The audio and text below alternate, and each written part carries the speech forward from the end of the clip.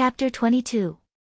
One day, Wang Zhen saw that the founding emperor, Zhu Yuanzhang, had set up a plaque that read, "Officials are not allowed to interfere in government affairs." He was in a bad mood and ordered for it to be removed. The next day, everyone went to court and found that the founding emperor's letter was gone. However, they all remained silent. From this, one could see how powerful he was. Wang Zhen, date of birth unknown, was from Shaanxi's Yuzhou, present-day Hebei. He had once served the crown prince, Zhu Qizhen, in his studies. This person valued power and was especially concerned about how others viewed him. Thus, any official who was promoted had to give him a gift.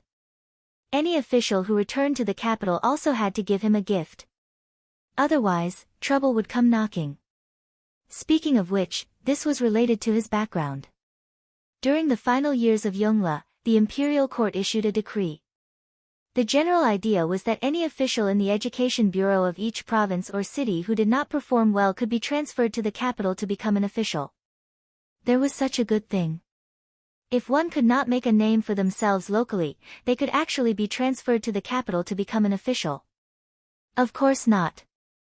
The reason why no one cared was that the job they would do after being transferred to the capital was rather special: enter the palace to train female officials. What a joke! Even if this old man did not want to be an official, he could still be a commoner. Why would he want to be a eunuch in the palace? That's right, who would do such a stupid thing? However, there was someone who did it. He was Wang Zhen. He already had a wife and a child. Although he was not well off, he was not poor either. He could live his life peacefully. However, in his heart, there was an ambition that no one could understand.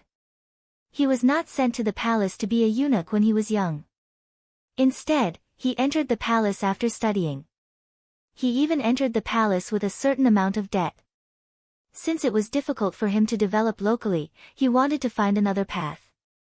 Needless to say, with his ability to observe people's expressions and patience, he really did make a name for himself. In the past, Yang Qindong did not know much about this person. However, he had a large warehouse with many historical books. Naturally, he found out about this person. After asking around, he found that it was indeed so.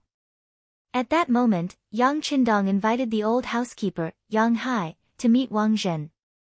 After all, Yang Hai had followed his master, Yang Rong, in the past and had seen the world. At that time, Wang Zhenyuan did not have the authority he had now. When he saw the three Yangs, he was always polite and courteous. It was appropriate for him to send Yang Hai, an old acquaintance, to present the gift. Yang Qindong's predecessor, Yang Dong, didn't know much about history. He also didn't know much about how things came to be. However, he had a large warehouse with books. There were also many ready-made books, materials, and even finished products for reference. Some things that didn't exist in the Ming dynasty could be dismantled, or reassembled. This was his biggest advantage. Naturally, he could create many new things. In Wang Zhen's home in the capital, Yang Hai saw Wang Zhen with a respectful expression, and Wang Zhen was extremely pleased. Back then, in order to win the favor of Sanyang, he had to curry favor with Sanyang on the surface, obey everything, and pretend that he did not interfere in political affairs. Every time he went to the cabinet to deliver the emperor's decree, he would pretend to be very respectful and careful.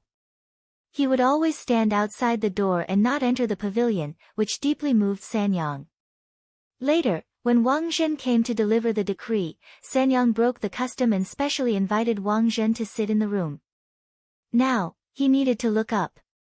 Now that the steward of that person had changed from arrogance to deference in front of him, it was far from the arrogance he had when he followed Yang Rong around. He felt a burst of refreshing feeling. Butler Yang, speaking of which, we are old acquaintances. We have known each other for many years. Wang Zhen deliberately brought up the past to see what Yang Hai would say. Before coming, Yang Hai had already adjusted his attitude.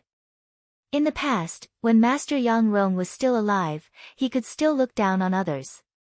However, 30 years had passed, and many things had changed. Yes, I have known eunuch Wang for many years. At that time, I could see that you were extraordinary. Sure enough, it was true. Some were only sighing, and even a little envious. These words made Wang Zhen feel very pleased after hearing them. The proudest thing for a person was to make those who looked down on him start to look up to him. And now, he had done it. How could he not be happy? Ha!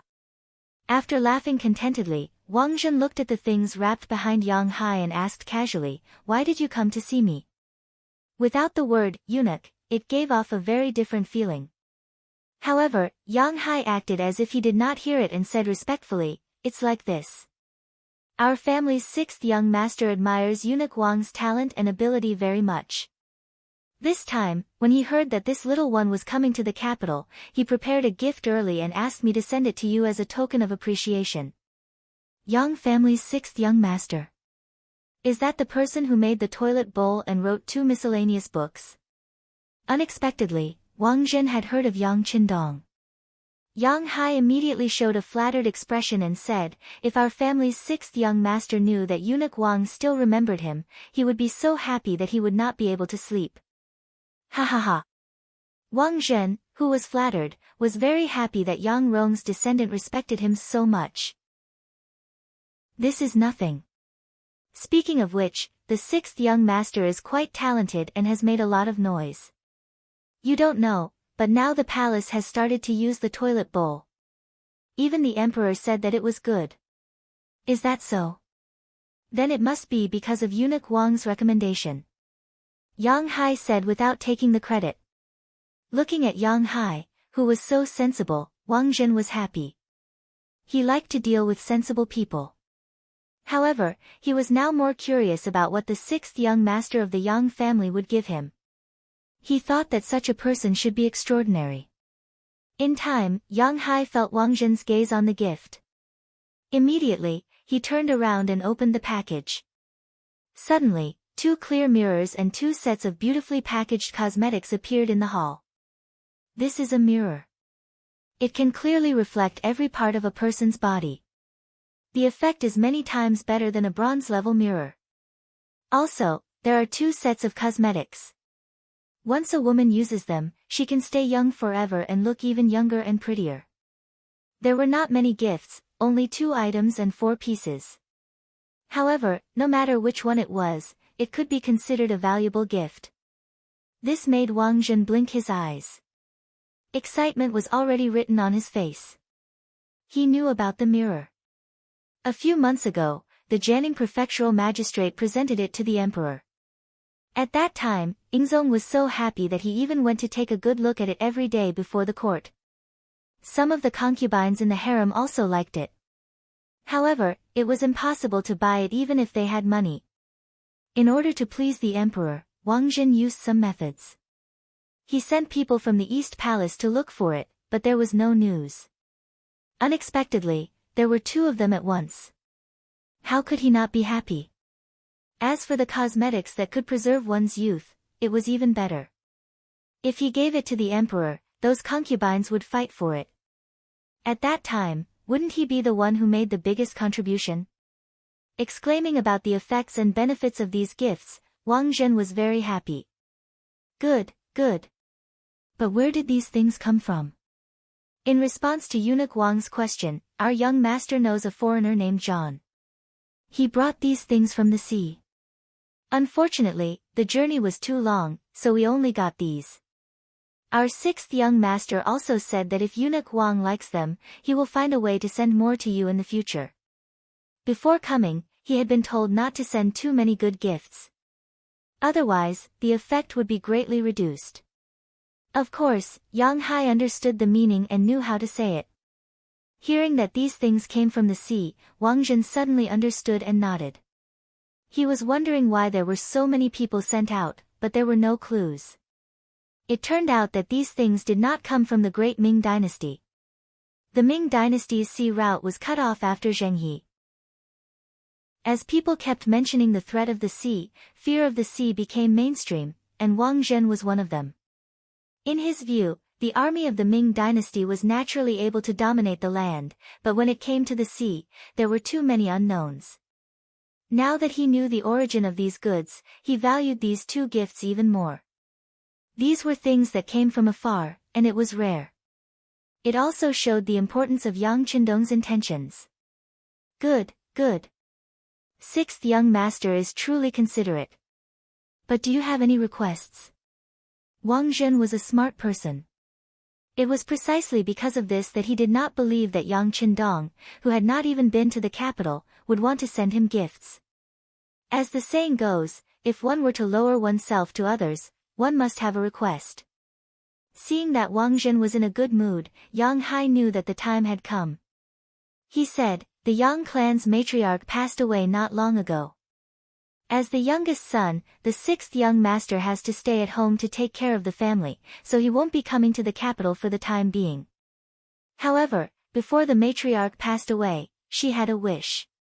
She hoped that the sixth young master could take over the old master's mantle, work for the court, and be loyal to the emperor. She also said that if there was a chance in the future, he would learn from eunuch Wang. Ha ha ha. Wang Zhen laughed heartily. He did not believe that a good person would be willing to learn from a eunuch like him. However, since he had accepted the gift, he had to do something. Furthermore, it was such a valuable gift that he could not take it for free. This was also a kind of professional integrity. Besides, this request was not too high. He just wanted an official position. Just based on the fact that his father was Yang Rong, an auxiliary minister of the five dynasties, his family should have been treated with evil. Alright, this duke understands. If there is a chance, this duke will ask the emperor for a job for the sixth young master. Thank you, eunuch Wang. In addition, the sixth young master's Yang Bao is about to enter the capital, but there are some people who criticize it, saying that some of the things written in it are not Confucian. But in truth, most of it records matters of loyalty to the emperor, as well as the glorious achievements of my great Ming dynasty. It is accompanied by a few fabricated stories to make people laugh. Speaking of which, this is just something that the sixth young master casually wrote. It has no other meaning than to make a name for himself. Sir, you also know that the sixth young master is only 16 this year. In addition, 20% of it belongs to eunuch Wang. Chapter 23. Yang Hai recalled that the Yang Bao had followed him into the capital, so he decided to foreshadow this matter and report it in advance. Of course, according to what Yang Qindong said, privately running a newspaper could be a big or small matter. It mainly depended on how it was said. Once it was just a storytelling book, it would give people a preconceived idea. As long as Wang Zhen approved of it, it would not be a big problem to implement it. It was just paying 20% of the benefits. In the long run, it was worth it. When he first heard Yang Qindong's instructions, Yang Hai was shocked by the sixth young master's generosity. He directly gave away 20% of the benefits. Only a person with great courage would be able to do it. He even saw the sixth young master's boldness from this matter. He hated that he was old and could not follow the sixth young master for too long. Otherwise, he would definitely bask in the glory of the sixth young master. But fortunately, his son Yang Neng was also capable and young. He could follow the sixth young master in the future. Presumably, he would not have to worry about food and clothing in the future. He told Wang Zhen about the Yang Bao and said that he would give 20% of the benefits. Suddenly, Wang Zhen's eyes narrowed and the corner of his mouth twitched slightly. Okay, I will pay attention to this matter. Yang Hai knew that since Wang Zhen said that he would pay attention to it, there would be no problem. He immediately expressed his gratitude again and then tactfully left. When there was no one else in the room, Wang Zhen's face returned to its serious state. Come. After the voice fell, a person flashed out of the dark room. He was wearing a flying fish robe and holding a spring-embroidered saber. He half knelt and said, I will listen to your orders. Ji Guang, immediately go and investigate the Yang Bao. See what it is, who is against it, and who is supporting it. Investigate clearly and report back to me. Wang Zhen's eyes narrowed into a line. Without investigation, there was no right to speak. He would not let things go just because he accepted some things from Yang Qindong. He believed in the conclusion of his own investigation. Ji Guang was his private party. He was originally the commander of Long Qing's right guard, Qianshi. Later, he was promoted to Governor Qianshi. Because it was convenient to use him, he was transferred to the position of Qianshi in the Brocade Guards, a lower third-rank official. It was worth mentioning that in the first month of that year, the hereditary position of eunuchs was officially implemented. Yingzong gave Wang Zhen's nephew, Wang Lin, the commander of the Imperial Guards, Qian Liang, Gao Rang's nephew, Gao Yu, Chao Jixiang's brother, Chao Zheng, and Kai Zhong's nephew, Kai Gu. The emergence of this system raised the status of the eunuchs to almost the same as the important ministers. Without a doubt, Wang Zhen was the boss of these people.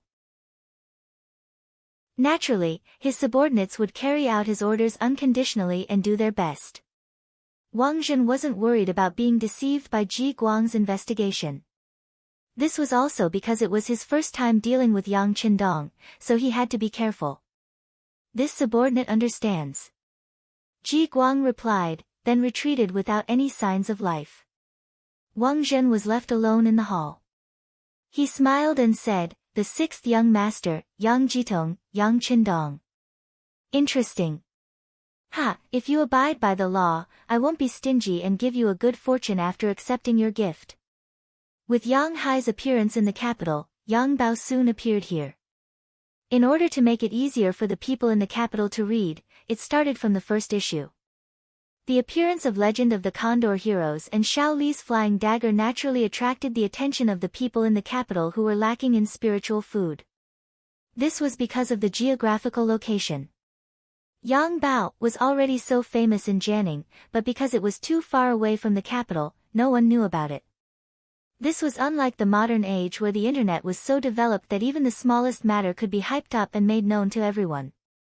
The sudden appearance of Yang Bao attracted the attention of many people, but at the same time, it was not well received by some people.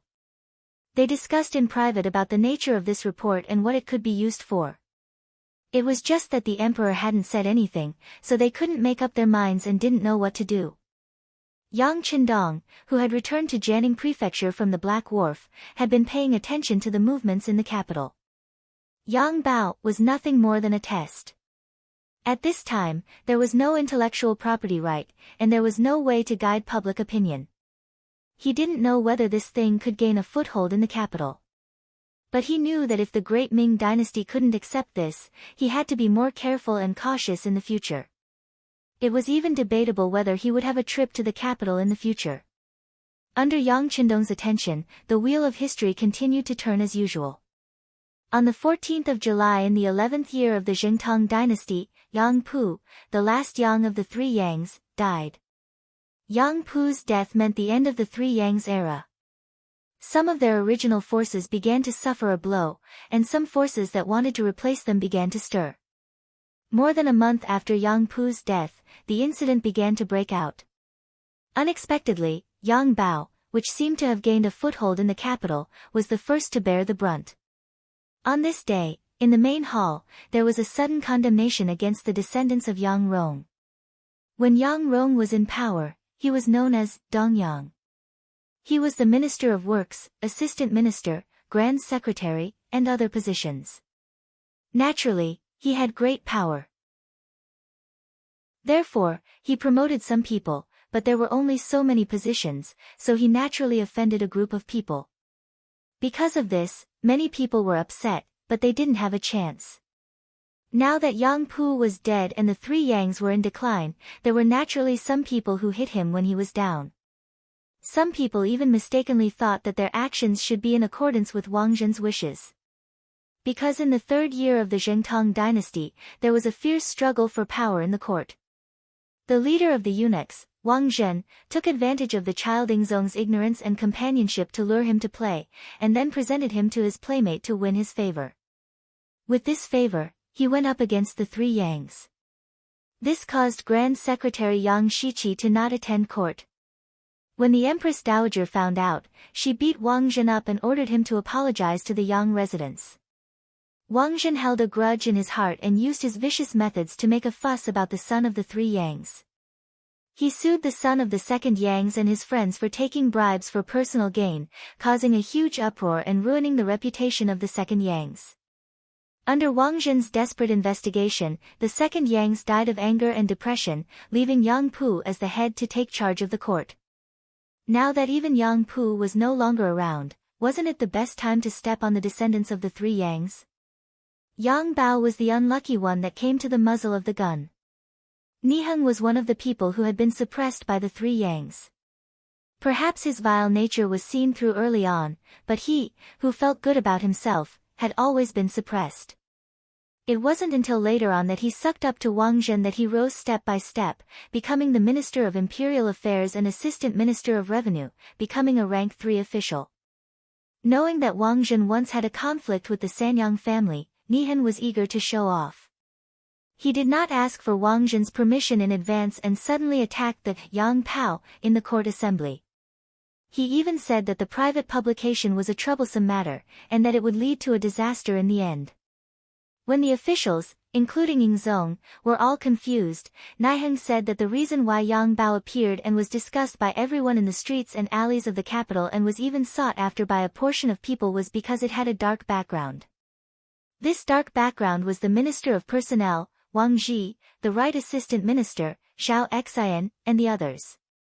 It was because they had received Yang Rong's favor that they secretly supported Yang Bao in the name of repaying his kindness. Niheng's sudden move stunned Ying Zong, the officials, and even Wang Zhen. Everyone knew that Niheng had relied on Wang Zhen to get to his position. Because of this, everyone thought that it was Wang Zhen's idea. Many people immediately shut their mouths, afraid that they would be implicated. Wang Zhi and Xiao Xian originally didn't want to speak, but this matter involved them, so they had no choice but to speak up. Niheng, you are slandering me. It's only because you did things unfairly that I couldn't help but say a few words to you. You are taking revenge here. Your actions are too vulgar. Besides, when have I ever had any contact with the sixth young master of the Yang family? I don't even know him, so what you are saying is nonsense. Xiao Xian walked out from the group with a face full of indignation. Many people knew that there was a grudge between Niheng and Xiao Xian, the director of the Ministry of Appointments. Niheng framed Xiao Xian because of his grudge. Yang Bao was just an innocent bystander. However, there was one person who saw it very clearly. He was the Ministry of Personnel Minister Wang Zhi. Wang Zhi had replaced Guo Gu as the Ministry of Personnel Minister in the 8th year of Xingtong and was in charge of all officials. Since ancient times, the Ministry of Personnel had a saying that officials were one level higher.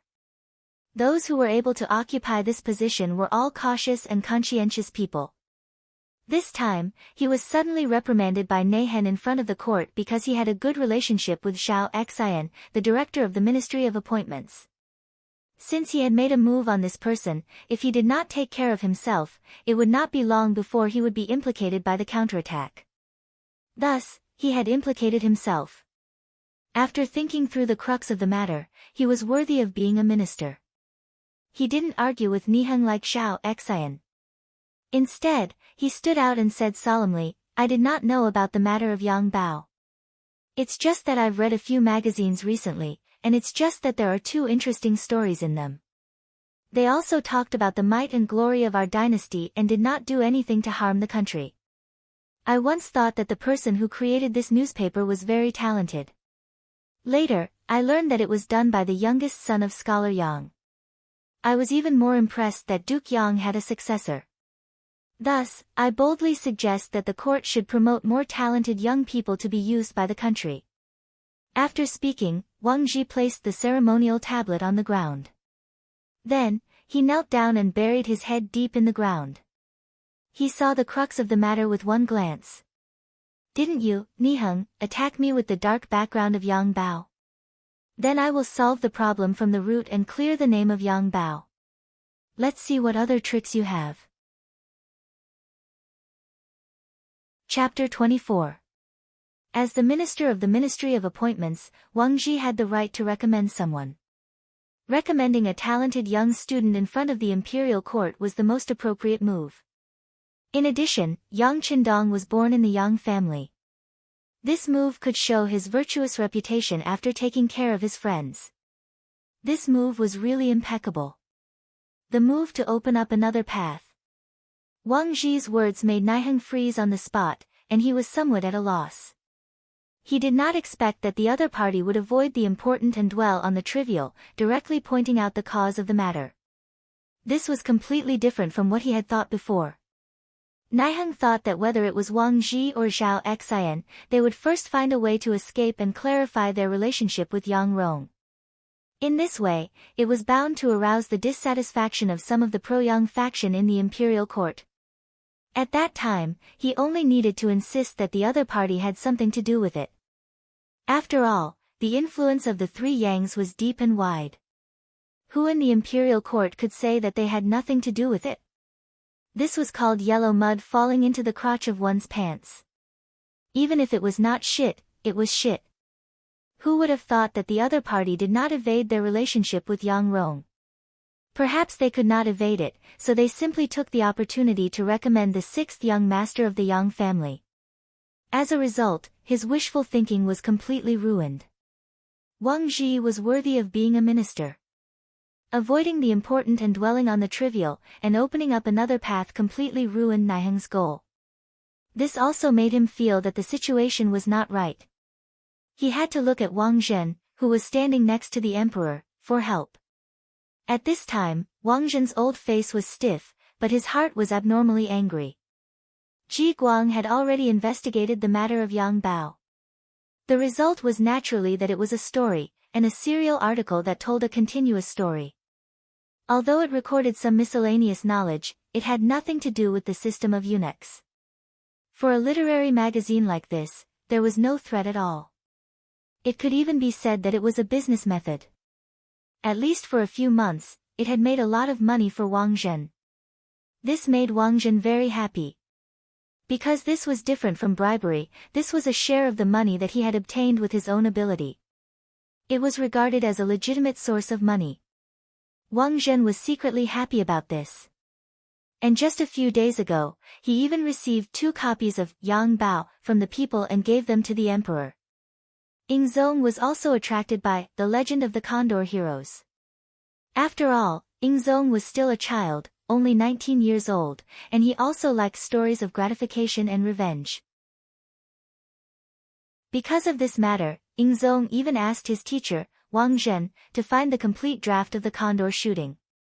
He wanted to read it to his heart's content. Taking advantage of this opportunity, he deliberately put in a few good words for Yang Qindong, so that he did not accept these gifts in vain. First, let Ying Zong have such a person in his heart and slowly form a good impression of him. At that time, being promoted to an official would be a matter of course. Seeing that everything was going smoothly, Niheng suddenly jumped out and almost ruined his plan. How could he not be angry? Of course, what made Wang Zhen even angrier was that Niheng did not inform him before doing this. This was completely an act of his own volition. It could also be seen that Niheng did not care about him at all. Since that was the case, why would he care about it? Now that he saw Niheng's pleading eyes, he really wanted to slap him and have the Eastern Palace guards arrest him. His heart was filled with hatred, but Wang Zhen could not do this. Everyone knew that Niheng had sided with him. If something happened to him today, wouldn't people think that he was weak? In this way, it was inevitable that there would be sudden changes, and it would be detrimental to the peace. Just because his heart was filled with hatred, it did not mean that Wang Zhen would not punish Niheng. At the very least, he wanted to teach him a lesson through this matter. Therefore, he turned around and said to Ying Zong with a smile, Your Majesty, Minister Wang is right. The sixth son of the Yang family, Yang Jitong, for the sake of the reader's pleasure, from now on, he will only be called Yang Qindong, is indeed a talent. If such a person can be used by the court, it will be a great thing. As for Niheng and Zhao Xian, roaring in the court is really disgraceful. They can each be beaten 5 times with a rod and thrown out of the court. Good, teacher is right. This emperor also has the same thoughts. Come, drag Nihan and Zhao Xian away and beat them 5 times with a rod each. Yingzong sat up straight and spoke with the appearance of a wise emperor. As soon as he finished speaking, the brocade guards came forward and dragged the 2 of them out. From beginning to end, the 2 of them did not speak. Zhao Xian did not dare. He was afraid that if he shouted, it would only make the rod more severe. However, he was still in a state of confusion. From Wang Zhen's words, he finally understood that his master seemed to have some relationship with Yang Qindong. It was hateful that he didn't even understand before making a move. This was simply asking for trouble and even asking for trouble. The 2 of them were dragged away. The handsome and imposing Yingzong's gaze fell on the Minister of Personnel, Wang Zhi. Minister Wang, this person was recommended by you. What position should we give Yang Qindong? Because he had read the book, Condor Shooting, Yingzong had a good impression of Yang Qindong. This matter was suggested by Wang Zhi, and Wang Zhen agreed. How could he object? Wang Zhi raised his head, and a few titles flashed through his mind. Speaking of which, Yang Qindong was still too young. He was only 16 years old, and it was very difficult for him to be given an official position. Today was just a coincidence. However, since the emperor asked, he needed to give an explanation. He said, Your Majesty, this subject believes that Yang Qindong is very intelligent. He became a scholar at the age of 13. He should be able to take up the position of governor of Jianing Prefecture. After he is done with his family, he can be transferred to the capital. The governor of Jianing Prefecture was a 9th-rank official in charge of administrative and civil affairs. However, there was no mention of the previous governor being transferred away. This meant that this position was originally just a position without any real power. It could also be called a scattered official. The biggest difference was that there was an additional official position. Yes, Minister Zhuqing. Yingzong nodded his head. Towards a 9th-rank official, he really couldn't bring up the slightest bit of interest. The court was dismissed. At this time, Niheng and Zhao Xian had been sent out of the palace. The officials also acted as if nothing had happened and returned home. However, what they did not know was that history had changed a little.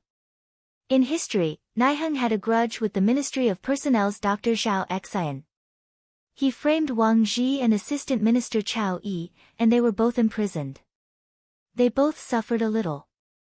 Later, Yingzong treated them leniently, and Wang Zhi and Chao Yi were reinstated. They only took Zhao Xian and Niheng's salary. However, because of the appearance of Yang Bao, Niheng took action in advance and did not implicate Chao Yi. Fortunately, this change was not very big. At least, the general direction of history did not change. Otherwise, Yang Qindong would have a headache. The officials returned home. The Minister of Rights, Hu Ming, also returned home in his official sedan. As soon as he entered the residence, Hu Ming called the housekeeper and asked, Go find Yan, and ask for a copy of Yang Bao. Bring it to my study. Hu Ming had heard about the Yang Bao before, but he did not care about it. In his view, it was far from the orthodox way of Confucius and Mencius, and he disdained to hear about it. However, what happened in the court today made him curious about the Yang Bao. Thinking that his granddaughter had talked about it more than once, he prepared to find a copy to read. The housekeeper quickly went to the young Mrs. courtyard in the backyard. He met the young Mrs. maid, Shao Qing, and told her that the master wanted to read the Yang Bao. Wait. Shao Qing was a capable maid. The young girl in yellow was always smiling. Her skin was whiter than snow, and her eyes were like a pool of clear water. She turned and ran to the young Mrs. boudoir. In the room, there was a 14 or 15-year-old girl. Her delicate and elegant face was rosy, and her sandalwood lips were pink. It was inevitable that she would be lost in reverie. At this moment, she was holding a black newspaper and reading it. From time to time, the corners of her mouth would curl up slightly, showing the joy in her heart. Young Mississippi, perhaps because Xiao Qing ran a little faster, she was panting as soon as she entered the boudoir. Her large chest was constantly rising and falling with her rapid breathing. Xiao Qing, what's wrong? What made you so anxious? The young girl seemed to be complaining, but after she finished speaking, she softly leaned forward and said, "Could it be that you've taken a fancy to a young and handsome man?" After she finished speaking, the young girl couldn't help but giggle. The maid, Xiao Qing, frowned and her face fell. She said with an unyielding expression, "Young miss, you're making fun of Xiao Qing again. I've already said that I will follow young miss for the rest of my life. I will not marry." "Ah! Don't tell me you want to warm the bed of my future husband. Bah! You really don't know shame." The young girl was Hu Yan, the granddaughter of the Minister of Rights, Hu Ming. What? When she realized that she was being teased by young miss again, Xiao Qing wasn't going to let it go.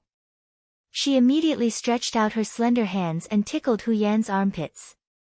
Although this was the social practice of the time, the personal maid who married into the family could actually warm the bed of the new son-in-law on behalf of their young mistress.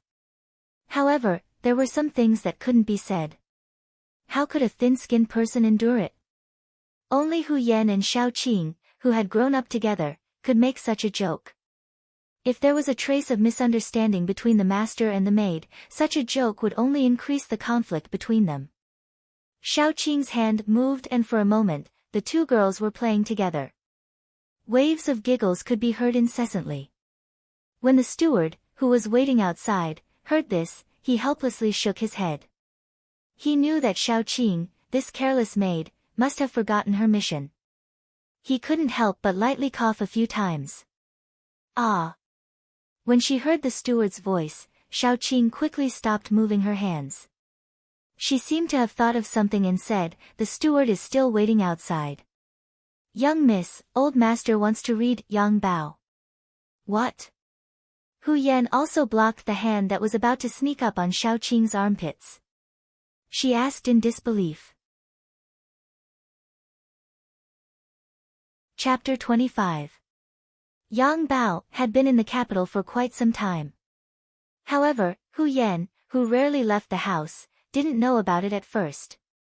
At that time, it was very important for women not to leave the house.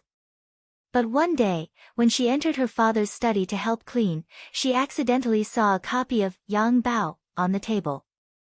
Hu Yan's father was Hu Zhao's eldest son, Hu Changning. At that time, he held the position of protector of the Brocade Guard and was a fourth-rank official. As a member of the Brocade Guard, it was necessary for him to have political awareness and vigilance. For something as new as Yang Bao, it was impossible for him not to study it. Therefore, he brought a copy of Yang Bao back home. However, other than the wonderful story and some general knowledge about life, he really couldn't see any negative thoughts in it. Therefore, he casually put it on the desk. He didn't want to become a treasure in the eyes of women. Speaking of a treasure, it naturally referred to the wonderful stories inside. This was also the tragedy of society at that time. Women only paid attention to the 3 obediences and 4 virtues. They could only read Women's Commandments, Internal Discipline, Analects of Women, and other boring books. They had long been bored of reading similar books. Suddenly, there was an edition of Shooting Condor and Xiao Li's Flying Dagger. Among them, the silly Guo Jing and the affectionately Xuanhuan made Hu Yan unable to put them down. She felt as if she had seen another world. It was full of novelty, curiosity, and amazement. Soon, this issue of Yang Bao was finished. She could even recite it backwards. At this moment, Hu Yan only hated that there was only this one issue. Moreover, this was neither the first nor the last issue. This story really had no beginning and no end, and it made people unhappy. This unhappiness quickly turned into anxiety. She anxiously waited for an entire afternoon. When her father finished his work and returned home in the evening, she anxiously begged him, saying that she wanted to read more of Yang Bao. Hu Changning was the eldest son of the Hu clan. He was deeply loved by Hu Shao and greatly favored by the emperor. Because of this, he entered the important department of the brocade guard. Don't be fooled by his stern face when he was working, giving people a feeling that strangers shouldn't get close to him. In fact, he was cold on the outside but warm on the inside. He was especially fond of his little daughter. Faced with Hu Yan's seemingly unreasonable pestering, Hu Xiangning finally gave in and promised to bring more copies of Yang Bao home. With Hu Xiangning's guarantee, Hu Yan was happy. Her father even used his privilege to find the first issue of Yang Pao, which satisfied her request. The story finally had an end. But because Yang Bao had only been developed in the capital for a short period of time and had yet to reach the finale, she could only wait in torment. The Yang Bao was not published once a day, but once every 5 days. One could finish reading the entire Yang Bao in less than an hour. The following 4 days would be a long wait. During this time, Hu Yan also had some thoughts and went to research the person who wrote this story. It was written very clearly in Yang Bao that the Condor Shooter and Xiao Li's Flying Dagger Department were written by the same author. It was Yang Qindong, the youngest and 6th young master of the Yang clan. Hu Yan had heard her grandfather talk about this person. It was said that he had become a scholar at the age of 13. At that time, Hu Xiao was very envious of him at home, saying that Yang Rong had a successor. Hu Yan's memory was not bad. Just by hearing this, she had some impression. Since Yang Qindong was the author, Hu Yan couldn't help but be curious about how this person's brain worked. What was in it? How could he come up with such a wonderful story? She wanted to know more about Yang Qindong, so she went to her grandfather's place, hoping to find out more about him. What kind of person was Hu Xiao? It was not an exaggeration to say that he was a shrewd person. In history, to be able to hold the position of Minister of Rites during the Ming Xuanzong dynasty, he had experienced the 4 dynasties of Emperor Ying, Emperor Jing, and Emperor Xian for more than 30 years without falling. How could ordinary people compare to him? When his granddaughter, Hu Yan, appeared, just a few words from her made him feel a trace of a different flavor. He also asked a few words and found out about the Yang Bao. Only then did he know why his granddaughter wanted to know about the Yang clan's 6th young master. This was the first time Hu Xiao heard the name Yang Bao. However, he had never paid much attention to it. What kind of good thing could a 15 or 16-year-old youth write? What kind of thing was worthy of his attention? Therefore, even though his granddaughter had recommended it several times, he had never looked at it. Today's court assembly had started with Yang Bao and ended with Yang Bao. Yang Qindong had become the governor of Jianing Prefecture at the age of 16. Although it was a very small 9th-rank official, it was undoubtedly an official's position. Moreover, he did not rely on his family to obtain it. This naturally piqued Hu Xiao's interest, and he wanted to see what was written in Yang Bao. In particular, Hu Xiao's sharp senses told him that Wang Zhen seemed to have a good impression of the Yang clan's 6th young master. This was the most inconceivable thing to him. Who in the court did not know about the conflicts between Wang Zhen and San Yang? In the past, whenever it involved San Yang, no matter who it was, they would be trampled on by Wang Zhen. However, as Yang Rong's son, the most direct descendant of his family, he was fine. Could it be that Wang Zhen had changed his strategy? Or did the root cause appear in Yang Qindong? Hu Xiao carefully considered the cause and effect, and found that it should be the latter. This was because a few days ago, an official who was on good terms with San Yang had been arrested by Dong Shi. If Wang Zhen had such intentions, he should not have changed his mind so quickly. If that was the case, then Yang Qindong was somewhat interesting. He was clearly Yang Rong's son, but he could obtain Wang Zhen's support. How did he do it? Of course, Hu Xiao did not believe that Yang Qindong had done everything by himself. He guessed that there must be some expert. Who was this person? This really piqued his curiosity. He asked the butler to find Yang Bao to see if he could find any clues from it. In Mrs. Room, Hu Yan immediately became happy after knowing that the maid Xiaoqing was not joking. Great, grandfather also wants to read Yang Bao. Then I'll send it to him immediately. There was a reason why Hu Yan was so happy. She had asked Qing to go out and find out that Yang Bao first appeared in Yang Qindong's hometown, Jianing Mansion, and Yang Qindong was there. It was later spread to the capital. She also heard that Xiao Li's Flying Dagger and Xiao Li's Condor had been published before Yu Jianing. They seemed to have finished their drafts, and even the whole book seemed to have been published. For this matter, Hu Xiao had asked his father, Hu Changning, more than once to send someone to Jianing Mansion to buy 2 copies of the 2 completed books. However, his father refused. In his opinion, Yang Bao was published once every 5 days in the capital, and they could slowly read it. Moreover, it was a miscellaneous book. Girls should be more mature and not always want to listen to novel stories. After that, Hu Yan was angry for several days. However, she knew that her father was very generous to let her read Yang Bao once every 5 days, so she really did not dare to ask too much. But now, her grandfather wanted to read Yang Bao, which was equal to an opportunity. As long as she seized it, she might be able to read the 2 complete books in advance. That was really great. Then, Hu Yan took out several well-preserved copies of Yang Bao, hurried out of the backyard, and went straight to her grandfather's study. After a while, Hu Yan's coquettish voice came out of the study. "Grandfather, these 2 stories are very interesting.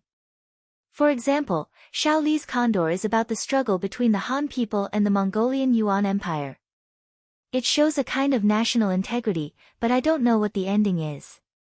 Blinking her beautiful big eyes, Hu Yan had an aggrieved look on her face. Hu Xiao shook his head gently. How could he not see that his granddaughter was playing hard to get? She wanted to take the opportunity to ask him to get the complete books of Xiao Li's Flying Dagger and Xiao Li's Flying Dagger.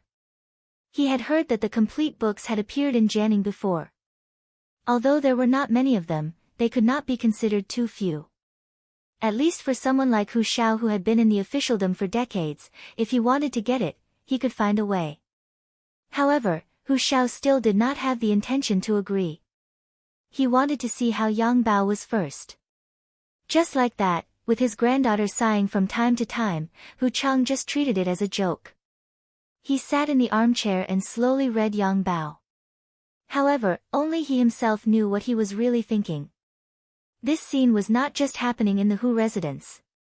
After today's morning court, Hu knew how many important ministers and officials in the capital began to search for Yang Bao. While they were trying to understand it, no one knew what they were thinking. Others might still be watching and thinking about the deeper meaning of this scene in the morning court. But one person did not have the time to think about this, nor did they know what was happening in the imperial court. He was currently giving Tiger's Mane his last lesson. In short, the intelligence department is the clairvoyant and the clairvoyant. If they can know what is going on ahead of time, they can have more time to deal with the problem. Often, they can turn the tables. After saying this, Yang Qindong patted Tiger's Mane on the shoulder, his eyes filled with hope and expectation. The establishment of the Security Bureau was the matter that Yang Qindong had been paying the most attention to recently. And intelligence was of the utmost importance. Intelligence warfare referred to the confrontation of intelligence systems between the enemy and our side in order to achieve military victory and protect our side's cases and interests. Obtaining an advantage in intelligence was an important guarantee for military victory. Just like the Ming dynasty's Eastern Faction Guards and the Imperial Secret Service, when they were at their most powerful, could the emperor know what his subordinates were doing last night? Were they happy or disappointed? Did they drink when they were happy? Did they sigh when they were disappointed? Chapter 26. Being familiar with all the situations of the staff played a very positive role in better controlling them and understanding them. Yang Qindong wanted to establish the Security Bureau, first of all, for his own safety, and to use this department for his own use. Naturally the person in charge became the top priority. After thinking about it, Tiger's Mane was chosen. Not for anything else, but because of his loyalty. Yang Qindong had no doubt that if someone wanted to kill him, Tiger's Mane would be like a motionless wall, blocking in front of him.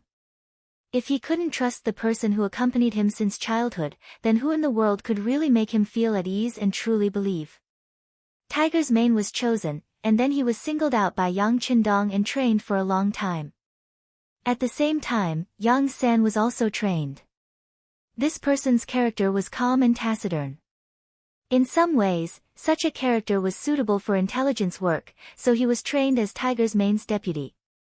Because the two of them were ignorant about intelligence, Yang Qindong taught them step by step, and it took them 2 months to finally give them a deeper understanding of intelligence issues and how to operate. At this point, the Security Bureau was established, and Tiger's Mane became the first director, and Yang San was the deputy director. For the time being, there were only 2 of them in the entire Security Bureau. But Yang Qindong believed that it wouldn't take long for this department to grow.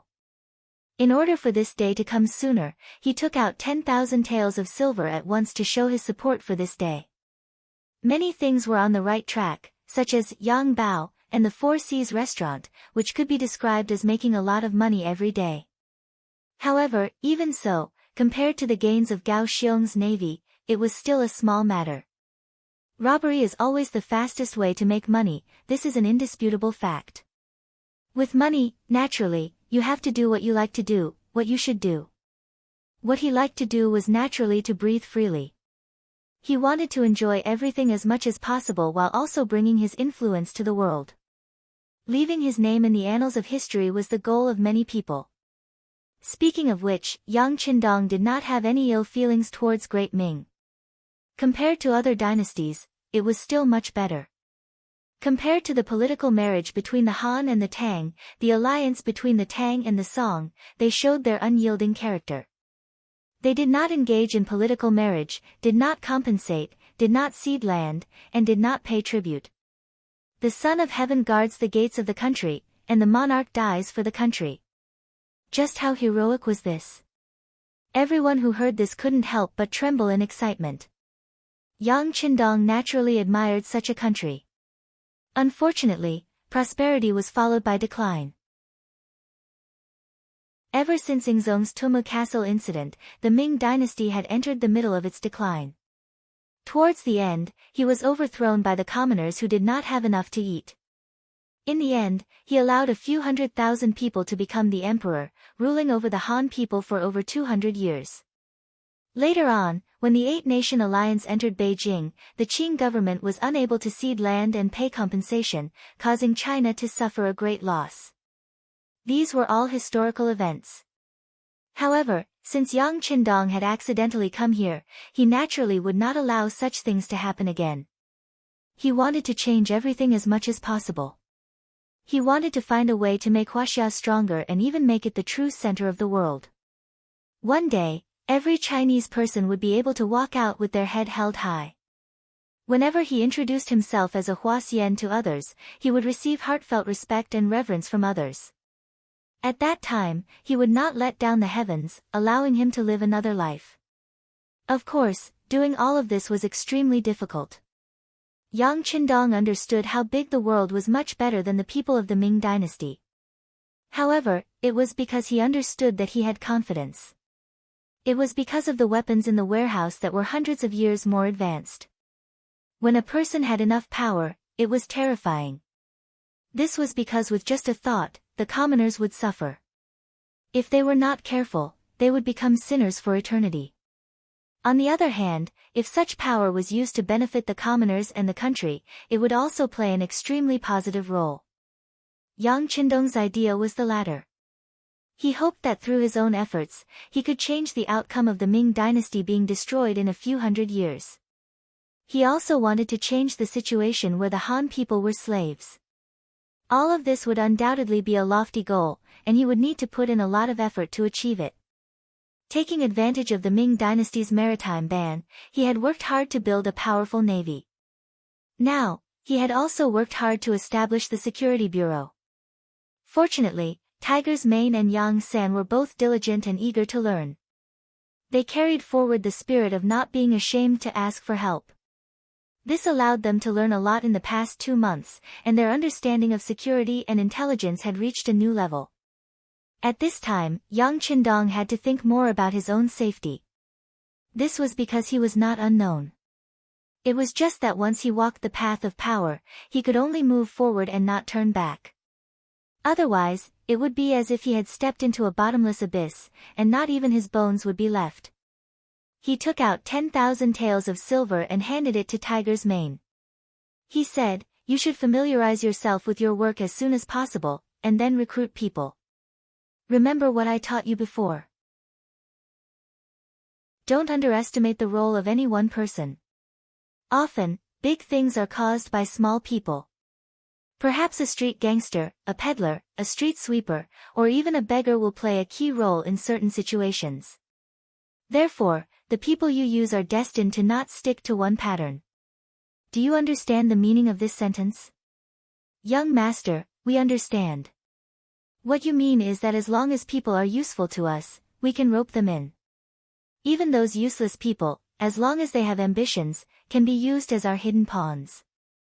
Who knows when they will be activated, and then they will play an unimaginable role. Tiger's Mane thought about what the sixth young master had said and taught him and summarized his answer. Very good. He gave them an encouraging look. All right, you can leave now. Don't be too anxious. Think about what to do next.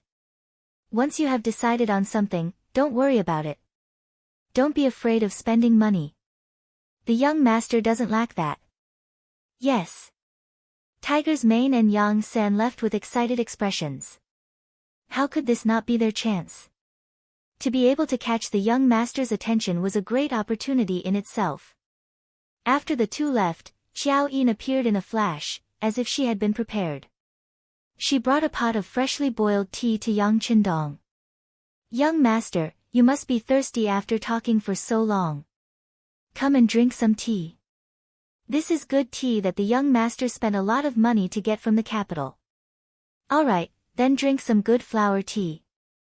Then hurry up and write The Smiling, Proud Wanderer. Yang Qindong, who had already seen through Xiao Yin's intentions, laughed heartily. This caused the girl's face to turn red. After The Legend of the Condor Heroes and Xiao Li's Flying Dagger, Yang Qindong wrote the third novel, The Smiling, Proud Wanderer. It was Master Jin Yong's later work, and its narrative had already reached the pinnacle of perfection. The Smiling, Proud Wanderer involved countless scenes, characters, and all kinds of martial artists fighting.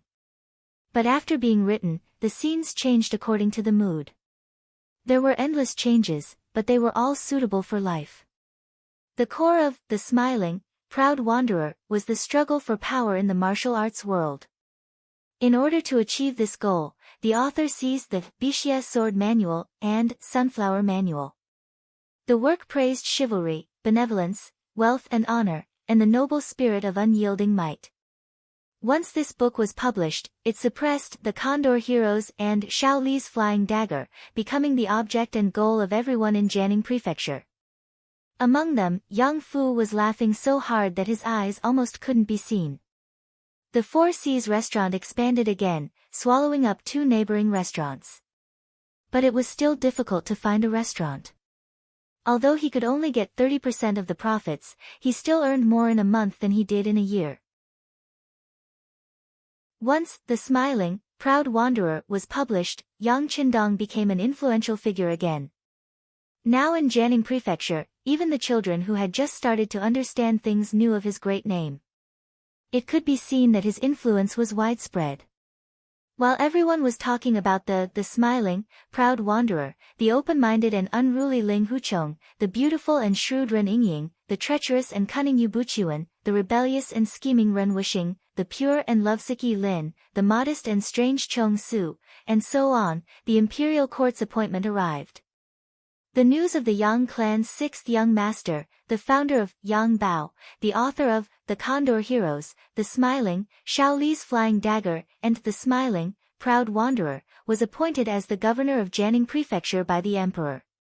His official rank was 9th rank. The 6th young master of the Yang clan, who was only 16 years old, actually had an official position early on.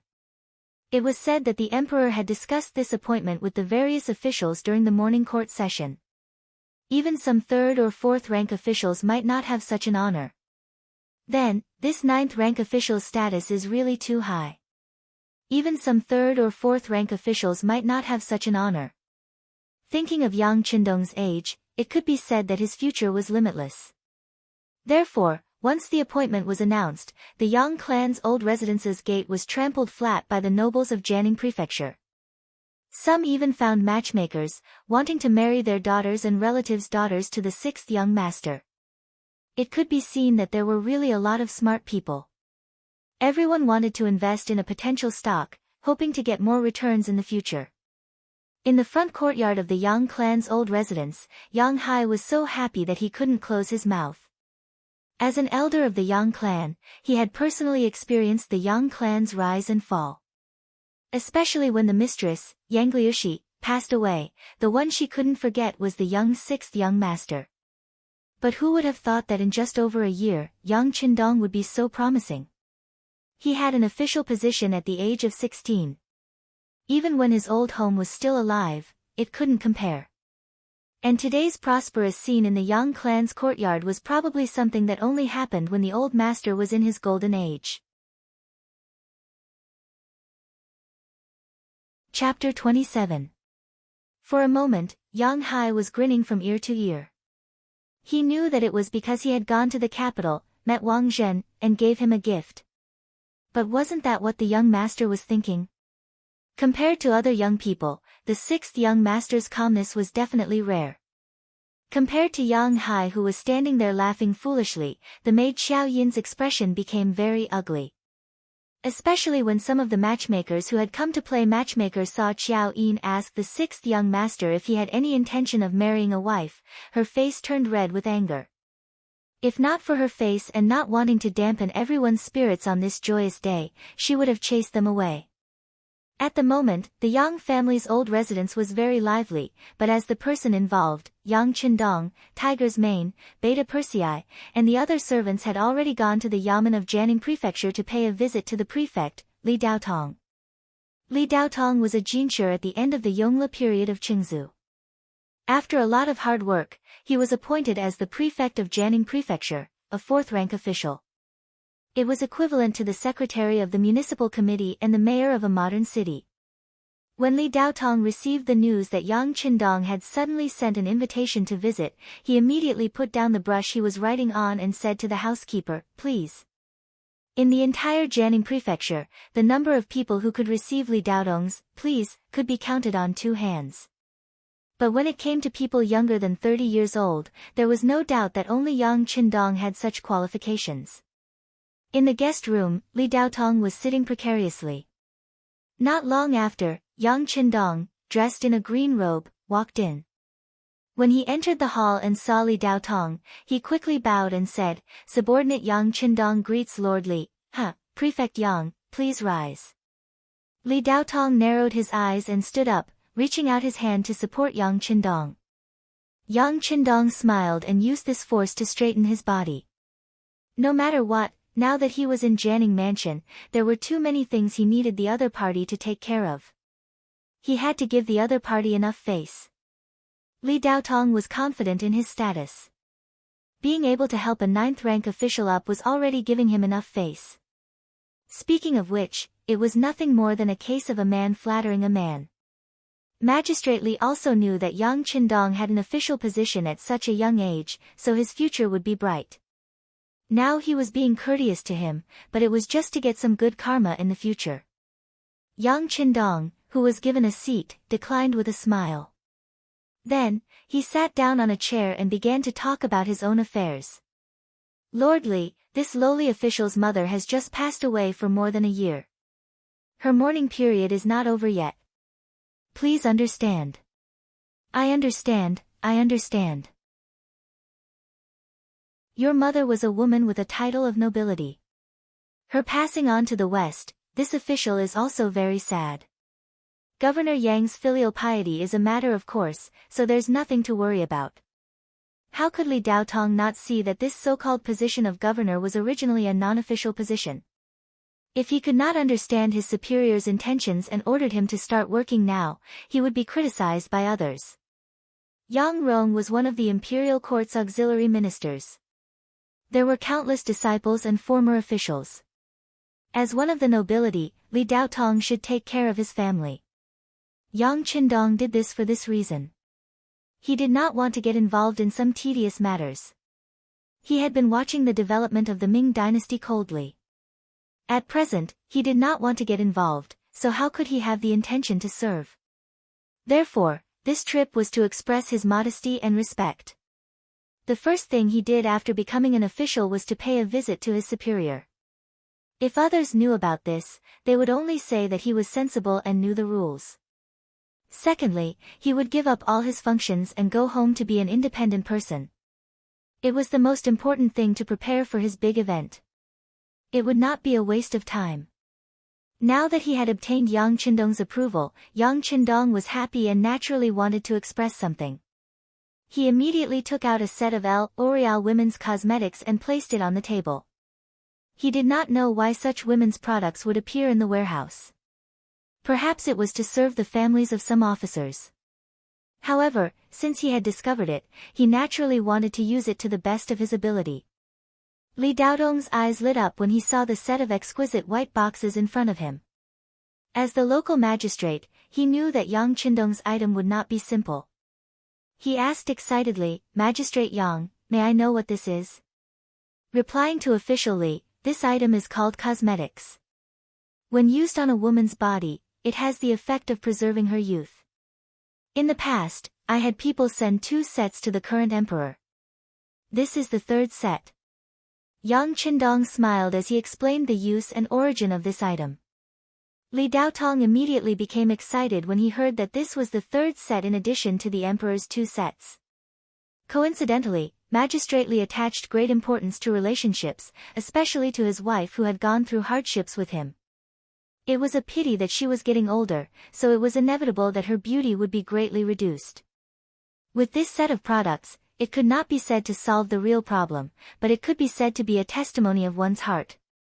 When he thought about how no one other than the emperor had used this item, he felt even more grateful. In his excitement and happiness, Li Daotong changed the way he addressed him. "Qindong, I've troubled you. Why don't we have lunch here?" How could he refuse a superior's invitation? Yang Qindong smiled and nodded in agreement. At the same time, he motioned to Tiger's Mane, who was standing to the side. Immediately, he placed some MSG, cooking wine, and other things that could not be bought with money on the table. Li Daotong had eaten at the Four Seas restaurant before. With his status, when he asked why the food was so delicious, Yang Fu naturally did not hide it. Therefore, he knew the effects of this item, but it was not good to directly ask the Yang family for it. Now that Yang Qindong had taken the initiative to take out these things, he felt that the other party was too good at dealing with people. He was not inferior to his father at all. For a moment, Li Daotong could not help but become cautious and even nervous when he spoke, as if he was afraid of saying something wrong. On the other hand, Yang Qindong smiled when he should and spoke when he should. He did not seem to be reserved at all. As the saying goes, when one is courteous to others, one must have a request. When one person asked for another person's help, it was inevitable that they would be in a disadvantageous position first. Naturally, they would not be able to speak even if they wanted to. However, Yang Qindong did not want to take advantage of Li Daotong's interest. Even if he did not come today, with the name of Ding Yu at home, no one could do anything about it. Since he was so calm, it was natural when they got along, and he even had the intention of gaining the upper hand. This scene was seen by Tiger's Mane, Beta Persei, and the others who were standing at the side. Everyone was amazed. They admired the 6th young master's calmness and nonchalance. Yang Qindong had an official position, and since then, he acted more freely. The people of the Yang family's old mansion also felt proud of him. When they walked out on the street, their chests were raised a little. From Magistrate Li's mansion to the Yang family's old mansion, Yang Qindong continued to keep a low profile. Even when guests came, he recommended them on the grounds that he was not feeling well. However, only the old butler Yang Hai, Qiao Yin, and a few other people who were familiar with him knew that the 6th young master was not in the old mansion at all, but had left. As for where he went, they would never ask. In their eyes, the sixth young master was a person who did great things. Everything he did was not something they could explain. At the Black Wharf by the Sea of Fuzhou, Yang Qindong had not appeared here for more than half a year since the last time he left. As soon as he appeared this time, he felt that someone was spying on him from 10 miles away. Then, as expected, someone came out from the dark.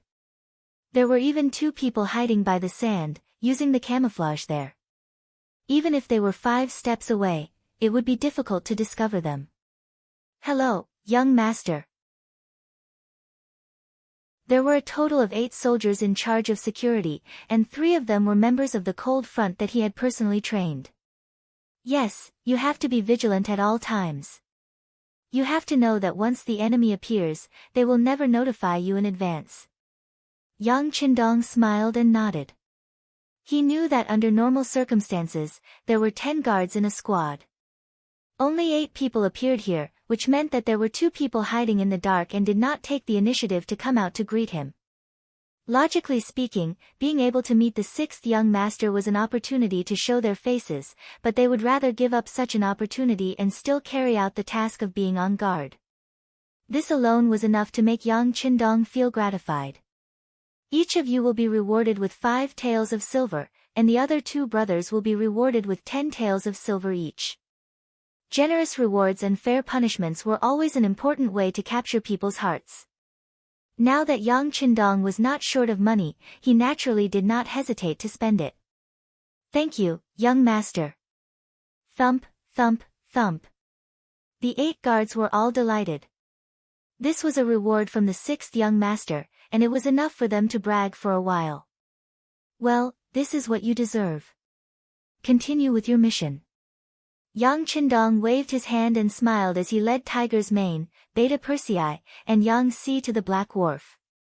Yang San stayed in Jianing Prefecture to set up the security bureau, while Yang Wu and Yang Lu were responsible for the safety of the Yang family. Under the division of labor, Yang Qindong only appeared a few hundred miles away with the 3 of them.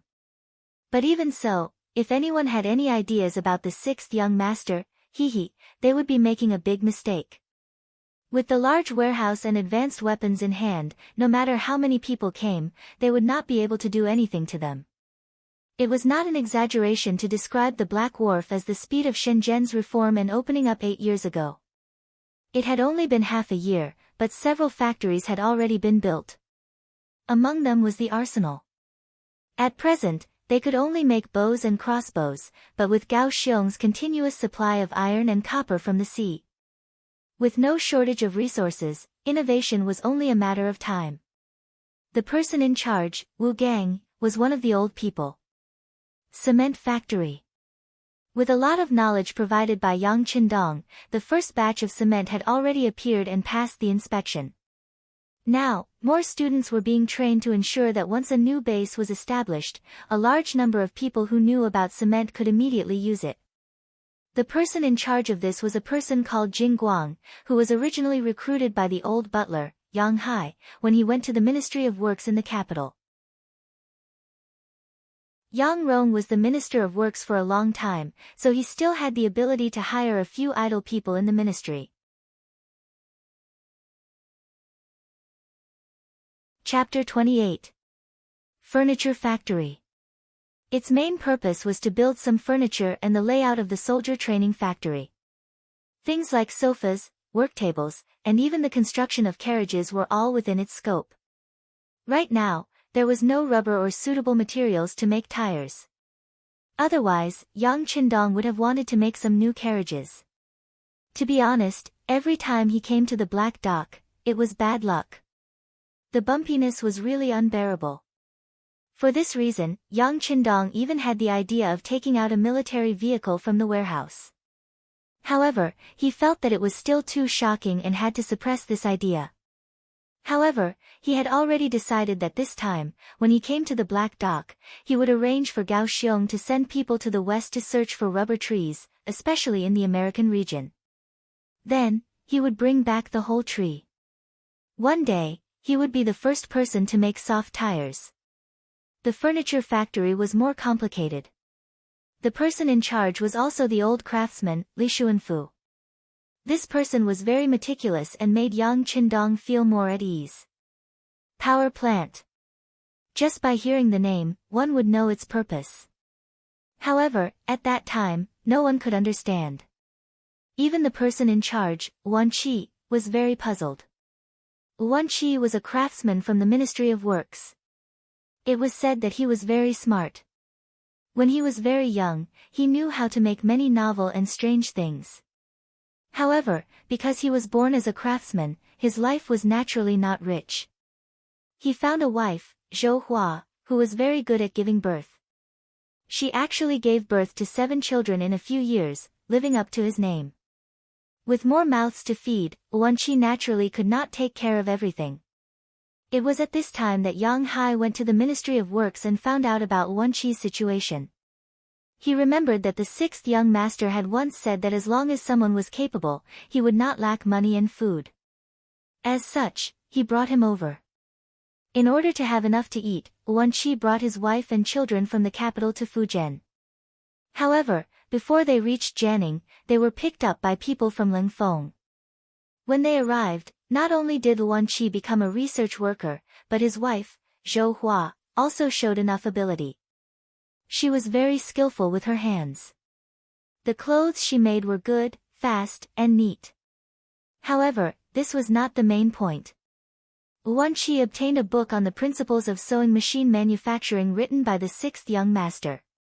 It was written on a method to use machine to sew clothes. The main components of the machine base, the needle, the shuttle, and the oil bottle could be made one by one. One could imagine that if it was successful, it would greatly increase the speed of making clothes. It was definitely a great undertaking. When Zhou Hua heard the news, she urged her husband to build such a machine every day. As a skilled embroidery worker, she was too aware of their fate. Many people's eyes were damaged when they were young, so they were useless when they were old. When they arrived at the illegal docks, their meals and drinks were naturally arranged. Wan Qi was very happy to be able to enter a special research area. Especially when he heard that the sewing machine manufacturing principles were written by the 6th young master himself, he admired it even more. It was difficult to call him, who was originally in a state of research. Not to mention thunder, even if it was a knife, he would not be distracted at all. This was the spirit that a research worker should have. But this time, when he heard someone outside shouting that the young Master Qi was here, he put down all the work in his hands and ran out. Like Wan Qi, all the people at the illegal docks were also like him. Some of them came first, and some came later. But no matter what, they did not have to worry about food and drink now. All of this was brought to them by the 6th young master. They knew how to be grateful.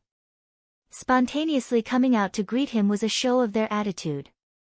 When Wan Qi came out of his research room, he saw that Yang Qindong was already surrounded by a group of people. Many of these people had never seen the 6th young master before, but they had been hearing legends about this young master ever since they came here. In their imagination, this person must be tall and powerful, and it was even possible that he had 3 heads and 6 arms. When they surrounded him, it was more of a novelty. However, with so many people suddenly surrounding him, it was difficult to guarantee his safety. Not only Tiger's Mane, Beta Persei, Yang Si, but even Ling Song and Gao Xiong rushed over with the members of the Cold Front to maintain order. In response, Yang Qindong waved his hand and refused. These people trusted him so much, but they could not trust him completely. Who else in the world could be trusted? It's okay. Let them come over and take a look. I also want to talk to them. Yang Qindong acted as if nothing would happen. He picked up a cute little girl who was dressed neatly and had bright eyes. He took out a piece of chewing gum and handed it to her. Big brother, how do you eat this? Do you put it in your mouth? The little girl did not seem to be very afraid of people. She was still smiling when Yang Qindong carried her in his arms. Yes, this thing is called chewing gum. It can keep your breath fresh. You have to put it in your mouth, but you can only chew it. Once it becomes tasteless, you have to spit it out. You can't eat it. Oh, by the way, it can also blow bubbles. As Yang Qindong spoke, he put the same piece of chewing gum in his mouth and began to chew it. Little girl, what's your name? Seeing Yang Qindong take the lead and put the chewing gum in his mouth, the little girl was no longer afraid. She also opened the packaging of the gum in her hand and chewed it. As she ate, she said with a smile, "It's so sweet. Big brother, my name is Xiao Yu. My parents said that on the day I was born, it was drizzling for a whole day." Xiao Yu, what a good name. Hee hee. When he said this, Yang Qindong slowly blew a white bubble in his mouth. Ah! Seeing this scene that she had never seen before, Xiao Yu was shocked. Her big eyes were filled with a "Why, look." Fortunately, she was smart enough and quickly began to learn how to blow bubbles. However, this kind of thing requires skill. It is not something that can be learned by a first-timer. In addition, chewing gum is not like bubble gum. There is a certain degree of difficulty in blowing bubbles. It is even more impossible to learn immediately. After Yang Qindong ate a piece of candy, white bubbles came out of his mouth, causing the other children to be surprised and envious. Some of the bolder children also tried to reach out to Yang Qindong, wanting a piece of candy that could blow bubbles. Yang Qindong, who had prepared a lot, naturally did not refuse. With the mentality of not worrying about scarcity, but worrying about uneven distribution, he gave a piece to all the children who came to ask for it. The children were happy, but some of the adults were panicking, especially Xiao Yu's mother. She walked over in a panic, bowed, and then said with an apologetic face, "Sixth young master, Xiao Yu is not sensible and asked for things from you. Please forgive her." Looking at the somewhat beautiful middle-aged woman who was neatly dressed, Yang Qindong's face was filled with kindness. "You are Xiao Yu's mother."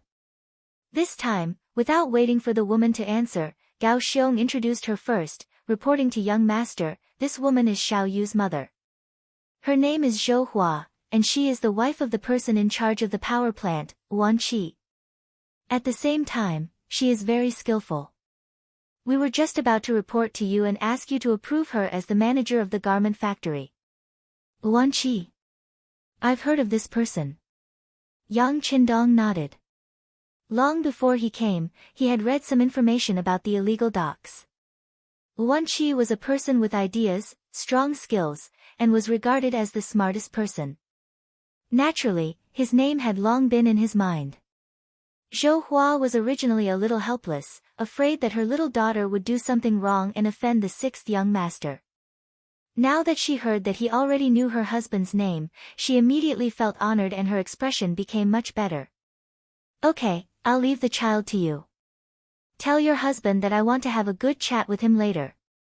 Yang Qindong said politely, and at the same time, he handed Xiao Yu, who was leaning on his arms, back to Zhou Hua. He had always valued talents. If possible, he did not mind telling Wan Qi what he knew, hoping that he could really create electricity. In that case, countless people would benefit from it, and it would also greatly promote the development of science.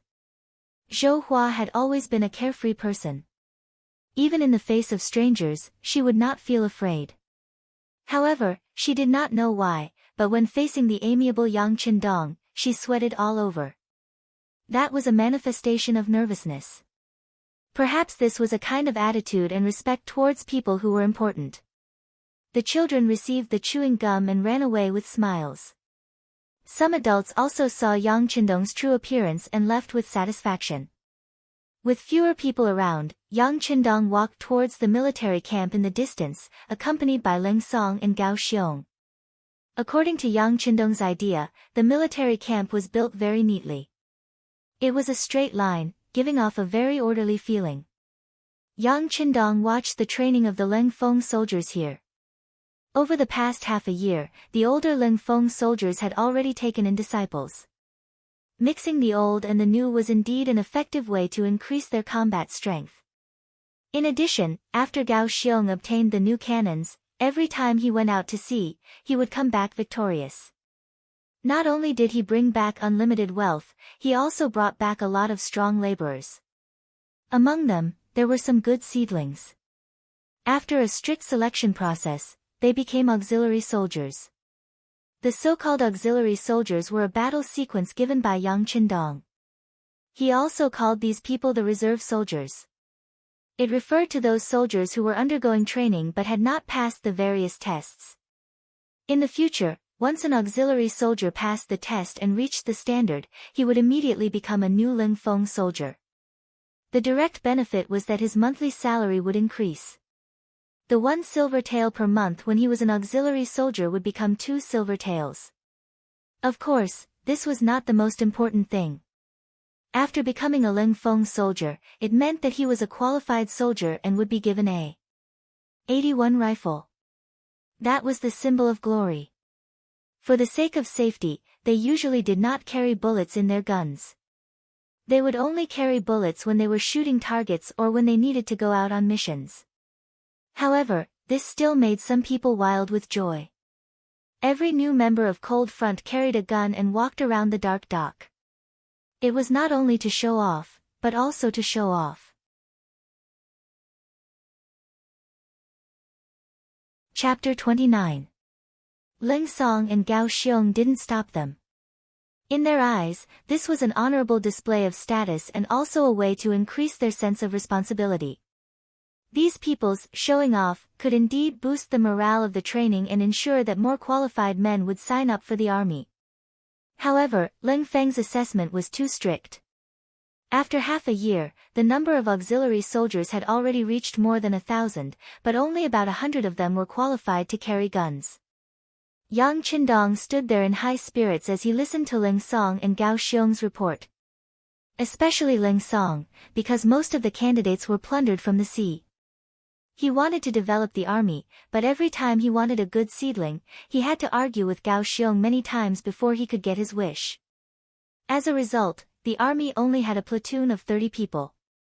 This was far from enough to meet his requirements, and he couldn't lead these people to achieve any glorious results. Yang Qindong lightly shook his head at Ling Song's anxiousness. You can't eat a fat man in one bite. These people were born poor. They didn't even have enough to eat before, so their physical strength couldn't keep up. If they wanted to reach the standard during training, it would naturally take a lot of effort. It doesn't matter if they don't have to, now that they can eat their fill, their physical fitness will definitely improve slowly. When the time comes, more and more people will pass the assessment, and both the Navy and Army will have the opportunity to grow stronger. Haste makes waste. It was unrealistic to expect a person who hadn't eaten their fill for more than a decade to completely recover their body in a short period of time. Yang Qindong had just finished speaking when one of the instructors, He Yang, agreed. Yes, young master is right. These soldiers' physical fitness is really too weak, and it will take some time for them to recover their bodies. We will pay more attention to the distribution of food in the future, so that they can recover as soon as possible and pass the assessment. He Yang observed Yang Qindong attentively and noticed that Yang Qindong was listening attentively. He even nodded from time to time to express his agreement. He then probed, it's just that their bodies are easy to recover with enough food and meat.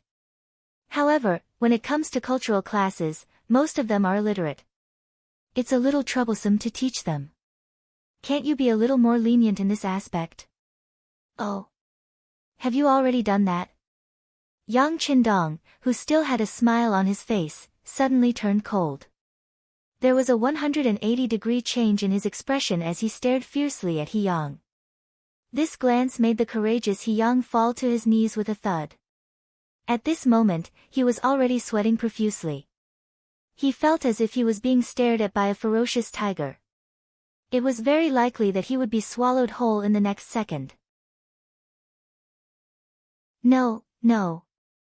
To repay the young master, this is just an idea that we instructors have. We haven't implemented it yet. He Yang explained in a weak voice.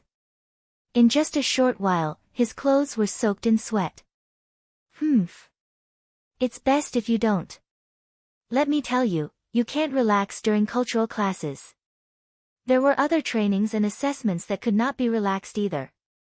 Remember, they will have to go to the battlefield in the end. They will be risking their lives. If they are not strong enough, sending them to the battlefield is equivalent to sending them to their deaths. When I was training you in the past, the young master said that you should sweat more when you train and bleed less when you fight. I hope that this is not just a slogan, but something that you can completely remember in your hearts. If anyone can't do this, then leave as soon as possible. I don't keep idle people here. Yang Qindong was really a little angry. There were only so many people, yet there were already people who ignored his words. The direct result of this was that the morale of the army would be slackened, and even internal strife would be possible. Soldiers were originally hot-blooded and liked to do things straightforwardly. It was difficult for them to consider the feelings of others. This kind of army was of course a fierce army, but it was also a double-edged sword. If it was not used well, it was afraid that one day it would hurt oneself. This was something that Yang Qindong absolutely did not want to see. They had enough firearms. Once the muzzles were pointed at him, what kind of consequences would there be? Even if he had a bulletproof vest, he would not be able to withstand it. At this moment, or rather, after this incident, Yang Qindong suddenly had an idea in his mind. That was, he had to create a group of sufficiently obedient political instructors, which were the necessary company-level instructors, battalion-level instructors, and regiment-level political commissars. This was not because he wanted to divide power, but because he had to ensure the obedience of the army. Otherwise, even if there were no problems now, there would be a day when it would explode. Then, it would really be a fatal existence. Yang Qindong did not want to come to the great Ming dynasty only to be killed by his own people in the end. That would be a grievance that could not be redressed. Yang Qindong's angry rebuke made He Yang nod his head repeatedly. Even Ling Song and Gao Xiong on the side were sweating. Before this, they did have the idea of lowering the cultural assessment. In the end, it was because of the lack of soldiers and the lack of knowledge. There were always some seedlings who were physically qualified, but because they were unwilling to learn, they did not pass the assessment in the end. If this was only an example, it would be fine. However, it had gradually become a trend, and the fresh blood in the cold front was getting fewer and fewer. In view of this situation, Ling Song and Gao Xiong discussed with He Yang and the other 4 instructors whether they could lower the standards of the cultural assessment. This way, they would be able to obtain more soldiers. In fact, Ling Song and Gao Xiong did not pay enough attention to the importance of the cultural assessment. They even thought that during war, as long as one had enough military training and had such advanced weapons, one would definitely be able to win the battle. It was enough to know how to read. What was the use of learning so deeply? It was precisely because of this understanding that He Yang and the other 4 instructors had changed their minds. Just now, they were just testing the waters. They never thought that it would cause the 6th young master to be so angry. This was something they did not expect. He even said that this was not a place for idlers. After seeing the advanced weapons, especially the various skills taught by Yang Qindong, everyone deeply understood how powerful this place was. It was not an exaggeration to say that if the 6th young master had any disloyalty, it would greatly shake the ruling regime of the Ming dynasty. This was a new and powerful force. As the earliest participants, one could imagine what kind of glory it would create in the future. If anyone were to leave now, that person would be a real fool. Therefore, with just one sentence, everyone tactfully shut their mouths. Perhaps they had their own selfish motives, but no matter what, they would not leave. Forget it. Yang Qindong saw everyone's reaction. He really wanted to say more. For example, if they had knowledge, they would be able to use their knowledge to be useful to the country and society in the future. Even if one day they were old or injured and had to leave the ranks of the military, they would have the ability to survive wherever they went. However, he also knew that it was a little too early to say these things to these people. Rather than trying to reason with them here, it was better to let them understand on their own. It did not matter if they did not understand. In the future, there would be more political instructors here. The ideological work would be left to them.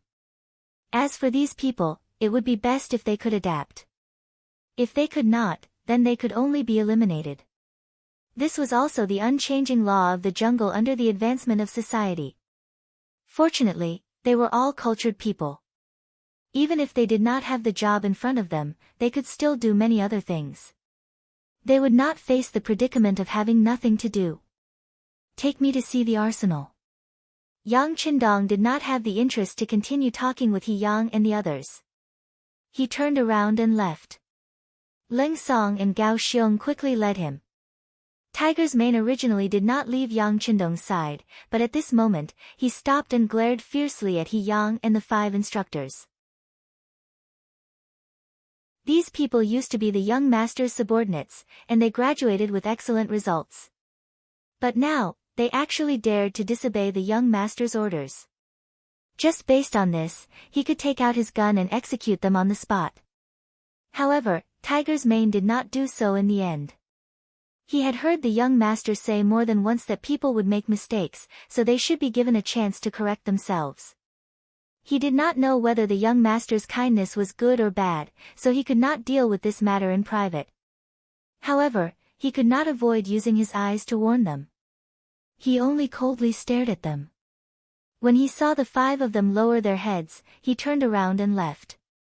From beginning to end, he did not say a word. However, the more he was like this, the more pressure the 5 of them felt. At this moment, they finally faced the seriousness of the problem. They also understood that once the young master gave up on them, they would completely lose the life in front of them. It would be a feeling worse than death. Make it up immediately. He Yang was quite decisive in his actions. One of the instructors, Song Desheng, immediately supported him and said, "That's right. We will immediately reiterate our request. Those who do not pass the cultural test will definitely not become a real cold vanguard, no matter how good their performance is or how outstanding their training results are." The 5 instructors quickly reached an agreement. After that, this order was announced while Yang Qindong was still inspecting the munitions factory. After receiving the news, Tiger's mane walked to Yang Qindong's side and reported softly, "Young master, He Yang and the others have reiterated the importance of cultural studies. They are announcing it in the barracks right now." He only nodded. Yang Qindong could tolerate people making mistakes, and he would also give them a chance to correct their mistakes. However, this matter had already sounded the alarm for him. When he returned, he would have to consider grooming political instructors. This was already urgent.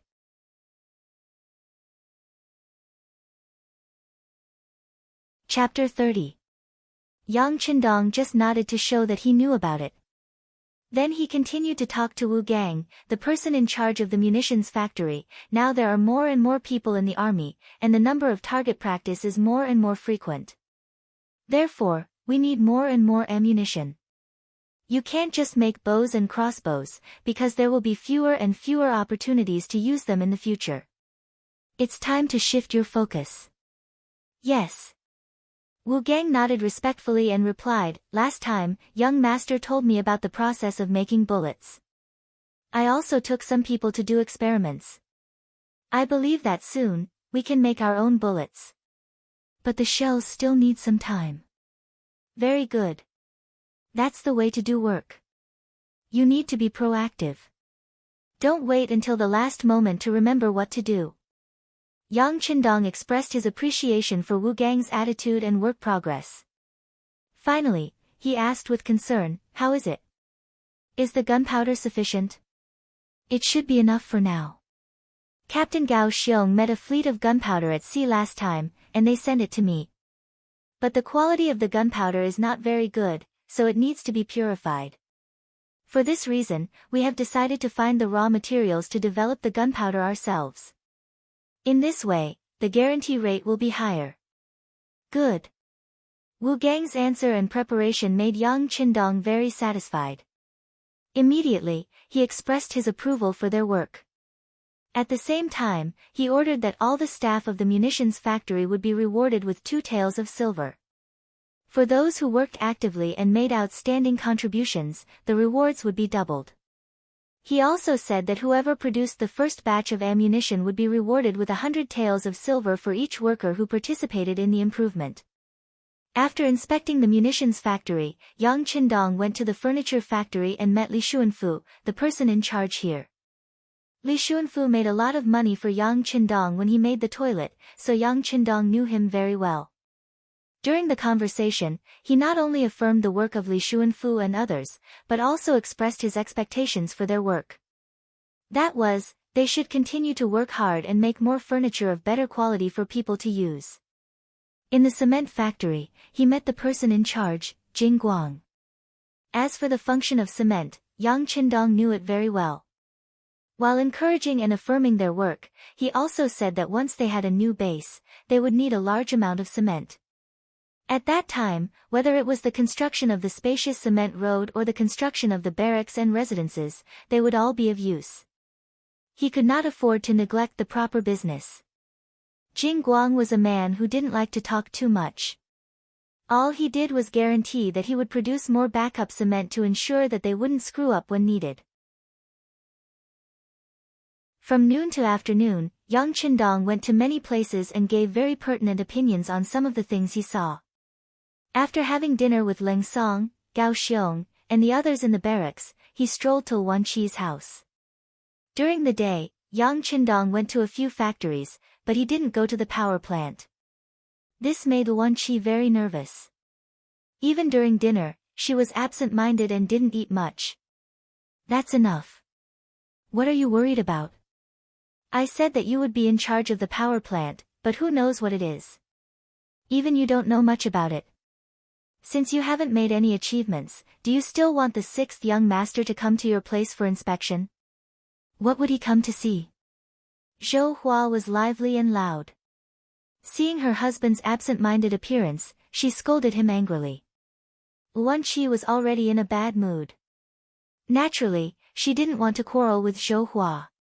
She just sat there silently. Her youngest daughter, Xiao Yu, saw this and walked over with small steps. Daddy, don't be angry with mommy. Actually, the sixth young master is very nice. He hugged me during the day and gave me candy that can blow bubbles.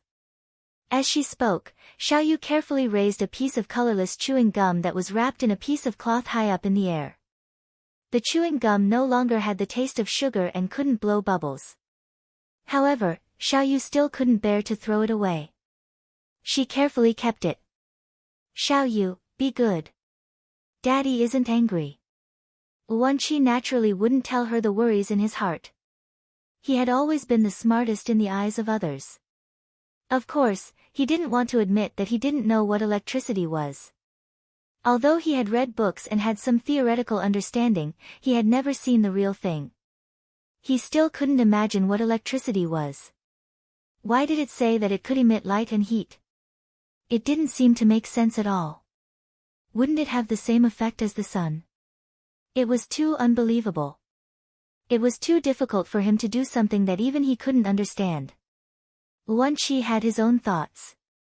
Xiao Yu couldn't tell at all. She just stared at the colorless chewing gum in her hand in a daze. Only one piece was too little. She wanted to have a lot. Then, she could also blow bubbles like the sixth young master. Then, in front of her friends, she would be so glorious. Ah! Sixth young master, you. Why are you here? Zhou Hua's anxious voice suddenly sounded from outside the door. There was even a hint of fear in her voice. What? You have some kind of monster here that eats people. Can't I come? Yang Qindong's kind voice sounded. Then, the door curtain was pulled open. The sixth young master, who was dressed in camouflage, strode in. The sky was already dark. There was only a kerosene lamp in the room, so it was still a little dim. When Yang Qindong stepped in, Wan Qi didn't recognize him at all. However, Xiao Yu, who was in his arms, had good eyes. She recognized Yang Qindong at a glance. Suddenly, she jumped out of her father's arms happily and jogged to greet him. Yang Qindong was very cooperative as he bent down to take Xiao Yu over and carried her up in his arms. Xiao Yu seemed to be naturally close to Yang Qindong. She wasn't afraid at all. Instead, she wrapped her arms around his neck and giggled. "Big brother, do you still have chewing gum?" "Xiao Yu is useless.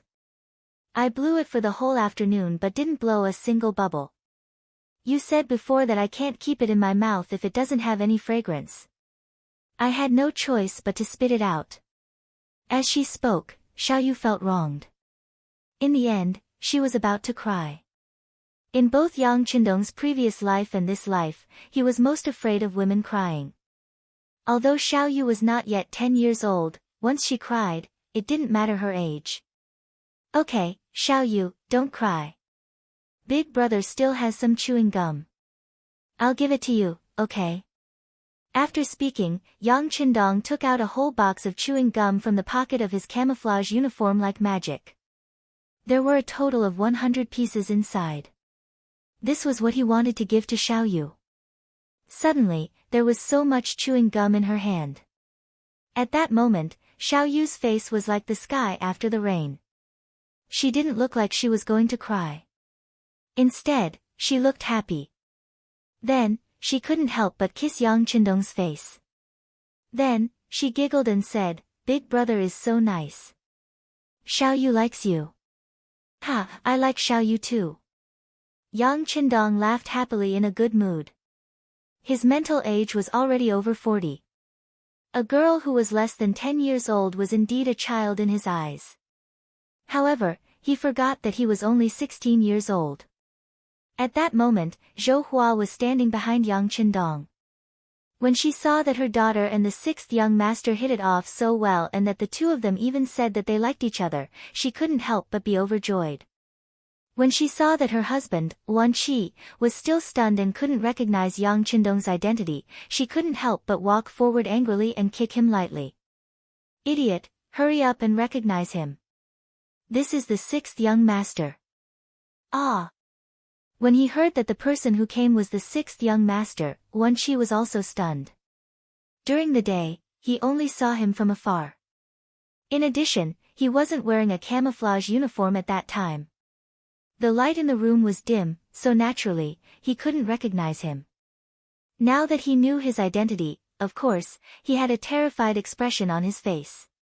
After staying at the illegal docks for a long time, there was no one who hadn't heard of the sixth young master's name. Wan Qi was also influenced by him and had always been looking forward to it. Now that he finally saw the real person, he was naturally very happy. However, he didn't like to socialize. Other than standing there and smiling foolishly, he really didn't know what to do. Yang Qindong was more proactive. He first sent Xiao Yu into Zhou Hua's arms. Then, he looked at the reserved Wan Qi and said, "What's wrong? Mr. Wan, I'm at your house. Aren't you going to invite me to sit down?" "Oh, sixth young master, please sit down, please sit down." Wan Qi suddenly realized at this time. He quickly retreated and found a chair for Yang Qindong to sit down. After taking the chair, Yang Qindong first casually looked around the room. Although the area wasn't very big, it was clean.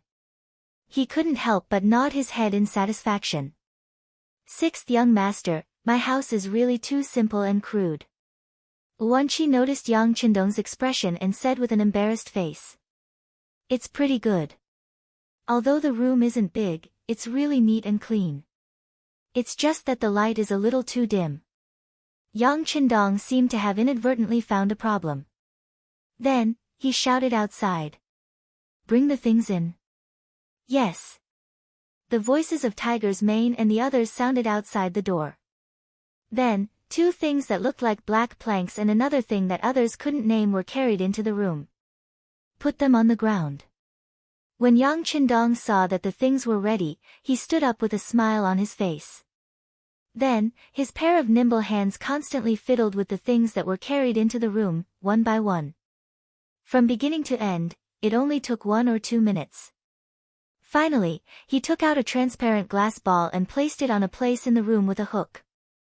After checking the wires and confirming that there were no problems with all the wires, Yang Qindong raised his head and looked at the puzzled faces of Wan Qi, Zhou Xiaoyu, Tiger's Mane, Beta Persei, and Yangtze. He said, "Are you guys ready? It's time to witness a miracle."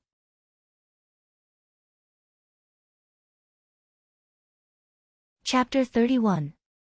Of course, none of the people present knew this famous line. Everyone still looked at Yang Qindong with a puzzled expression. Until now, they still couldn't figure out what the sixth young master was doing. What would these things do if they were brought into the house? Yang Qindong saw everyone's puzzled expression. He knew that the foreplay was in vain, but it didn't matter. He was looking forward to seeing everyone's reaction when the electricity was turned on. However, in order to avoid any accidents, he reminded them in a friendly manner, no matter what happens later, don't move around. Even if you fall, sit on the spot. Don't touch anyone else. It'll be bad if you get hurt. What? What does that mean, sixth young master? Zhou Hua was so curious that she couldn't help but ask. Just listen to the sixth young master. Seeing that Tiger's Mane and the other two didn't have any doubts, and only his wife was still asking questions, Wan Qi reminded them. It's nothing. In short, no matter what happens later, don't panic, and don't move around casually. Yang Qindong knew that no matter how much he said, it wouldn't be as surprising as seeing it with their own eyes. Therefore, after laughing, he connected the last wire to the battery holder. When he did this, Zhou Hua was still puzzled. She couldn't help but ask curiously, "Sixth young master, why are you standing on the spot and not moving around?" Ah! Ah! Ah! Before Zhou Hua could finish her sentence, she couldn't help but scream first. Then, it was Xiaoyu, Wan Qi, and Tiger's Mane and the other two who couldn't help but scream. Outside Wan Qi's house, there were 10 soldiers sent to protect the sixth young master. Although this was an illegal dock, it was supposed to be safe. However, the sixth young master's safety couldn't be compromised. Therefore, after a discussion between Ling Song and Gao Xiong, they decided to send 10 soldiers, led by Ting Shan. All of a sudden, a series of screams rang out from inside, giving them a fright. However, what made the 10 of them even more puzzled was that they were originally hidden in the dark, but now, their figures were revealed by the bright lights in the room. None of their concealment was effective anymore. What's going on? Let's go in and take a look. Ting Shan reacted quickly. At first, his eyes lit up as if it was daytime. But after 2 seconds, he reacted and wanted to go into the house to check on the sixth young master's safety. Fortunately, Yang Qindong's voice came from the room. "I'm fine. You guys can stay outside." Was there really nothing wrong with the room? Of course, that was impossible. Because at this moment, everyone in the room had their mouths and eyes wide open, as if they had seen a ghost. The lights were on, and the solar generator was working. The 2 solar panels were connected to a large battery, and the voltage was enough to illuminate the central room, which was only a dozen square meters, as if it was daytime. The light that suddenly lit up was so dazzling and unbelievable to everyone. Fortunately, Yang Qindong had warned them beforehand, so no one ran away instinctively. However, the disappointing Zhou Hua still fell to the ground with her daughter in her arms. Tiger's Mane and the others did not fare any better. Although they did not move around, they were still flustered at that moment and did not know what to do. On the other hand, Wan Qi was first shocked by the white light in front of him and sat on the stool. However, when he came to his senses, his eyes lit up and he asked excitedly with a slightly hoarse voice, Is this electricity?" "Yes, this is electricity." Yang Qindong gave a very accurate answer. Based on the theory that seeing was believing, Yang Qindong arranged for Tiger's Mane and the others to put the 2 solar panels under the sun to absorb the light. The reason why he chose to come to Wan Qi's house at night was to give him a deeper impression. Now, it seemed that the effect was quite good. Is this electricity? It really can emit light and heat. After Wan Qi knew that this was the effect of electricity, he was the first to calm down. He got up and walked to the light bulb, then gently reached out his hand and felt the heat coming from it. Yes, electricity itself has the effect of emitting light and heat. If we use it well, then in the future, every house can be as bright as day at night. At that time, men won't have to worry about hurting their eyes when they study, women won't have to worry about hurting their eyes when they sew, and even children won't have to worry about bumping into things when they play. Yang Qindong was talking about the benefits of electricity to people in this era. Yuan Qi listened attentively, and his mind was constantly looking forward to it. It was as if he could already see how it would look like when electricity was everywhere and brought benefits to people. Yuan Qi was not the only one. Even Hu Mang and the others felt their hearts surge with shock. Their young master was too amazing. Not only did he have those powerful firearms, but he could also write exciting stories that made people not want to sleep and only wanted to read the next chapter. Now, he could even come up with something that could emit light and heat. Could it be that the young master was the reincarnation of a deity? Otherwise, how could he have these spells and abilities?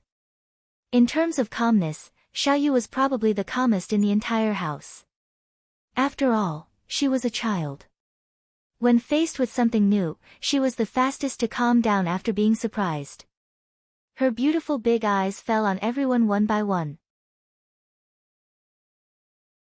When she saw that everyone was looking at Yang Qindong with reverence and even worship, she was very happy in her heart because she knew that her big brother would always be the most powerful person. Time passed slowly. Slowly, the people in the house got used to it. Yuan Qi took out a pen and paper excitedly. He had never seen electricity before. Although Yang Qindong said that it was lively in the book that he had read, seeing it was better than hearing about it 100 times. Now that he had seen it for himself, he knew that the book was not exaggerating at all. This electricity was indeed very powerful and very good.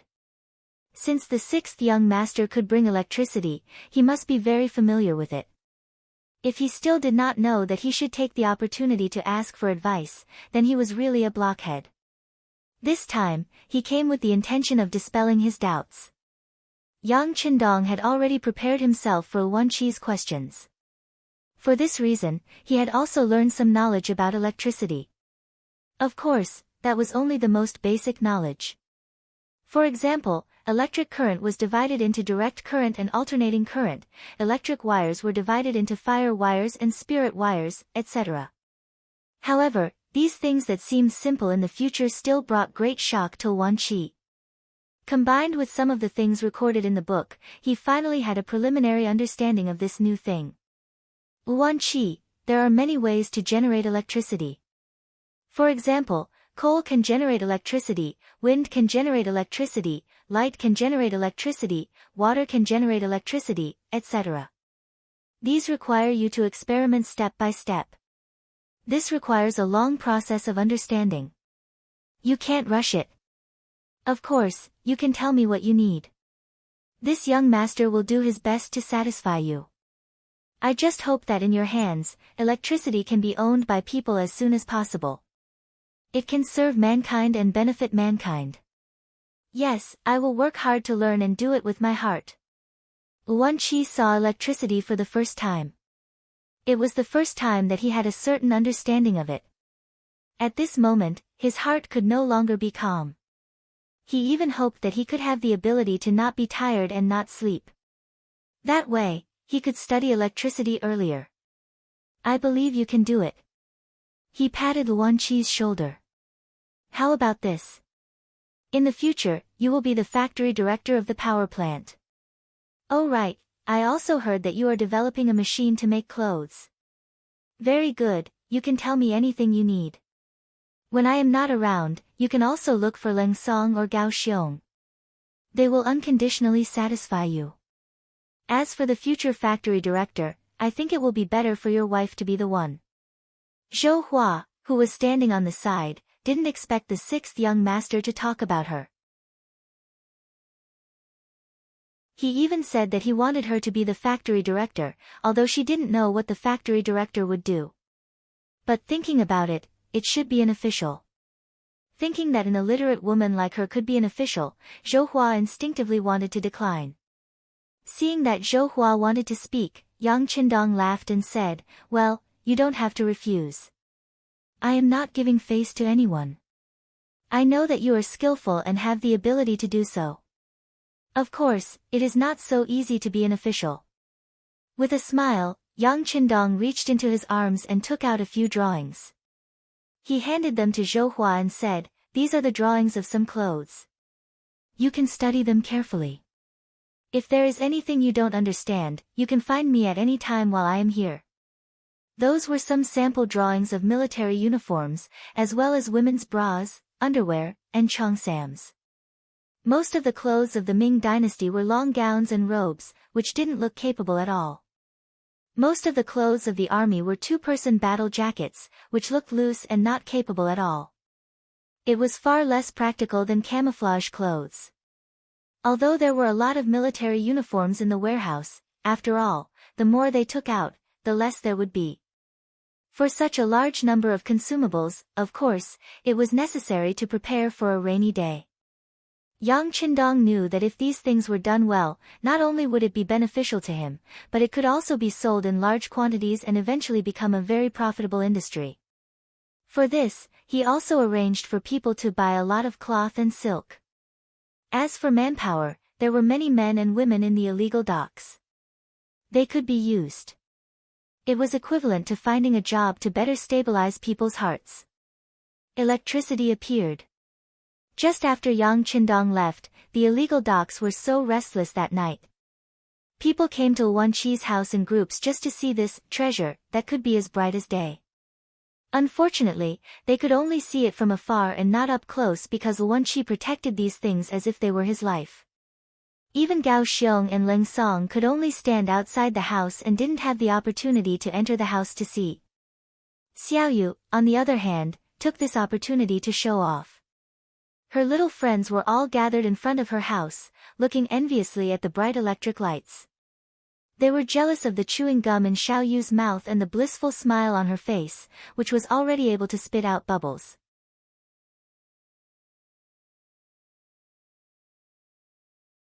Chapter 32. That night, there were probably not many people who could sleep peacefully in the entire Black Wharf.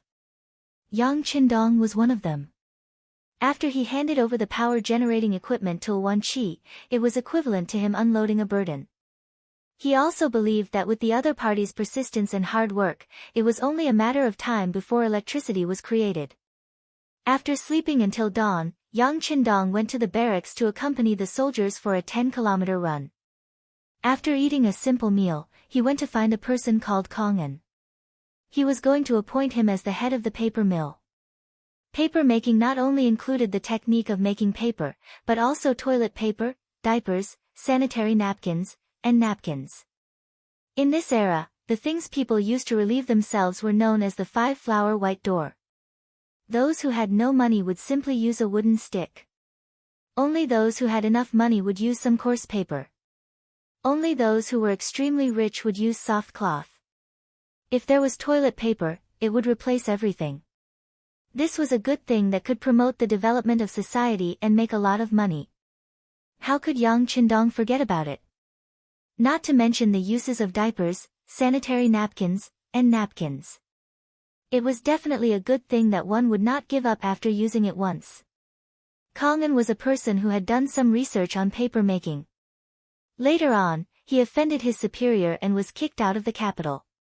When Yang Qindong found out about this, he asked Yang San to personally find him. Needless to say, the deputy director of the security bureau was quite competent. Kongan was successfully found and sent to the Black Wharf. People who had the basic knowledge could do things with twice the result with half the effort. This was also thanks to De Tsang's omnipotence and omnipotence. There was a comprehensive record of the progress of the papermaking technique in the book. Now that he had made some changes, he handed it over to Kongan. With the cooperation of the garment factory's director, Zhou Hua, he believed that it wouldn't take long for him to receive a generous return. The construction of the weapon factory, furniture factory, garment factory, power plant, cement factory, and paper factory immediately promoted the development of society and technology. At the same time, it was also considered a business activity for the sake of making money in the future.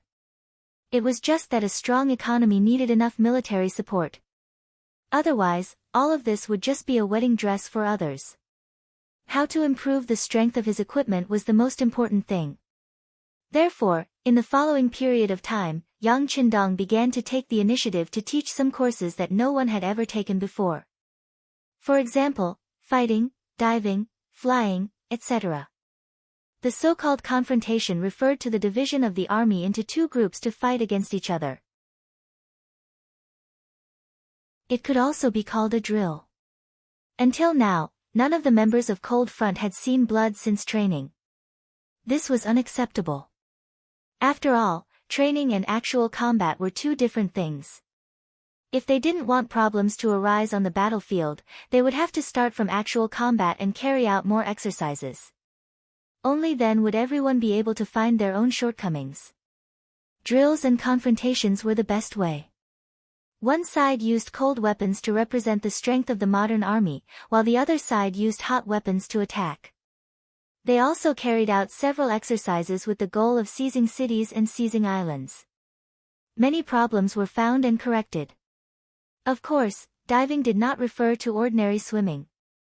It referred to deep diving with special preparations. It could cross the ocean and guarantee that one would appear on a certain island without any signs of life.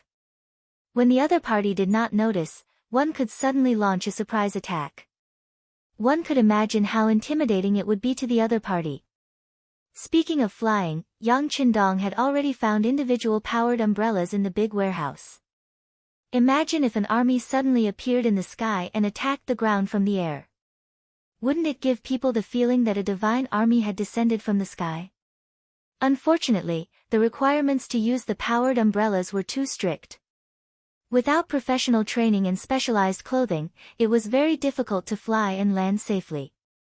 For this reason, the sixth young master thought of a transitional method, which was to build some hot air balloons first. Hot air balloons were relatively simple to build and easy to operate.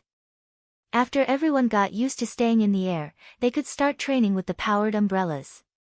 That way, the accident rate would be reduced. However, even though they were hot air balloons, when they were made to fly, it still shocked Ling Song, Gao Xiong, and the others. They could not understand how people could fly. It completely went against their understanding. Regarding this, Yang Qindong said one sentence without holding back. Knowledge is power. Just this one sentence set off a wave of learning in the barracks. After the last incident, no one dared to say that Wenhua class was not important anymore. They were afraid that if they were too anxious, they would be kicked out. When Yang Qindong was there, whether it was the soldiers in the barracks or some of the residents who moved in from the Black Dock, they were all excited and happy. However, all good things must come to an end. Seeing that the new year was about to come, the sixth young master had to leave in the first month of the 11th year of the Orthodox dynasty. Originally, the duration of the camp this time had exceeded their previous expectations. Previously, they planned to stay for about 5 days before leaving. However, because of the excitement, Yang Qindong forgot about the time and stayed for nearly 2 months. Now that the end of the year was near, it involved some matters of ancestral worship. The sixth young master, who was the only one left in the Yang family mansion, had to rush back. However, before Yang Qindong was about to leave, he started to recruit people. He recruited children between the ages of 13 and 16, and stated that as long as they were willing to learn, there were no gender restrictions. After 2 months of contact, everyone knew the sixth young master's ability and power. Naturally, there were many people who signed up. Almost all the men and women of the right age in the Black Dock signed up. There were more than 300 people. Yang Qindong was going to personally teach these people and let them enter the army as political teachers. Sometimes, a military's political work was even more important than its military ability. After all, the more a disobedient army could fight, the more worrying it would be. Yang Qindong still remembered clearly how Yang and the others had advised him not to focus on cultural studies. He didn't want the same mistake to happen again. The reason he recruited these children was to prepare for a rainy day so that there wouldn't be any problems in the army. What Yang Qindong did not expect was that the enthusiasm for signing up was so high.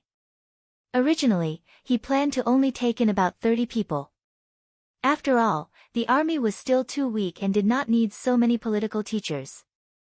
Moreover, if there were too many people, he would not be able to take care of them. However, in the face of such a heated scene, he still decided to expand the recruitment. However, he only limited the number of people to 50. If there were more, he could not guarantee the quality. As such, when Yang Qindong said that he would only take in 50 people, fierce competition immediately began, and some people started to find ways to get in through the back door. Among them, what Yang Qindong did not expect was that the first person to find a way to get in through the back door was Zhou Hua. She brought her third son, Xiao Chen, and her youngest daughter, Xiao Yu. As soon as Zhou Hua entered Yang Qindong's office in the barracks, her face turned red. Obviously, she also knew that this kind of behavior was somewhat inappropriate. However, for the sake of her children's future, she still came without hesitation. Sixth young master, my Wanqi is shy. He did not want to come here, so I brought Xiao Chen and Xiao Yu. Can you take a look and see if you can accept them? Zhou Hua asked with a face full of expectation. Yang Qindong had already heard about Wanqi's family situation from Tiger's Mane. There were a total of 7 children. The eldest and second children were already of age and had signed up for the army. The fourth and fifth children were girls. Although the sixth child was a man, he had been in poor health since he was young. Therefore, only the third child, Xiao Chen, was left. He had just turned 15 years old, and Xiao Yu would be 10 years old after the new year. Most importantly, she admired Yang Qindong very much. This was why Zhou Hua brought her to try out this time. In fact, she did not have much hope. As long as her third son was selected, it was a good thing. He really wanted to reject this method of getting in through the back door. He wanted to create a fair competition system. However, Yang Qindong also knew that the selection of political teachers was different from other things. These people's backgrounds were very important. This was because if something went wrong with them, it would be a real problem. Wanqi was already the director of the power plant, and Zhou Hua was the director of the garment factory. Both of them were contributing to the development of the illegal dock, or rather, Yang Qindong's power. Naturally, their children would have no problems in the political examination. It was more reassuring to use people like this. Since Zhou Hua had come in person, it was not good to refuse. He could not hurt her feelings.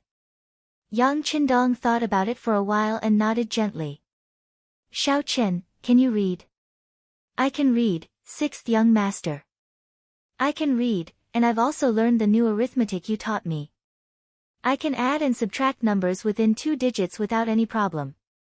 Xiao Chen finally had the chance to speak, and he cherished it very much. Okay, then pack up and come back to Jianing with me in 2 days. However, you still have to take the written test. Xiao Chen's physique was considered strong.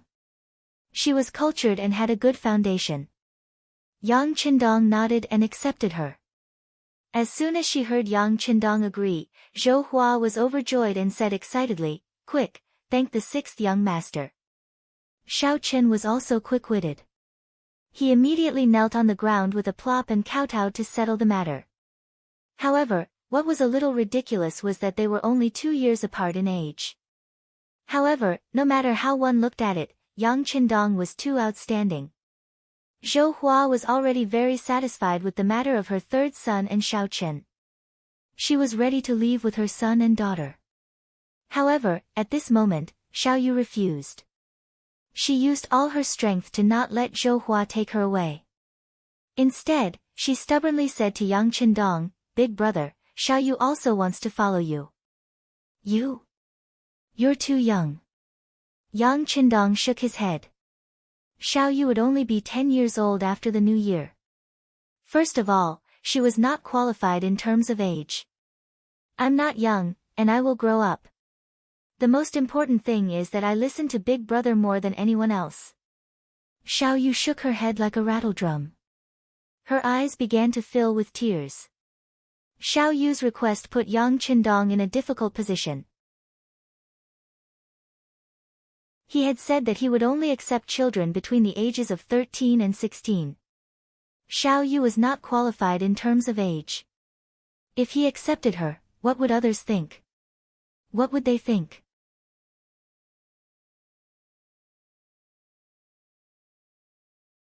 Chapter 33. Yang Qindong was in a difficult position. He really liked Xiao Yu. Of course, he treated her like a child. But if he opened the back door because of this, would it have a bad impact? When Xiao Yu saw his troubled expression, she knew that there was a chance. She immediately gathered her courage and said, "Big brother, I'm just your little sister. I'm not considered one of the 50 people, right?" After being corrected by Xiao Yu, Yang Qindong was suddenly enlightened. Yes, he could have said that she was his little sister. In the past 2 months, Xiao Yu would look for him whenever she had something to do. In the end, even Tiger's mane and the others did not stop her. This was something that everyone knew. Naturally, there would not be any problems when he brought her along when he left. He did not expect that while he was still worrying, Xiao Yu would come up with a solution and an excuse first. This also made Yang Qindong look at her in a new light. "Well, if that's the case, then you can follow me. You don't have to take the exam." Yang Qindong agreed, which made Xiao Yu very happy.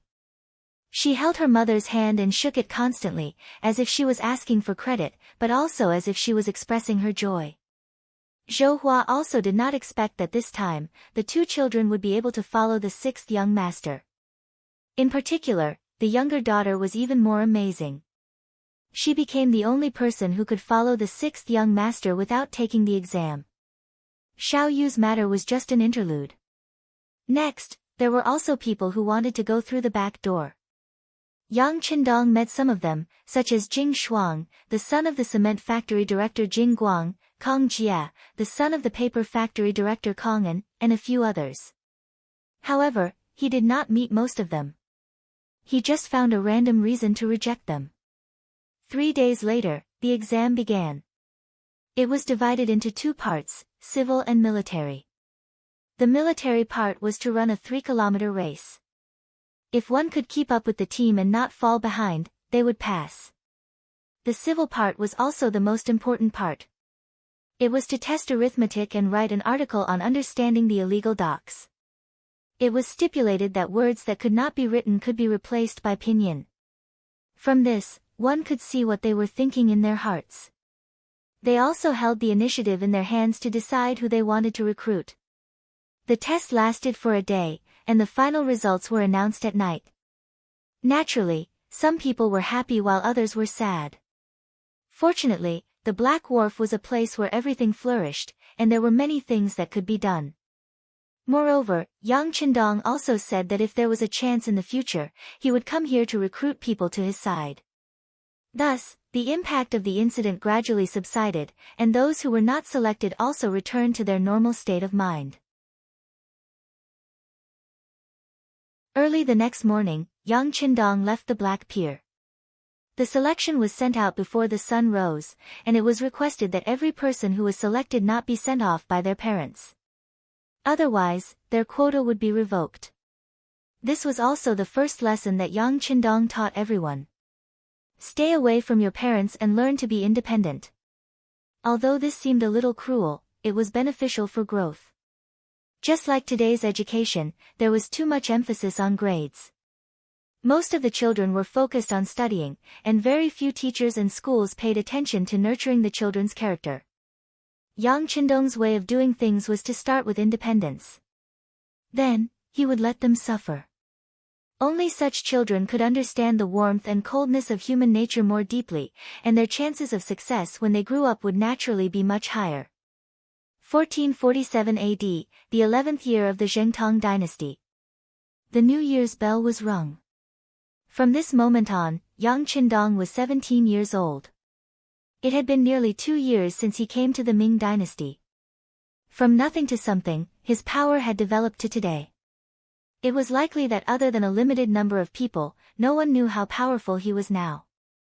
The new year was at the Yang family's old house. As usual, the servants of the old house were given silver taels to celebrate the festive year, and then they went to worship the ancestors. After that, Yang Qindong did not return to the old house. Instead, he went to the Yang family village in the name of breathing fresh air and looking for inspiration to write stories. There were 50 people there. No. 51 students were waiting for him to teach. They were going to face a 3-month study, which was mainly cultural classes and supplemented by physical training. The training was in full swing, and the Yang family village also showed a semi-closed management. Although people were allowed to enter and leave, the inspection was particularly strict. During this time, Yang San had already found a few people who were suitable for intelligence and security work. The standard to assess whether or not they could become official members was to closely monitor everyone who entered the Yang family village and find suspicious people. It was said that it was easy to do things with money. Now, in the streets and alleys of Jianing Prefecture, who knew how many pairs of eyes of the Yang family were watching? They were either ordinary peddlers, waiters, or the boss of a grocery store. These people were not on the security bureau's list, and they did not even know who they were gathering intelligence for. These people only knew one thing, and that was that as long as they reported unusual things, they might be able to receive silver. If the matter was very important, they would receive even more rewards. People would die for money. Under such an incentive mechanism, naturally, a large amount of intelligence would be sent to Yang San every day. He would then hand over the valuable information to Tiger's Mane and give it to the 6th young master for review. With this mechanism, it could be said that once someone from the imperial court came to Jianing Prefecture, any unfamiliar face would be immediately discovered. In fact, all this was Yang Qindong's overthinking and caution. No one in the imperial court would target him, a mere 9th-level governor of Jianing Prefecture. If someone really wanted to deal with the Yang family, they would target the young masters and young ladies of the Yang family in the capital. Moreover, with Yang Rong's death, the power of the Yang family collapsed, and it could be said that it was difficult for everyone to protect themselves. Otherwise, it would have been more than a year since any of his relatives came to the old house of the Yang family to visit him. Of course, Yang Qindong's understanding was that these brothers and sisters must have their own difficulties. Perhaps they were in the capital and had no choice. In any case, he had heard from the old steward Yang Qindong that the young masters and young ladies of the Yang family did not have a good life in the capital. Even if they wanted to leave the capital, they had to report to their superiors, which was a little troublesome. Yang Qindong understood them a little. Moreover, after all, he had inherited this body. If possible, he would help them if he could. Indeed, no one in the imperial court paid attention to Yang Qindong. He just wrote a few wonderful stories in the Yang Bao. In the eyes of the big shots, it was just a side trick. He was only 17 years old, but he could be described as immature. Even so, no one would pay attention to him. Not to mention that the imperial court had its own difficulties. On the 17th day of the 11th year of the Zhengtong dynasty, the Minister of War, Kuang Yi, waited for a memorial, while a Yeshen annexed the Uruktai tribe when his father was leaving, and he grew stronger day by day. The Wara wanted to invade the border, which caused the tension on the border. In the 3rd month of the same year, Ingzong ordered the World School to take the entrance exam for students. It meant that more students could be recruited. They were not official students, but in the form of reserves. It was an act of accumulating talents for the country. But it was tantamount to expanding the power of the landowning households and increasing the number of people who had special privileges. What was the special privilege at that time? To put it bluntly, they didn't have to pay grain for farming, and they didn't have to pay taxes for doing business. And these students occupied a large amount of the country's land, causing the quality of life of the commoners to drop by more than one level.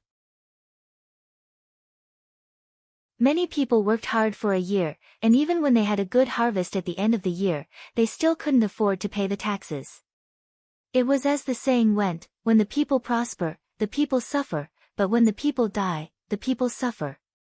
Compared to the changes in the outside world, Yang Qindong was very well behaved.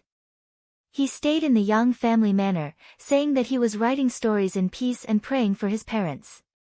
In reality, he only used a little bit of time to write. Most of his time was spent on teaching these students. After such a long time, the manuscript of The Smiling, Proud Wanderer had already been completed, and the entire book had already been published. This time, many copies were sent to the capital, satisfying the appetites of some rich young masters and noble ladies. Following which, he started on the fourth book, The Legend of Chu Liuxiang. Once the new book was released, it was as popular as before. This time, it was released at the same time. Not only in Jianing residence, but also in the capital, it caused a frenzy of book fans. In the Hu residence, the elegantly dressed young lady Hu Yan was reading the latest issue of Yang Pao, which was serializing the Legend of Chu Liuxiang. Pay! For some reason, Hu Yan suddenly scolded lightly, and then her face flushed red. That appearance was really shy and lovely. The maid Qing was dozing off when she was abruptly awakened by the young lady's movements. Then, she hurriedly looked around, and when she didn't see anyone else, she pouted and shook her head. "Young lady, are you going to scold Dong Shuai in your heart again?" "What Dong Shuai?" Hu Yan was confused. She knew about Xiang Shuai, and it was referring to Chu Liuxiang. But who was this Dong Shuai? What? Young lady doesn't even know about Dong Shuai.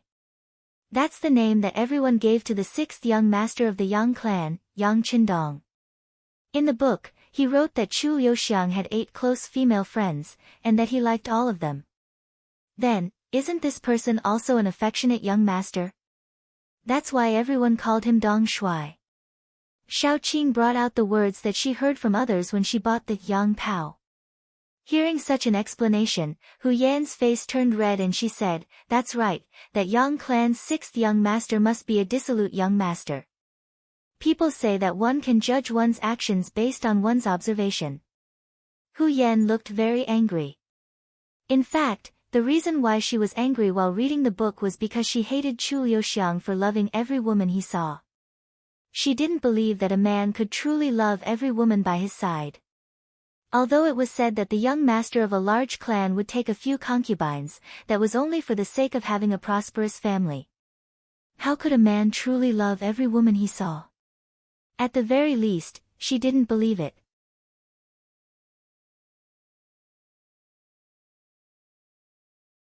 Chapter 34. As a result, she began to question Yang Qindong's character. At the same time, she was conflicted. What kind of man was he? She could write a hero like Guo Jing, a sheik like Li Xuanhuan, a real man like Ling Huchong, and now a sentimental man like Chu Liuxiang. Which one was the real him? The more she couldn't figure it out, the more curious she became. Hu Yan couldn't help but fall into a state of distress. It was said that no one knew a daughter better than her mother. The person who understood Hu Yan the most was her maid, Qing. Seeing how troubled her mistress was, she naturally had to stand up and help her.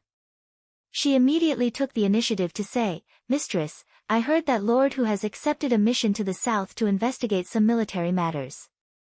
Why don't you let him go to Jianing Manor and meet this Yang Qindong?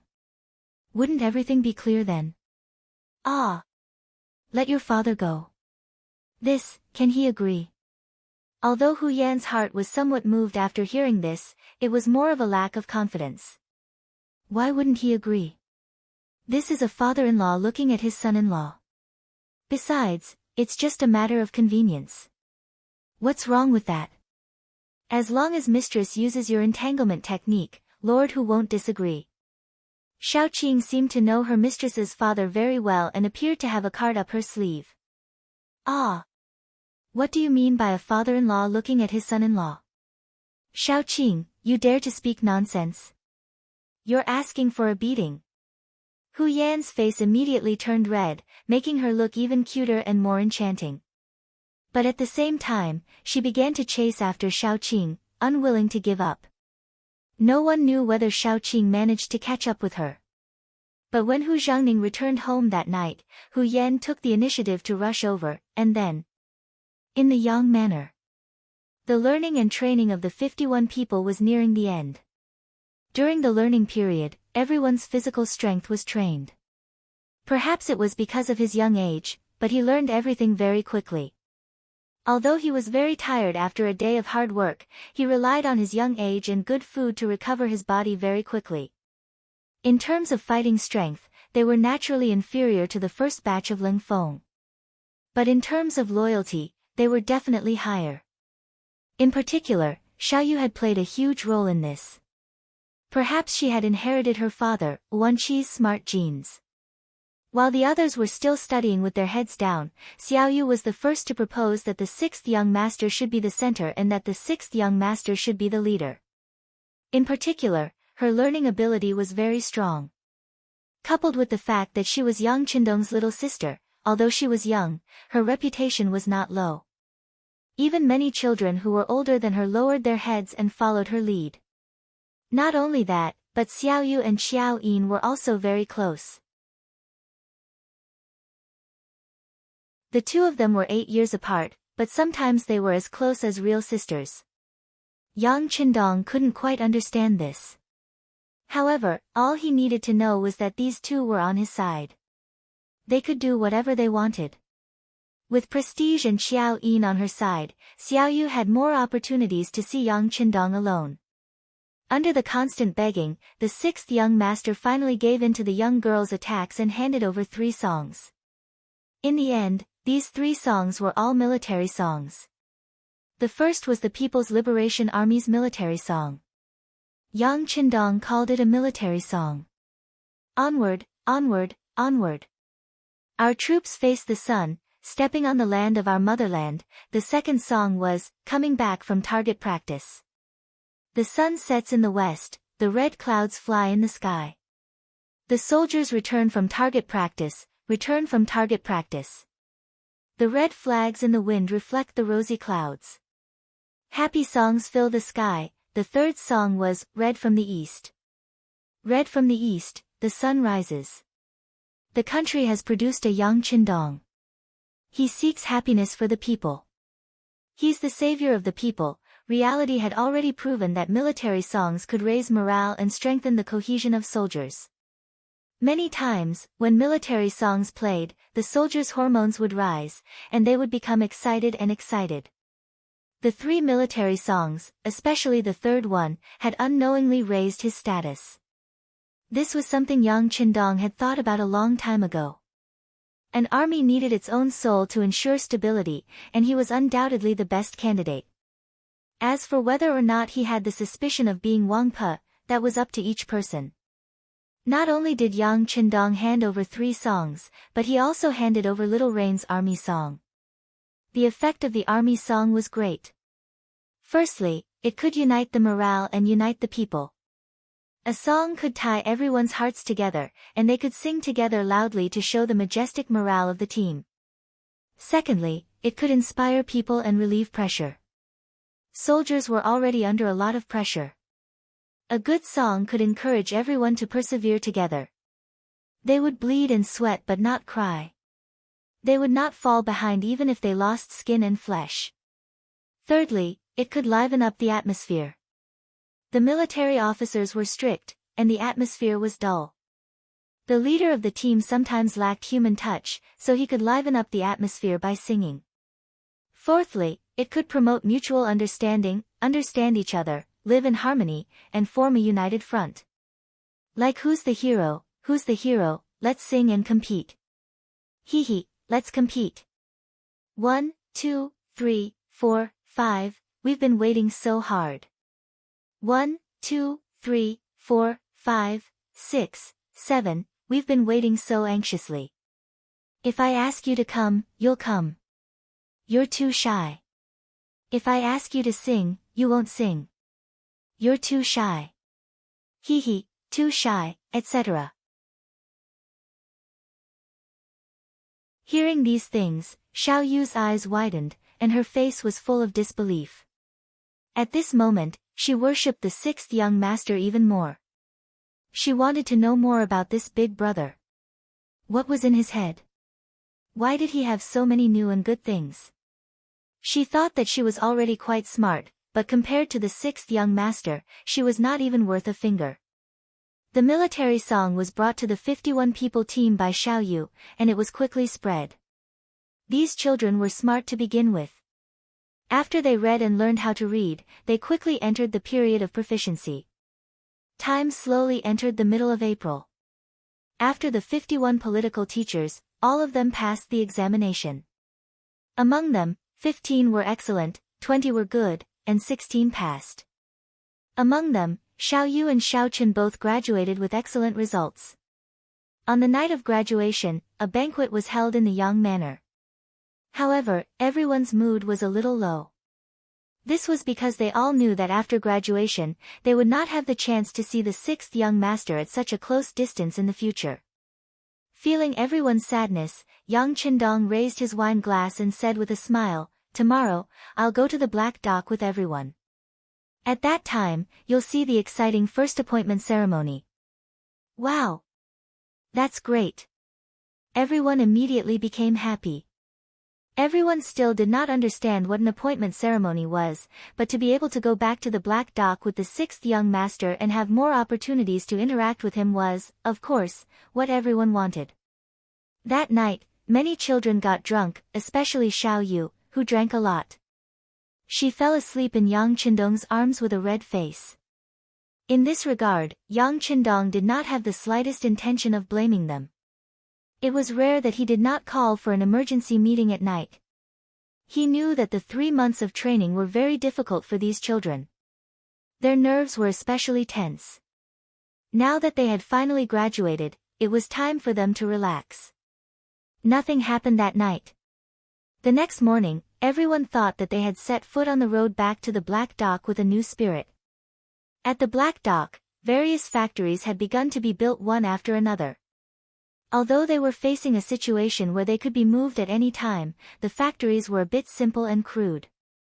However, this did not prevent them from creating their own path of innovation. Not only were the factories making great progress, the Navy's development was equally gratifying.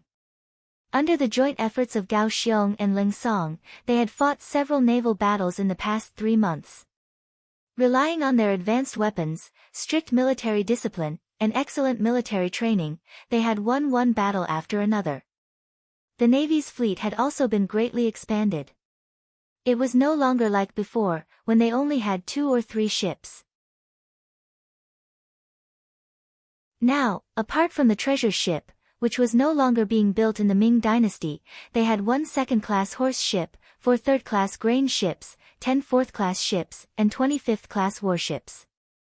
When Yang Qindong brought 51 teachers to the Black Dock, the first thing he saw was this scene. Looking at so many warships by the port, the sixth young master's mood was very excited and surging. In 2 years, the Navy finally had a scale. It was the kind of scale that did not attract attention. With this, they already had the ability to dominate a corner of the sea. In other words, if there was any danger, Yang Qindong had a safe place to retreat to. Overjoyed, Yang Qindong generously took out a series of new cannons. For example, the largest second-class ship was equipped with a Type 87 82mm mortar. It can accurately hit anything within a 5-7 km radius. It was also equipped with a Type 75 105mm recoilless cannon. It had a range of 7-4 kilometers. The other third-class grain ships, fourth-class ships, and fifth-class warships were also equipped with various types of cannons. The range was between 1.5 kilometers and 5 kilometers.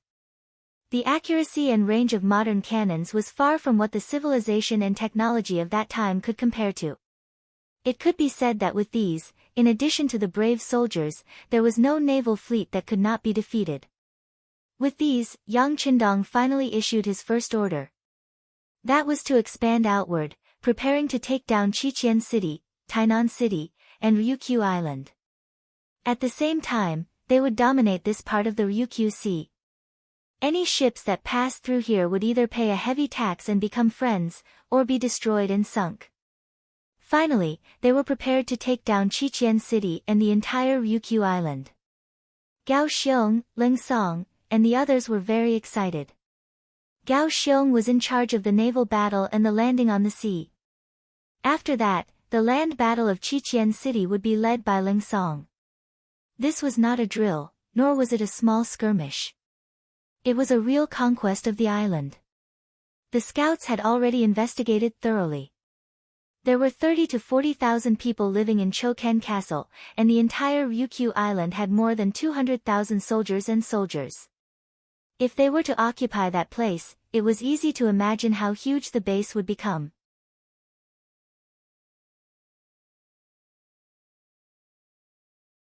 Chapter 35. Yang Qindong expressed his understanding of the general's excitement. He also made a request, which was that they could not conquer the entire Ryukyu Island in one go. Instead, they should first take down Qiken City and use it as a stronghold to slowly expand to the entire island. This was to slowly assimilate them and make them submit. Yang Qindong naturally had his own plans for making such a decision. In the end, Ryukyu was still a vassal state of the Ming dynasty and belonged to the category of non-conquering states. What Dabai meant was that Ryukyu regarded the Ming dynasty as their leader and would pay tribute every few years. As a condition, if someone attacked them and threatened them, the Ming dynasty had the obligation to send troops to help them.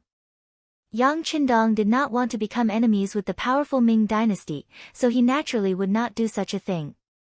More importantly, in order to develop in the future, he needed a large number of people. While he could not steal people from the Ming dynasty, he could only use the natives of Ryukyu Island. Every life here was precious. Unless it was absolutely necessary, he could not casually kill them. After all, a country was based on people. Without a large population, it would be extremely difficult to do anything. Yang Qindong wanted to peacefully take over Ryukyu Island. To this end, he made 3 decisions. First, in order to not spread the news, the attack on Qiken City would be carried out in the name of pirates. This way, even if someone leaked the news, it would not be related to him for the time being.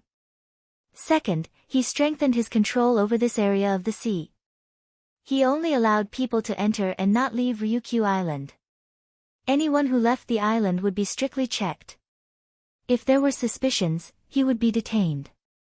In short, he would not allow anyone to spread the news of Ryukyu being attacked. Third, when attacking Ryukyu Island, he could use both civil and military forces. That was, he could use military force to intimidate. For example, when attacking Qiken City, he could use cannons and modern firearms.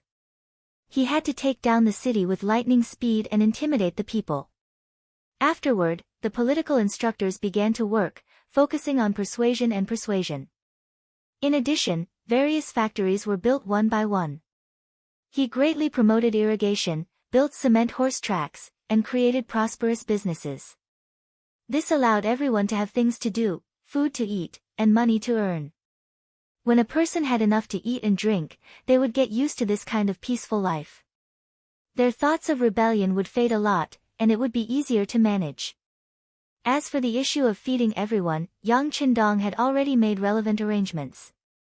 He took out a lot of potatoes from the big warehouse and prepared to plant them on Ryukyu Island. At that time, the crop yield was extremely low, no more than 2 dan. 1 dan is equivalent to about 188 caddies today.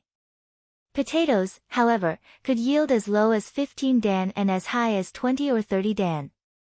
With this item, it would not be difficult for the commoners to fill their stomachs. Everyone had their own problems, and it was easy to solve the problem at work. The roads on Ryukyu Island needed to be repaired, and new cement houses needed to be built. All of these required a lot of men. Moreover, he would need a lot of manpower to build a glass factory and a granary in the future. As for women, they could work in garment factories.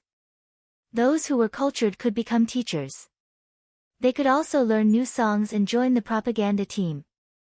They could also enter the hospital after learning new songs. It didn't matter if they served the army or the people. As for those who were uncultured and unable to learn, they could become cleaners and maintain the hygiene and cleanliness of the entire island. They could even become the female militia and contribute to the protection of the island. Yang Qindong even had arrangements for the children. They could study in school while joining the children's regiment. They could also be on guard duty or undergo military training. At that time, if someone wanted to inquire about information, they would be caught by the female militia and the children's regiment before the security bureau could get the news. This was planning for a rainy day. While many people were still excited about attacking Kaikan Castle and occupying Ryukyu Island, Yang Qindong was one step ahead of them and came up with sufficient solutions for the problems that would occur in the future. Of course, the reason why Yang Qindong was so cautious was because there were too many Han people on Ryukyu Island. They were his own compatriots, and he absolutely could not kill them casually. Of course, the more Han people could live, the better. On the other hand, if it was the Japanese Empire, he was afraid that he could only sweep through and kill those who did not comply to prevent future troubles. After formulating all kinds of attacks and solutions, and even arranging the specific people in charge one by one, the conferring ceremony officially began. 1447, 11th year of Xingtong, 28th day of the 4th month. On this day, the wind was gentle and the sun was bright, the sky clear. The beach in front of the Black Dock was crowded with people. All the soldiers and civilians of the Black Dock were present. From the elderly over 60 years old to the babies who were only 1 or 2 months old, they were all mobilized here. The population reached nearly 10,000. This was specially emphasized by Yang Qindong. The conferring ceremony was solemn and formal, so it naturally needed to be watched by all. Right now, there were still very few people under him, so he had to mobilize all of them. When the next conferring ceremony came, there was no need to mobilize the elderly and children. Even the common people, under the semi-military management, stood in an orderly manner. No one made any disturbances. Other than a few babies crying out because they were hungry, there was no other sound. At 9:00 in the morning, Yang Qindong, who was dressed in military uniform, was the first to walk up to the temporary cement award platform. He walked to a standing microphone that he had obtained from the warehouse. It was connected to 4 huge loudspeakers, enough to ensure that his every word would be transmitted to everyone's ears. Yang Qindong, dressed in martial attire, was wearing the marshal's uniform. A souvenir from the warehouse was found. The marshal's epaulet was golden yellow with red edges. It was 14 centimeters long and 5.8 centimeters wide. There was an additional circle of silver-white pine branches around the epaulet. The 2 national emblems on the epaulet were made of pure gold. The star emblem and pine branches were embroidered with silver thread. The layer of golden yellow on the epaulet was made of pure copper wire and then gilded. The cap emblem, star emblem, and symbols of the marshal's uniform were also made of pure copper. The golden areas were gilded with gold, and the silver-white areas were gilded with silver. The chest area of the marshal's uniform was embroidered with golden ribbons and tassels. The cuffs and collar were embroidered with golden embroidery. The edges of the pants were embroidered with golden and bright red stripes. They were all embroidered with pure gold thread. Wearing the blue military uniform, Yang Qindong's figure was even more tall and straight. Paired with the shiny leather shoes and the majestic cap, it instantly gave people the feeling that they had to look up to him. Yang Qindong, wearing white gloves, first solemnly raised his right hand and saluted in a very standard military salute.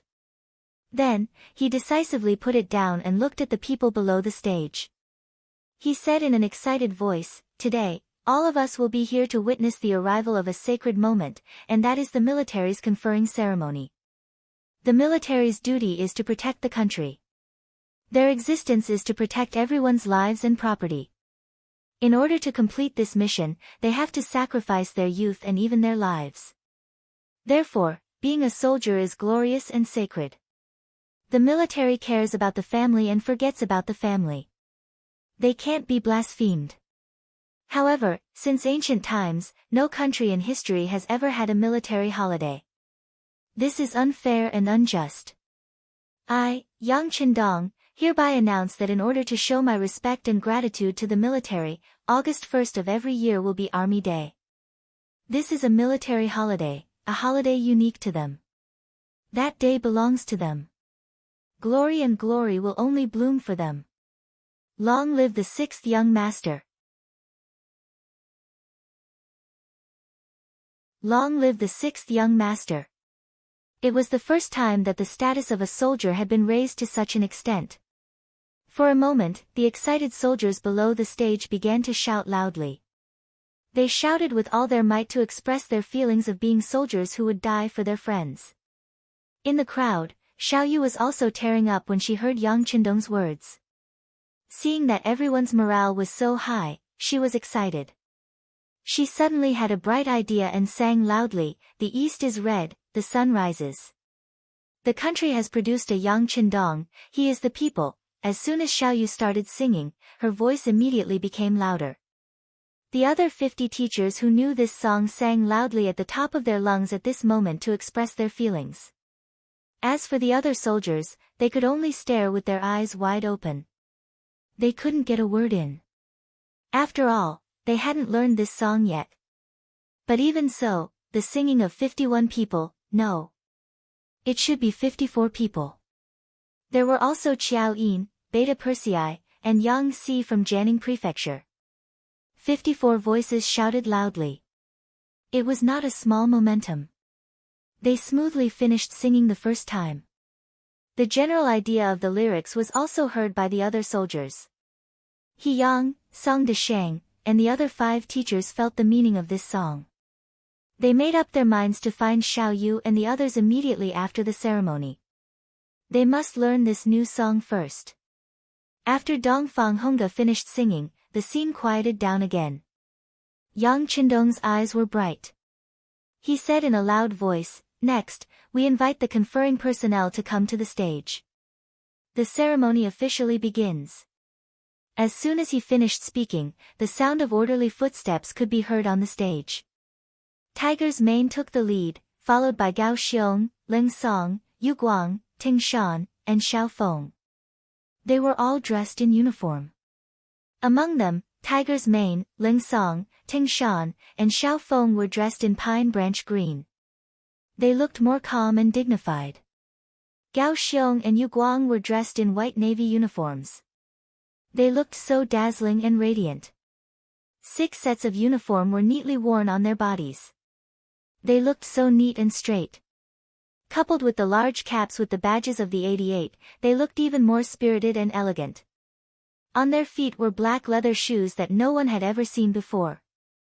A pair of white and clean gloves made them look very capable and imposing. As soon as this outfit came out, many young ladies and young wives in the audience widened their eyes. Some of the bolder ones were already blushing. They didn't even know where to put their hands.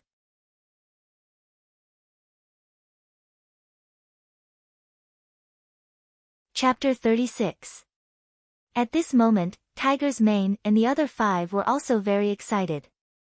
Especially Xiao Feng. He was not famous and was only an old member of Ling Feng. However, because of his outstanding performance, especially during the recent naval battle, he cooperated with Yu Guang to take over the largest horse ship. He was the first to board the ship by diving and controlled more than 200 people on the ship with a Type 81 rifle.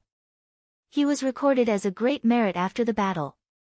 This time, Yang Qindong directly included him in the first batch of 6 officers for the conferment ceremony. Tiger's Mane and the other 5 walked excitedly in front of Yang Qindong, who was wearing the commander's uniform. Then, a gorgeous long military rank appeared on the empty epaulets. Just now, everyone felt that Tiger's Mane and the other 5 were lacking something. When the military ranks, collar flowers, and the Type 81 insignia were put on one by one, their spirits were lifted. They gave off a feeling of perfection and impeccable. Among the 6, Tiger's Mane was given the rank of captain, which was also the highest among the 6. Gao Xiong and Ling Song were given the rank of first lieutenant, while the other 4 were given the rank of second lieutenant. These were the 6 officers under Yang Qindong. After being conferred their ranks, the 6 of them uniformly saluted Yang Qindong and at the same time declared their loyalty to the 6th young master and the people. Then, a large number of soldiers who had passed Lin Feng's training walked up the stage. There were a total of 320 people, including He Yang, Song Deshang, and the other 4 instructors. This time, the 5 of them were not selected as officers. This was a lesson that Yang Qindong wanted to teach them. This kind of punishment was not excessive for underestimating the importance of cultural studies. However, it was too late for the 5 of them to regret it.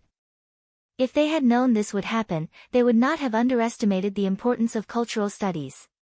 However, it was too late to say anything now. They could only perform well and hope that they would be included in the next conferment ceremony. 320 people walked up the stage. They had already changed into civilian clothes. Although it was a soldier's uniform, it still gave people a refreshing feeling. If it weren't for the example of Tiger's mane and the other 5 officers, their appearance would definitely have attracted waves of screams. Even so, there were still many young men and women below the stage who looked envious. The 6th young master had said that not only men could become soldiers, but women could as well. There were even some special military branches that only women could do better. As for the other 2,000 auxiliary soldiers, they were also the reserve soldiers. When they saw the 320 soldiers standing neatly on the stage, they were all looking forward to the day when they would be recognized and pass the test. How cool would it be to finally get a set of such clothes? Presumably, when that day came, they wouldn't have to worry about finding a wife anymore. There were 320 people, some in white Navy uniforms, and some in green Army uniforms. One by one, they walked up to Yang Qindong and were given a collar flower, a cap badge, and a private first-class epaulet. This was a symbol of identity and status. In addition, everyone also received a training uniform under the Type 07 uniform, a pair of combat boots, a beret, and a belt. The Army mainly wore camouflage uniforms, while the Navy had a white upper body and dark lower body. As for their weapons, they received a Type 95 assault rifle, a 3-shuttle bayonet, a combat shovel, and a number of grenades and other items. These 320 people passed the physical fitness, military literacy, and cultural tests. Their scores reached the level of elite veterans in the future, and the only thing they lacked was combat. Once they finished 100 battles, they would inevitably become an invincible army. The 320 people were also assigned to the Army and Navy as the backbone of their existence. In the future, depending on their performance, it wouldn't be long before there would be a lot of officers. But the next time, Yang Qindong might not be able to personally award them one by one. From beginning to end, the award ceremony was carried out under thunderous applause. Every time a soldier's epaulet was crowned with the rank of private first class, it would attract fierce applause from below. These people seemed to see themselves tomorrow. This applause was not only support and envy, but also encouragement and self-awakening. This conferring ceremony greatly elevated the status of the soldiers, increasing their sense of honor and belonging. Facts also proved that after the ceremony, more and more people signed up to join the army, and even some old people and women asked to sign up. Later, it was Yang Qindong who personally expressed his stance that the matter calmed down. He promised that every industry was a contribution, not only soldiers, as long as they made an outstanding contribution, the effect would be the same. Next, he would prepare enough medals to reward those who made outstanding contributions. And the medals were not limited to soldiers, workers, farmers, even teachers and businessmen, and even members of the children's regiment, as long as they had outstanding performance, they could also receive medals. Medals were also divided into grades, which meant that glory could also be exchanged for money. In other words, it was a symbol of status, but it could also be used to supplement the family. Of course, in the future, if someone received a medal, whether or not they would use it to make money was another matter. Unless they couldn't live anymore, no one would do that. After the award ceremony, Yang Qindong stayed at the illegal docks for 5 days. He looked at the progress of some factories, gave some valuable suggestions, and listened to Gao Xiong and Ling Song's plan to jointly attack Crimson Castle and occupy the entire Ryukyu Island. After that, he got up and left. There was no other way. With Yang Qindong's current status, it was very difficult for him to stay at the illegal docks for too long. If someone went to Yang village and couldn't find him, then there would be an unknown problem. Before he had enough strength, Yang Qindong still had to be careful. After bidding farewell to Ling Song, Gao Xiong, and the others, as well as the sobbing Xiaoyu and the others, he finally got into the carriage and returned to Jianing Manor after he repeatedly promised that if Xiaoyu performed a meritorious deed, he would personally confer the title to her. In the carriage, Qiao Yin considerately placed a thick cushion behind Yang Qindong to make it more comfortable for him to lean on. After watching Qiao Yin carefully do all this, she lowered her head and didn't say anything. Yang Qindong could tell that she had something on her mind. He smiled and moved his head closer. "What's wrong, Yin? Is there something you're unhappy about?" "Nothing." Qiao Yin is envious of the young master's elegance. When she praised someone, her tone was so powerless. Yang Qindong was even more certain of his judgment. His expression also became more serious. "Yin, you must have something on your mind. Tell young master." "Of course, if you don't say anything, then you're not of one mind with the young master. I'll find someone to marry you off." Yang Qindong, who cared a lot about Qiao Yin, used a threatening tone as he spoke. If he really had to marry Qiao Yin off, he was afraid that he would be the first one to miss. Qiao Yin also cared a lot about Yang Qindong. When she heard this, she was frightened. Her face immediately fell and she looked like she was about to cry. "Young master, Qiao Yin has something on her mind. I'm worried about you, young master. You mustn't marry Yin, her off." As she spoke, Qiao Yin threw herself into Yang Qindong's embrace. Her tears flowed down uncontrollably.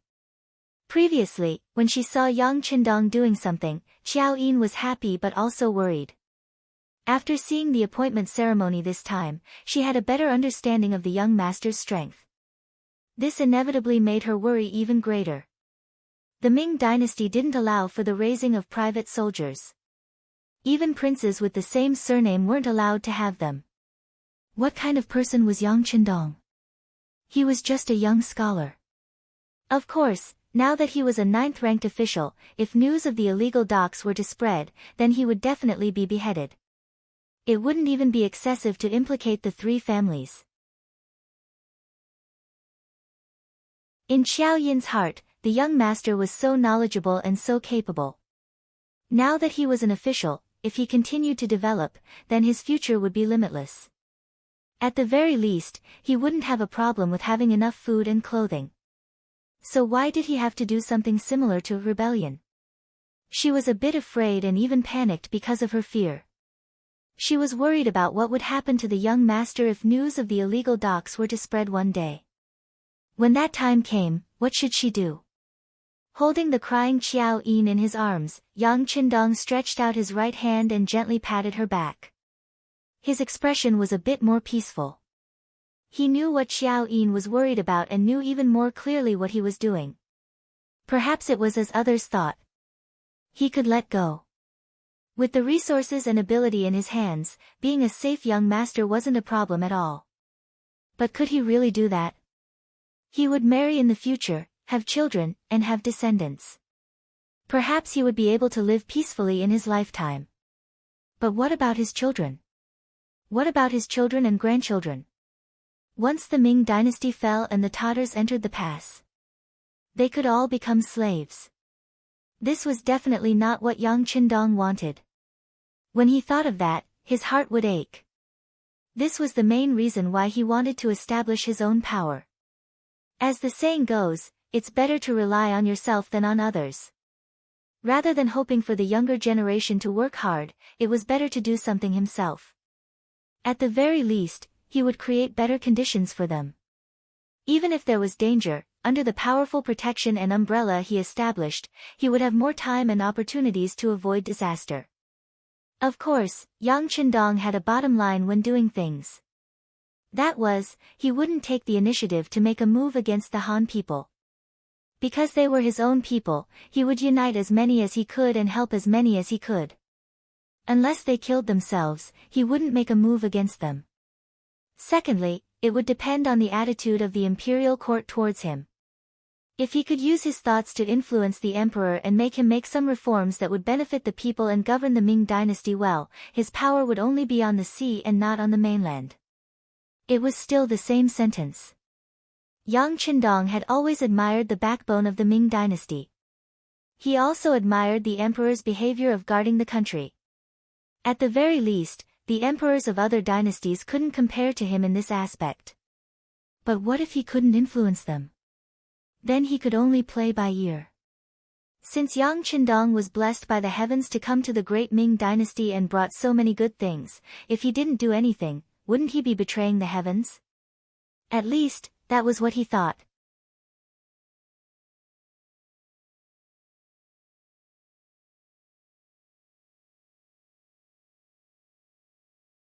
Chapter 37.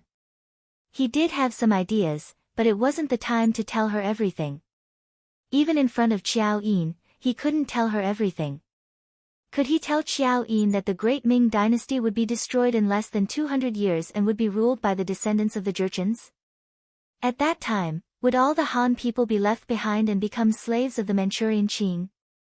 Even if he was willing to tell her, even if Qiao Yin worshipped him, she probably wouldn't believe him. Since that was the case, there was no point in saying more. It was better to follow his own ideas. Yin, I know what you're worried about. But look, isn't the young master fine now? Moreover, I've already made them prepare to leave the illegal docks. Once they find a new place to live, there won't be any leaks. Young master, I will be safe.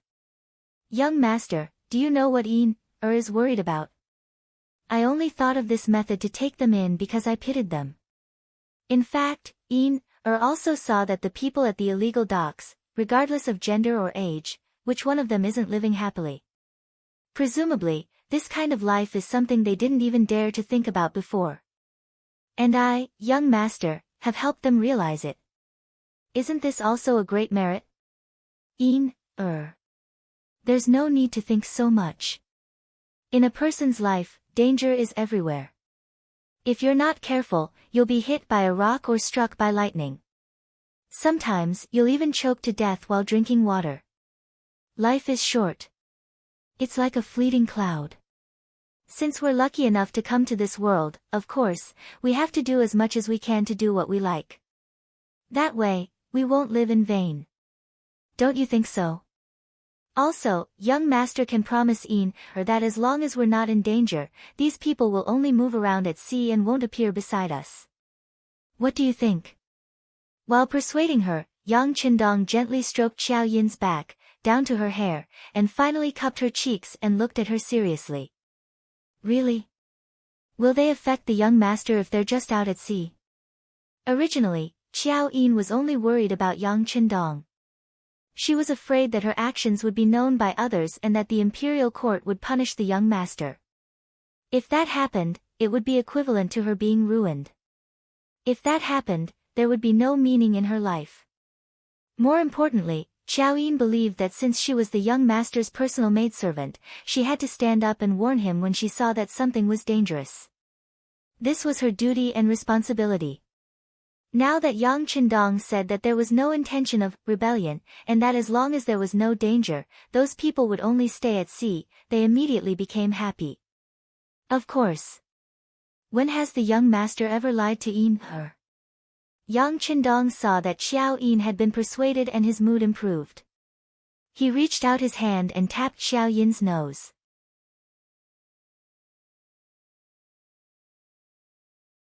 Only then did Qiao Yin realize that she was so close to the young master.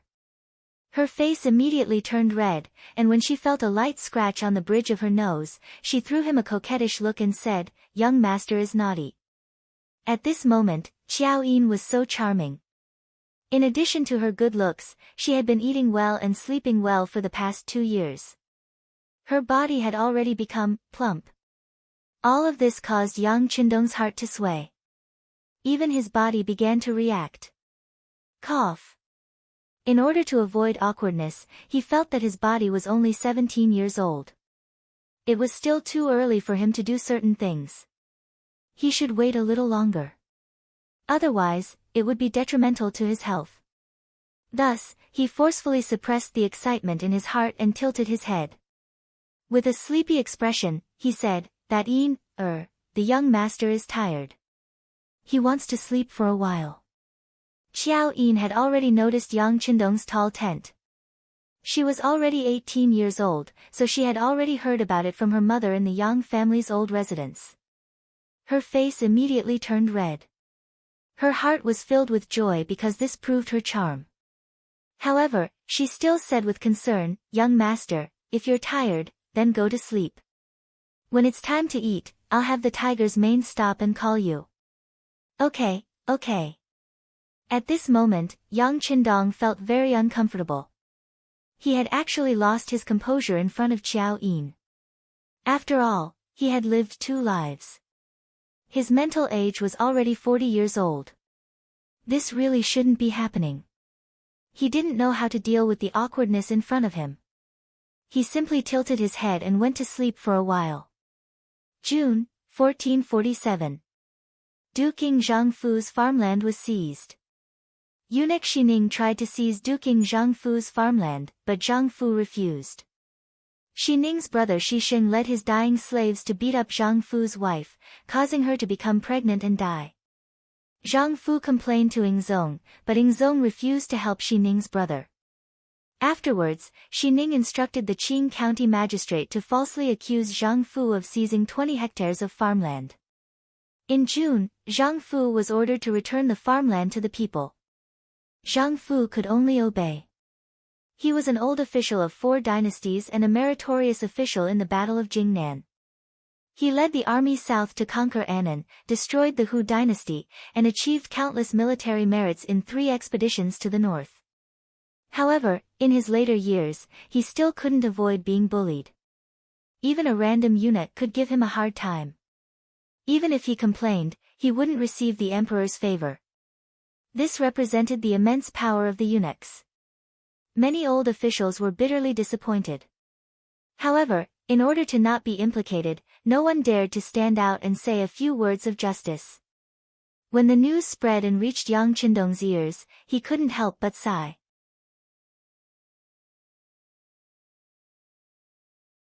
From this matter, he seemed to have seen his own future. Once he entered the capital and became an official, he would have to deal with eunuchs. At that time, how could he let them have their way? If he really offended them, who knew if the same thing would happen to him? If that was the case, wouldn't he have to swallow his pride like Du King? He had made so many contributions and was an old minister of several dynasties. In terms of qualifications and experience, he could be considered qualified. However, he was still unable to escape the fate of being bullied. This was tantamount to sounding the alarm bell for Yang Qindong. It made him firmly believe that maintaining a sufficient armed force was extremely important. A month later, good news came from the Black Pier. After careful planning, Gao Xiong and Ling Song had worked together, and 7 days ago, they had successfully taken Crimson City and taken control of the situation there. The messenger had also sent a few plans and blueprints for the construction of Crimson City. Once the 6th young master agreed, they could begin to implement them.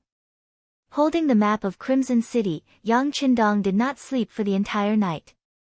He spent half the morning perfecting the map and marking the locations of the factories. After that, he wrote a letter to Gao Xiong and Ling Song, congratulating them on their victory. At the same time, he reminded them not to be arrogant. They had to follow their previous plan and slowly expand their territory and influence through assimilation. At the same time, they had to seal off Ryukyu Island so that only people could enter and not leave. They couldn't allow any news of what had happened there to be leaked, especially to the Great Ming. For the sake of safety, Yang Qindong's method of communicating with others was always in the form of a secret letter, which was written with sugar water. Sugar water was a carbohydrate, an organic substance.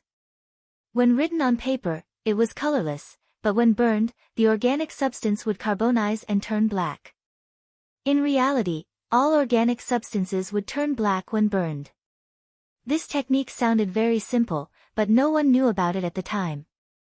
It was guaranteed that even if the letter fell, no one would know what was written on it. With Crimson City taken, the Black Pier began to move.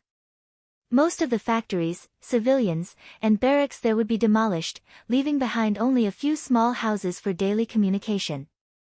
This way, even if someone discovered that place, it wouldn't be a big problem. Yang Qindong could finally have a good night's sleep. Ever since the Black Pier had been established, Yang Qindong had been very cautious. Gao Xiong had said more than once that the Black Pier was in a very remote location and was destined to be very difficult to discover. But its existence meant that there was a chance of it being discovered. This was inevitable.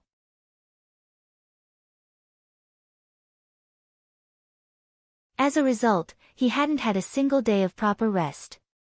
Now that the Black Pier had moved, the stone hanging from his heart could finally be put down.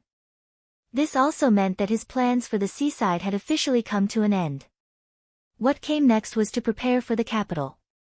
For this matter, Yang Qindong called the old butler, Yang Hai, over. He had to trouble him to make a trip to the capital and find a good place on the outskirts of the capital. It had to be at least 1,000 mu to 2,000 mu. He wanted to build a Yang family manor in the north. There were two reasons for this. Firstly, he wanted to plant potatoes. This was a high-yield crop that no one knew about, so naturally, he had to experiment with it first. In truth, there wasn't much to experiment with.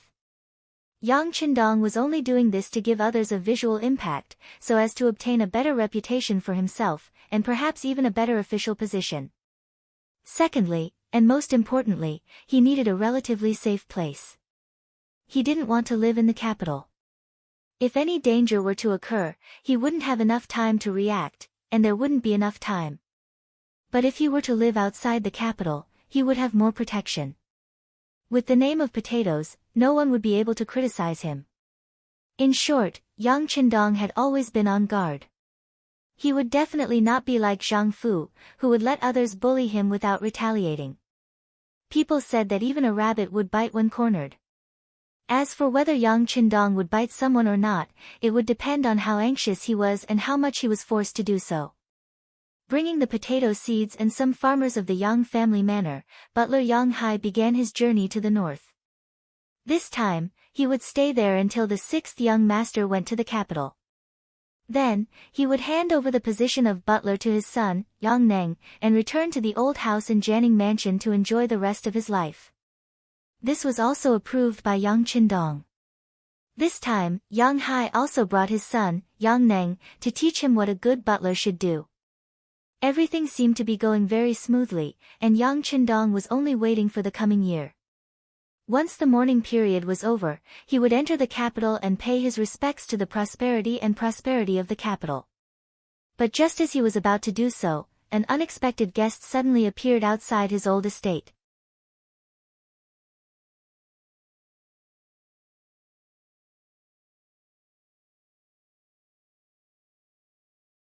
Chapter 38.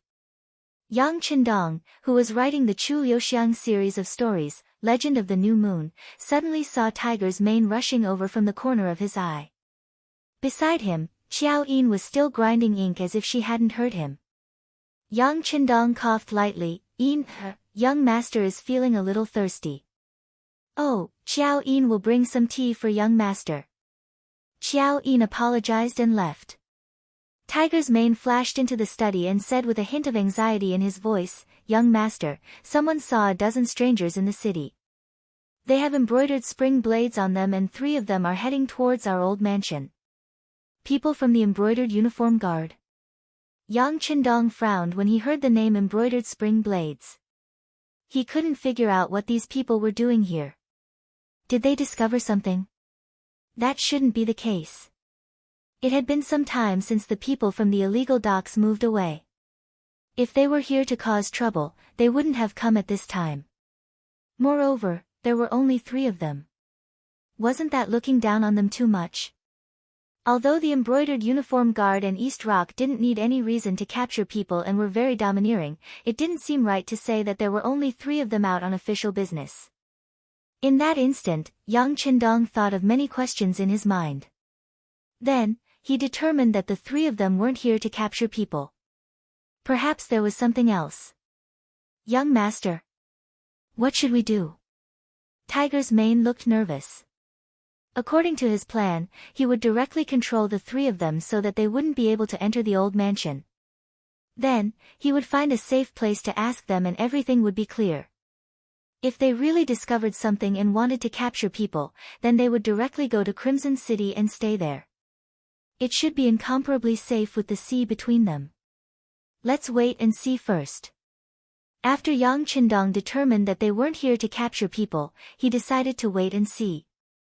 Then, he thought of something and reminded Tiger's mane, "Don't make a move without my orders, understand?" "Yes, young master."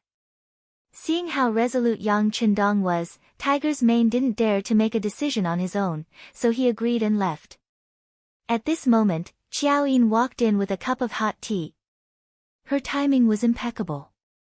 Outside the Yang clan's old mansion, 3 men dressed in casual clothes but carrying embroidered spring blades slowly walked past the Yang's gate. "You feel that someone is watching us?"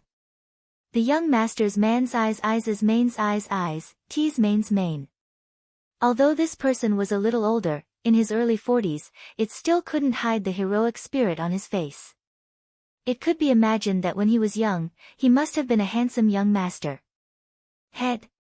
I don't see anyone following us." One of them looked around and shook his head.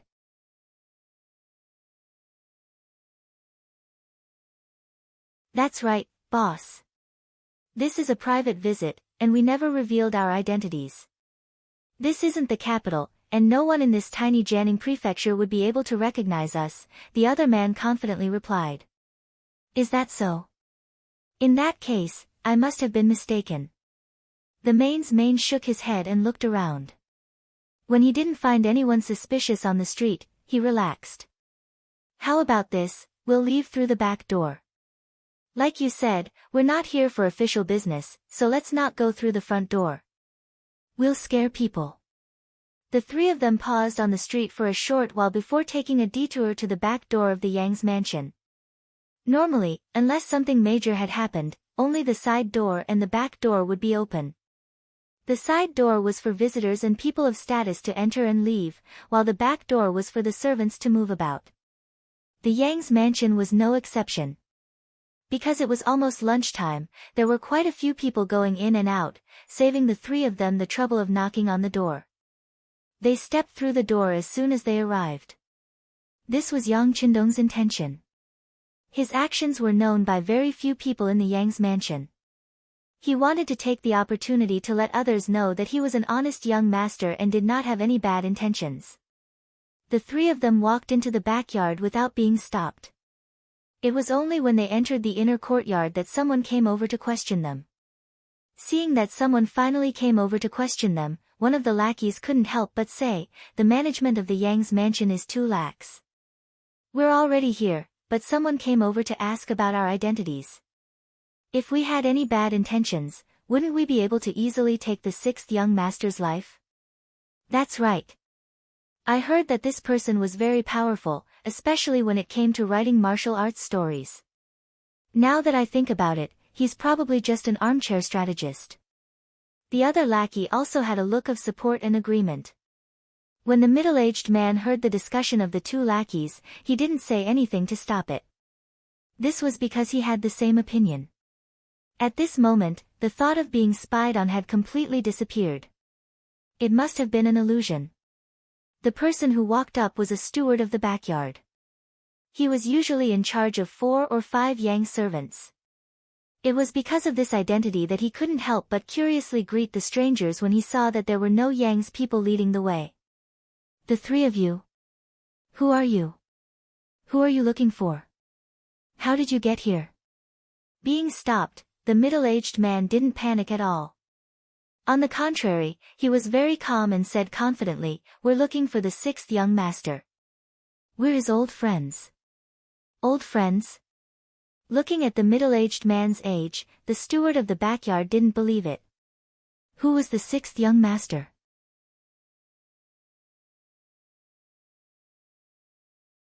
How old was he? How could he have friends of this age? Moreover, these people were his friends. It didn't make sense for them to come to the backyard instead of paying a visit to the front door. Hee, I don't think you're the young master's old friends. You're here to ask the young master to tell you a story, right? The steward of the backyard thought that he had guessed correctly. With a dark smile, he wanted to shout and summon people to chase these three people out. Ever since the rise of Yang Bao, there were many people who wanted to see the sixth young master. However, because the young master rarely received guests, he used the excuse that it wasn't appropriate for him to receive guests at home. This caused some people to have crooked thoughts. There really were all kinds of people. The three people in front of him were probably people who wanted to fish in troubled waters from the backyard. The steward thought that he had seen through the clues. He opened his mouth and was about to shout when a pair of large hands flashed over and covered his mouth. Let me tell you, if you don't want to cause trouble, don't shout. The person who made the move was the middle-aged man. As he spoke, he took out an ivory belt. It was the special identification of the embroidered uniform guards.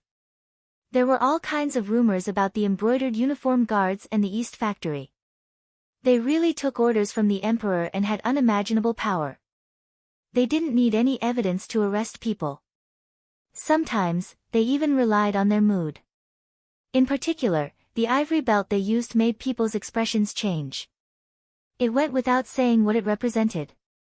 Now that it appeared in front of him, the steward's legs went soft and he was about to kneel on the ground. The middle-aged man used a bit of strength and lifted him up. Then, he said in a low and threatening voice, "Which courtyard is the sixth young master in?" "The north courtyard." "The one in the north." Feeling the strength of the hand, as if it could break his neck at any time, the steward of the backyard answered with a pale face. "Lead the way." The middle-aged man casually pushed the steward to the back. A subordinate took the steward. The group of four then walked towards the courtyard where Yang Qindong was. All of this was seen by Yang Lu in the dark. However, because the young master had already instructed not to touch these people, he could only watch. However, the steward of the backyard who went soft was remembered. After this incident, this person would definitely not be able to stay in the Yang family's old residence. He actually dared to betray the sixth young master. Just based on this person would never be employed by the Yang family. Even with the personality of Tiger's mane and the other servants, it was hard to say if they could survive after leaving the Yang family. With someone leading the way, the four of them quickly arrived at the courtyard. However, this place was very quiet. It didn't look like someone lived here at all. At the same time, the middle-aged man also felt a faint murderous aura nearby, as if it could open its mouth and swallow him at any time. What is this place? Why is it so quiet? The middle-aged man's eyes were bright and full of expression as he looked around. However, he couldn't find any traces of other people. If it weren't for the fact that he carried out all sorts of missions all year round, he probably wouldn't even be able to feel a trace of murderous aura. After knowing that the other party was an embroidered uniform guard, the steward of the backyard didn't have a shred of integrity. He thought that the young master had committed a crime and was about to be captured. He thought that the Yang family was finished. Thus, he didn't hide anything and pointed to a room about 20 steps away. That is the study room of the sixth young master. Because the young master likes peace and quiet, servants like us are not allowed to come here. Trash. Seeing that the person in front of him had betrayed his master, the embroidered uniform guard who was holding him snorted angrily and casually threw him to the ground. The other person took large strides forward. From the looks of it, he wanted to scout ahead and see which room the sixth young master was in. Isn't it a pleasure to have friends from afar? However, this doesn't seem to be the way of a guest, does it? Could it be that you want to show off in front of this young master? A slightly immature but confident voice rang out. Following that, a young man in a green robe walked out of the study room, followed by a beautiful maid. He held a folding fan made of ivory in his hand, appearing rather graceful. The people who had appeared were naturally Yang Qindong and Xiao Yin. With Yang Qindong's keen senses, he naturally heard the approaching footsteps and knew that someone had arrived at the courtyard. However, he didn't immediately walk out. Instead, he pointed outside the window for Xiao Yin to see. "Yin, some troubles will appear even if we don't want to. You will slowly understand this young master's intentions."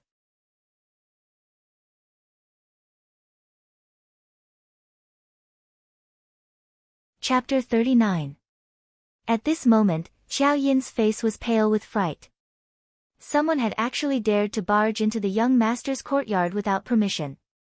What were they trying to do? Were they trying to threaten the young master? At this moment, Xiao Yin really wanted to shout. She really wanted to berate Tiger's Mane and the rest for what they were doing.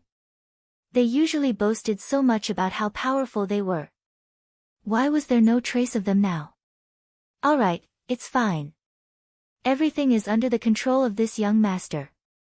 Yang Qindong saw that Xiao Yin was trembling. She was clearly frightened. For a moment, he was a little angry. After comforting Xiao Yin, he led her out of the study. After confirming that there were only 3 people, Yang Qindong's expression turned cold. Entering the courtyard without the owner's permission. How are you any different from bandits? If you can't give this young master an explanation, then don't leave today. As soon as he finished speaking, a man walked out from the flowering trees to the side. This person was tall and sturdy, with broad shoulders and a round waist. He also had a fierce gaze. It was the servant Beta Persei. His appearance could serve as a deterrent, and also ensure that if anyone wanted to harm the young master, they would have to go through him first. In the dark, Tiger's Mane was leading several other servants or personal guards to aim their small crossbows. Next, the young master only needed to say one word, and these 3 people, including the housekeeper in the backyard, would be dead on the spot. The Yang family didn't need such traitorous ingrates. The questioning voice was very clear in the quiet courtyard. However, the 3 people who were questioned didn't panic at all. Instead, it was the brother in charge of scouting who chuckled. "What's wrong? We've barged in. What can you do about it?" "Very good." Yang Qindong smiled like a spring breeze, then closed his folding fan. "Beta Persei, teach him a lesson." Whoosh! As his voice fell, a fist the size of a clay bowl arrived in front of the embroidered uniform guard. Its speed was so fast that it actually caused a burst of explosive sounds to ring out in the wind. Everything happened too quickly. The embroidered uniform guard didn't have time to prepare. When he saw the fist coming, he instinctively retreated. At the same time, his body leaned backwards like a metal bridge, trying to avoid the fierce punch. The reaction of the embroidered uniform guards could not be said to be slow. Even their movements of retreating were very standard. This was enough to deal with an ordinary attack. But today, he met Beta Persei, who was the best fighter among the bodyguards other than Tiger's Mane. Even when he fought Leng Song one-on-one, he did not back down. At the same time that the embroidered uniform guard retreated, the long fist had already been retracted. All of this was just a feint to force the embroidered uniform guard to do this. Then, a long leg swept over. In the next breath, it hit the waist of the embroidered uniform guard. Unable to dodge, he was kicked directly. The strength of the kick was so great that the embroidered uniform guard was sent flying. When he landed on the ground, he was already several feet away. "You're courting death." Seeing that his companion was attacked and injured, another embroidered uniform guard shouted. Another embroidered uniform guard roared and leaped over. The distance of 7 or 8 steps was covered in 3 strides. Then, his body soared into the air. His right arm stretched forward, and a long fist smashed towards Beta Persei's temple. This punch was extremely fast and ferocious. It was clear that this punch was meant to kill second young Master Yang. Under this punch, two voices of "no" rang out. The ones who spoke were the middle-aged leader of the embroidered uniform guard and the maid, Xiao Yin. However, without waiting for the voices to fade, Beta Persei had already turned around and punched. His body's flexibility seemed to have exceeded the limits of a human. After that big and fierce punch smashed over, the power of the punch met with the outstretched hand. Under the collision of the two fists, a snapping sound rang out. That was the embroidered uniform guard's arm being dislocated by the huge force. This was because Yang Qindong had previously said that they should not casually injure people before figuring out the purpose of these people. Otherwise, with this punch, the embroidered uniform guard's entire right arm would be crippled. Ah! With his arm dislocated, pain spread throughout his body. The embroidered uniform guard who wanted to sneak attack also cried out in pain as he fell to the ground and began to roll. The pain caused him to instantly break out in cold sweat, drenching his head. This kind of pain was unbearable even for a man of steel. Beta Persei did not even look at the two embroidered uniform guards who fell to the ground. Instead, his gaze fell on the leader. Although he did not say anything, his meaning was very clear. He wanted to take care of him as well. Wait. Seeing that his two subordinates who were quite skilled were unable to withstand a single blow, the middle-aged man knew that he had encountered a problem today. He immediately stretched out his hand and threw an ivory waist token with words on it across the air. Beta Persei reached out and caught it. After glancing at it, he raised his head and looked seriously at the middle-aged man in front of him. He then took a few steps back and came in front of Yang Qindong, respectfully handing over the ivory waist token. Embroidered Uniform Guard Town Supervisor Hu Zhangning. Looking at the words engraved on the waist token, Yang Qindong softly read it. But then he raised his head and looked at Hu Zhangning with a puzzled expression. Confusion was written all over his face. That. We were just passing by while carrying out a mission. We have long heard of the sixth young master's reputation and wanted to meet him. But because of the issue of identity, we did not want everyone to know about it, so there was a misunderstanding.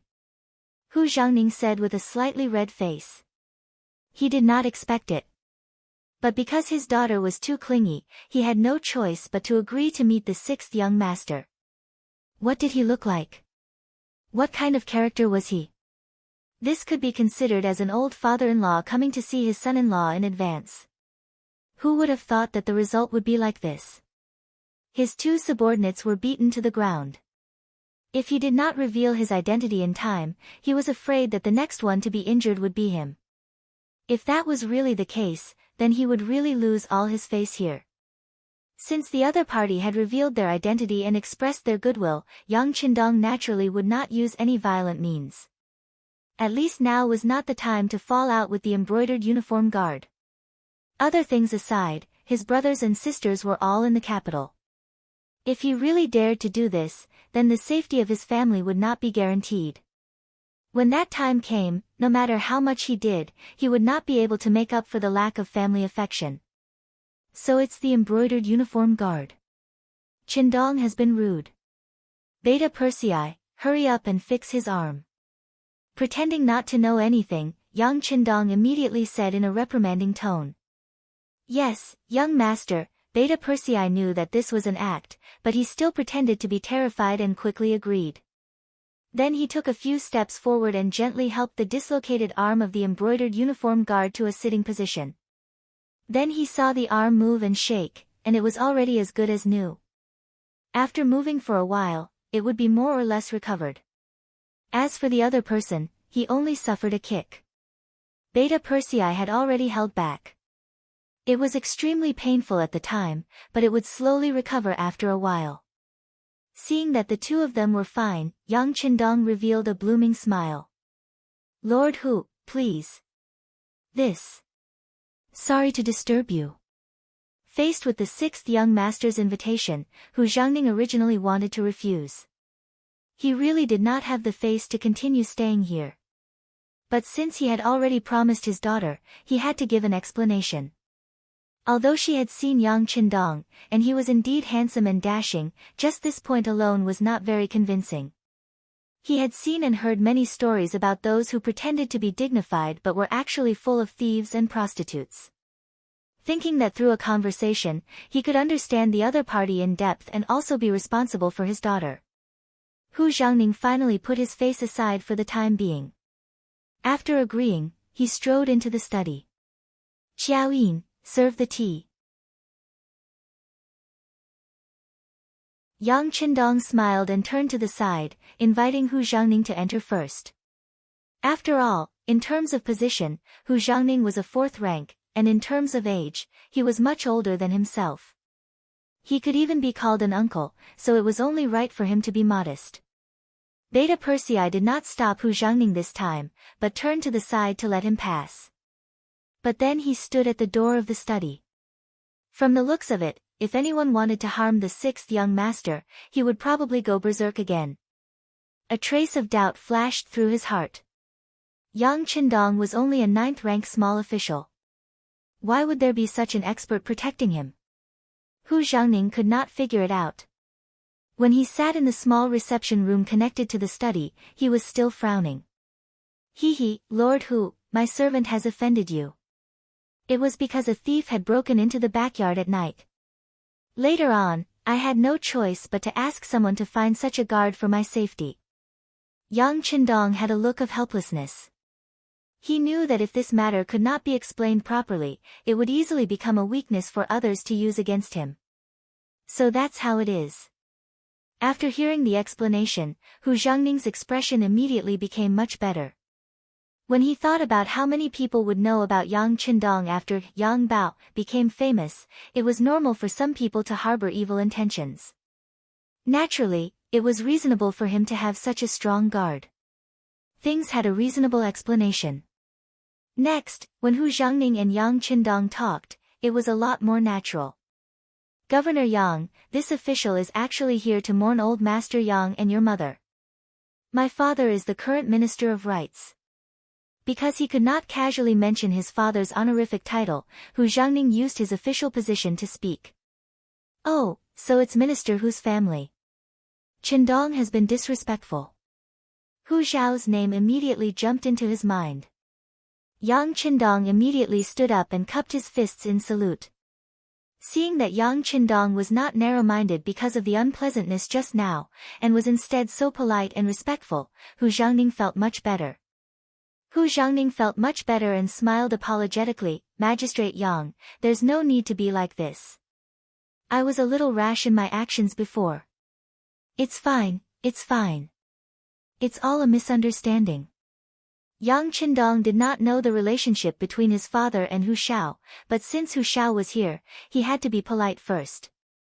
As for the future, he would leave it to the Security Bureau to investigate.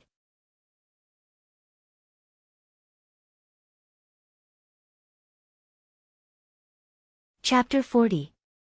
Yang Qindong had no choice but to take Hu Xiangning to the praying hall since he had stated the purpose of his visit. There were temporary memorial tablets for his father and mother there for outsiders to mourn. Following Yang Qindong to the praying hall, Hu Xiangning lit the incense. Seeing that the place was unusually clean and the room was filled with the fragrance of incense, and the incense ashes were piled high in the incense burner, Hu Xiangning knew that it must have been caused by the frequent burning of incense. He couldn't help but have a better impression of Yang Qindong. A filial person couldn't be a bad person deep down. In addition, Yang Qindong treated the guests politely and spoke in a steady manner, which was much better than other young people of his age. It was a sign of his composure. Though Hu Xiangning had already stated his identity, he didn't show any intention of flattering him. It was evident that this person was a man of integrity and pride. If he could be tempered, he might become a pillar of the state in the future. If Hu Xiangning could have such a man as his son-in-law, it would be a good marriage. Walking out of the praying hall, Hu Xiangning intended to have a good chat with Yang Qindong to observe him and understand him better, as per his previous request. However, due to the embarrassing incident earlier, he refused even though Yang Qindong asked him to stay for dinner. They didn't leave through the back door, but through the side door. As soon as Hu Zhangning and the other two arrived on the street, the subordinate who had been knocked to the ground first said, "Why does the sixth young master have such a highly skilled swordsman by his side? I think we should investigate him thoroughly." That's right. This kind of expert is a top-notch existence even in the embroidered uniform guards and the Eastern faction. If we don't investigate this kind of person thoroughly, it's really unsettling. Another subordinate also said with a face full of indignation. It was understandable that he was angry. He had taken the initiative to launch a sneak attack, but he was knocked to the ground with one move. It was truly embarrassing. Enough. Hu Zhangning didn't tell his subordinates that his daughter had asked him to visit Yang Qindong, so they didn't know why he had come. It would be strange if he didn't get angry when he heard that they wanted to investigate his future son-in-law. If you can't beat him, then go back and practice hard. What's the use of complaining here? Also, what happened today was too embarrassing. Don't tell anyone about it. As for why there's such an expert here, it's because Yang Qindong is too conspicuous and he's afraid of being targeted. Hu Zhangning took the initiative to find an excuse and reason for the sixth young master. Being targeted? I don't think that's the case, the two subordinates said stubbornly. Originally, the embroidered uniform guards were an existence that people looked up to no matter where they went. However, after today's setback, they couldn't be blamed for having such thoughts. That's enough, Hu Zhangning said angrily. He might be his future son-in-law, but he didn't like the fact that people were so suspicious of him just because his bodyguard was a little more agile. Remember, Yang Qindong is old Master Yang's son. It's impossible and there won't be any problems. This was tantamount to the final conclusion. Hu Zhangning was angry. Although the two subordinates were still dissatisfied, they did not dare to say anything. They could only lower their heads and admit defeat. Hu Zhangning left.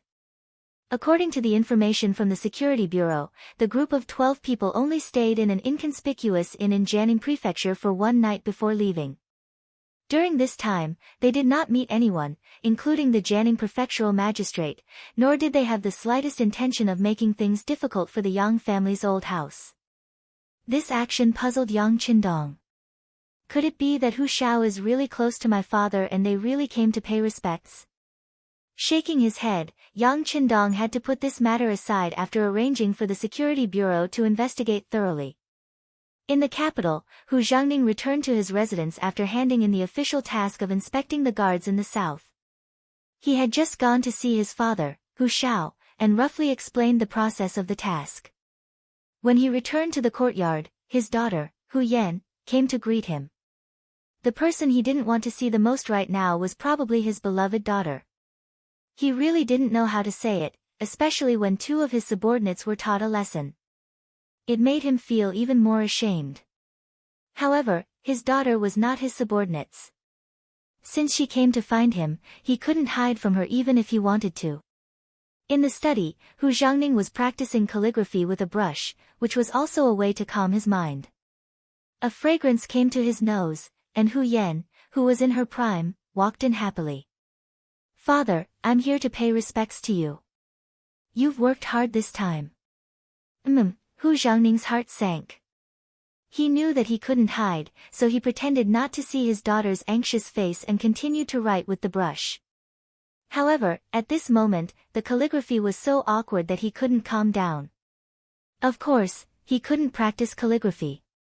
Seeing that her father was pretending to be confused, Hu Yan, who was young and immature, asked softly, "Father, did you go?" "No." Hu Zhangning shook his head before his daughter finished speaking. He didn't want to talk about this matter, so he wanted to fool her. However, the consequences of such an answer were so serious that he obviously didn't expect it. "Ah! Father, why didn't you go? Didn't you promise your daughter? You don't care about your daughter at all." As she spoke, Hu Yan's tone already carried a trace of sobbing. The thing he couldn't stand the most was his daughter crying in front of him. Hu Zhangning was a little annoyed and wanted to turn around and leave, but he knew that if he did so, his daughter would probably cry in the study for an hour. Sigh. Hu Zhangning, who loved his daughter, sighed and said, "You don't have to cry. I saw him." Hu Yan, whose tears were already rolling in her eyes, turned from gloomy to sunny in an instant. Her small hand couldn't help but reach forward and hold Hu Zhangning's arm. "Father, did you really go?" "Of course, why would I lie to you?" Hu Zhangning replied firmly. "But you just told your daughter that you didn't go." Who would have thought that Hu Yan would refute? Ah. Hu Zhangning's old face turned red, but he still didn't want to explain more. The main thing was that he couldn't afford to lose face. "Father was teasing you just now. Father has indeed seen the sixth young master. I also paid respects to old Master Yang and his wife." Speaking of paying respects to old Master Yang, this matter couldn't be false. Hu Yan also knew that this kind of matter related to the old man, her father would never lie about it. At the same time that she was happy, she carefully asked in a probing tone, "Father, what does the sixth young master look like? What's his character like? What was he doing when you went there?" All right, I was just passing by to take a look." Hu Zhangning really didn't know how to answer. Could he say that it was because his subordinates were incompetent and were beaten up, to the point that his father was almost beaten up? He really didn't have the face to stay there, so he didn't stay for long and left. "Well, because I was in a hurry to go back, I didn't stay for long. After paying respects to the old man, I left. As for the sixth young master you mentioned, it seems that he's okay." Hu Zhangning really didn't know how to say, so he just told his daughter that it was okay. Okay? Hu Yan's head was full of confusion. Obviously, she was a little dissatisfied with this kind of evaluation. Okay is okay, not okay is not okay. How can you say it's okay? Father suddenly remembered that I still have official business to attend to, so I left first. Hu Zhangning didn't know what else his daughter would ask, and he didn't know how to answer, so he simply found an excuse and left. Hu Zhangning's movements were agile. Before his daughter could figure out what was going on, he flashed out of the study and then left the mansion. He didn't even have time to take a look at his wife and concubines, leaving Hu Yan standing alone in the study in a daze. "Miss, His Excellency has left." The servant girl Qing entered the study without anyone noticing. She looked at Hu Yan, who seemed to have lost her soul, and said softly, "It's okay." "Humph. It's better than not, isn't it?" At this moment, Hu Yan suddenly figured it out. Although she didn't know why her father would answer her like this, she felt that it wouldn't be so simple. But since her father gave an evaluation of it, it was better than not okay and not okay. Hu Yan comforted herself. She really had the spirit of a modern AQ. Of course, this had a lot to do with the fact that she had a good impression of Yang Qindong first. Anyway, since this matter, Hu Yan didn't mention it again, and Hu Zhangning didn't mention it either.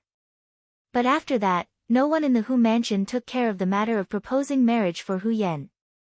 By right, she would be 16 years old after the new year. Even if she didn't have a marriage, she should have a candidate. But no one did it, and no one asked about it. As her father, Hu Zhangning didn't know what he said to his wife and concubines. In short, no one mentioned it again. The people of the Security Bureau also came to the capital and carefully investigated the relationship between Hu Xiao and Yang Rong, but they didn't have many clues. After all, they didn't have any foundation here, especially when they were investigating the affairs of important officials. The final result was that the two were indeed on good terms, but it didn't seem to be a very good personal relationship.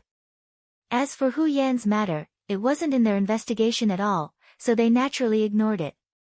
A month later, the news came back to the old house of the Yang family in Jianing Mansion.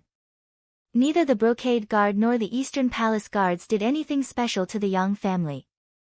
No strangers came to Jianing Mansion either. Since there was no need to worry about his safety, Yang Qindong naturally put things aside. Seeing that it was almost the new year, he still had many things to do. The bell of the year 1448 rang. People said that the new year was new. But in terms of the situation in the Ming dynasty, there were no big changes. The eunuchs were still rampant and held great power.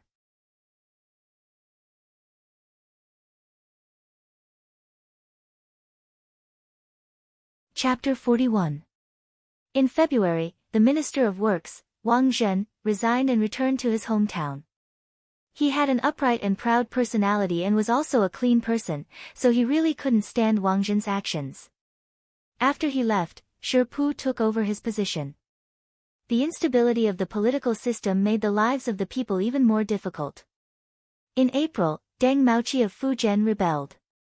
Deng Maoqi and Qin Jingjing revolted. One after another they captured Sha County, Yoshi, and other places. There were a lot of common people in the vicinity who agreed with them. The number of peasants who fell over each other to seek refuge with the rebel army reached several tens of thousands. The rebel army's reputation grew. Deng Maoqi established political power in Sha County's Qin Shan Zhai, calling himself the Ping Ping Wang. Shaxian was located in the north of Fujian province, not far from Jianing. For a moment, the people were in a state of panic, and Li Daotong, the prefect of Fujian province, even submitted a memorial requesting the imperial court to send troops to suppress them. In the Yang clan's old residence, Tiger's Mane, who had long since received the news, brought Beta Persei and 5 other brothers to the study. They knelt in front of Yang Qindong and begged him to leave. As the saying went, a gentleman would not stand under a collapsing wall. Now that old Madame Yang's mourning period was over, it was time to leave Jianing and head to the capital. That's right. It's time to leave. Yang Qindong slowly stood up from his wooden chair. But we shouldn't immediately head to the capital. First, we should go to Qiqian City to take a look. Even though Yang Qindong had given many suggestions on building the city, he hadn't been there himself. If he couldn't take a look, he wouldn't be able to rest easy. And once he went to the capital, it would be even more difficult to leave. If he didn't go now, he probably wouldn't have a chance for a long time. In the past, if Yang Qindong said that he wanted to go to Qiqian City before going to the capital, Tiger's Mane and the others would probably try to dissuade him. But now, as long as the young master was willing to leave Jianing, this dangerous place, they would agree to go wherever he went. Since no one objected, they immediately spent 2 days to pack their luggage. Yang Qindong went to the prefect's yamen and asked for a travel permit, saying that his mourning period was over and he wanted to go to the capital to reunite with his brothers. Although there was no war in Jianing Prefecture, no one could guarantee that the flames of war would not spread here. As long as they had connections, which one of them didn't think of a way to leave? Although Yang Qindong was the governor of Jianing, he was actually just a minor official. In the end, he still had to go to the capital. Magistrate Li Daotong was already prepared for this and did not stop him. He gave him a travel permit and reminded him to pay attention to his safety before letting him go. At the end of April, Yang Qindong left Jianing Prefecture. It was unknown when he would be able to return. Perhaps it would be very difficult for him to return in the future. When he walked out of the gate of the Yang family's old mansion, he turned around and took a deep look at it. Then, he strode out of the place. There was still a wider road ahead of him. Yang Wu and Yang Lu were responsible for protecting the kitchen maid, Yi Qiu'er, and the other 7 or 8 elders of the Yang clan's old residence and their luggage as they left for Nanjing. Most of the supplies were from the kitchen. Yang Qindong had spent a long time preparing some of the items, which were related to his foothold in the capital. As Yang Qindong's kitchen maid, Yi Qiu'er's status had never been low. With her carefully watching over them, it was impossible for them to speed up even if they wanted to. These people would pass through Nanjing and eventually wait for the young master at Tianjinwei. Tiger's Mane, Beta Persei, Yang Si, and Yang Qindong, who were protecting Qiaoyin, left Jianing and headed southeast for the Black Dock. There were already ships waiting to take them to the new Qiqian City. Qiqian City had been occupied for more than half a year. At this time, it was being rebuilt according to Yang Qindong's plan. Everyone knew that this was not like the Black Dock. This place would become their new base, and it was highly valued. No one dared to do anything to the construction of the city. On the contrary, with everyone working together, the construction speed was very fast. In addition, the climate was pleasant. There was no cold in the 4 seasons of the year. The lowest temperature was only 5 or 6 degrees. The construction had never stopped, so it was not an exaggeration to say that there was a small change every day and a big change every 10 days. By the time Yang Qindong arrived, he could already see the embryonic form of a semi-modern city. Although it was semi-modern, it was because there was no electricity. Although they knew the location and direction of the rubber trees, there were still some practical problems to solve to reach that far with the navigation methods at that time. They could only wait for the advanced ships to be built before they could truly make the journey. Because of this, a new shipyard was established. With some advanced information provided by Yang Qindong, it was developing day and night. After all, as a city on the sea, the strength of the ships would always be the first. On this point, almost everyone had reached a consensus. Although there was no electricity, the straight and wide roads in the city had been built and open to traffic. It was the kind of road with 6 lanes on the left and right. For the population of Qiqian City, which was only tens of thousands of people, it was definitely enough. Even if more people joined in the future, it could also meet everyone's needs. At the same time, both sides of the Dao tree were shaded by trees.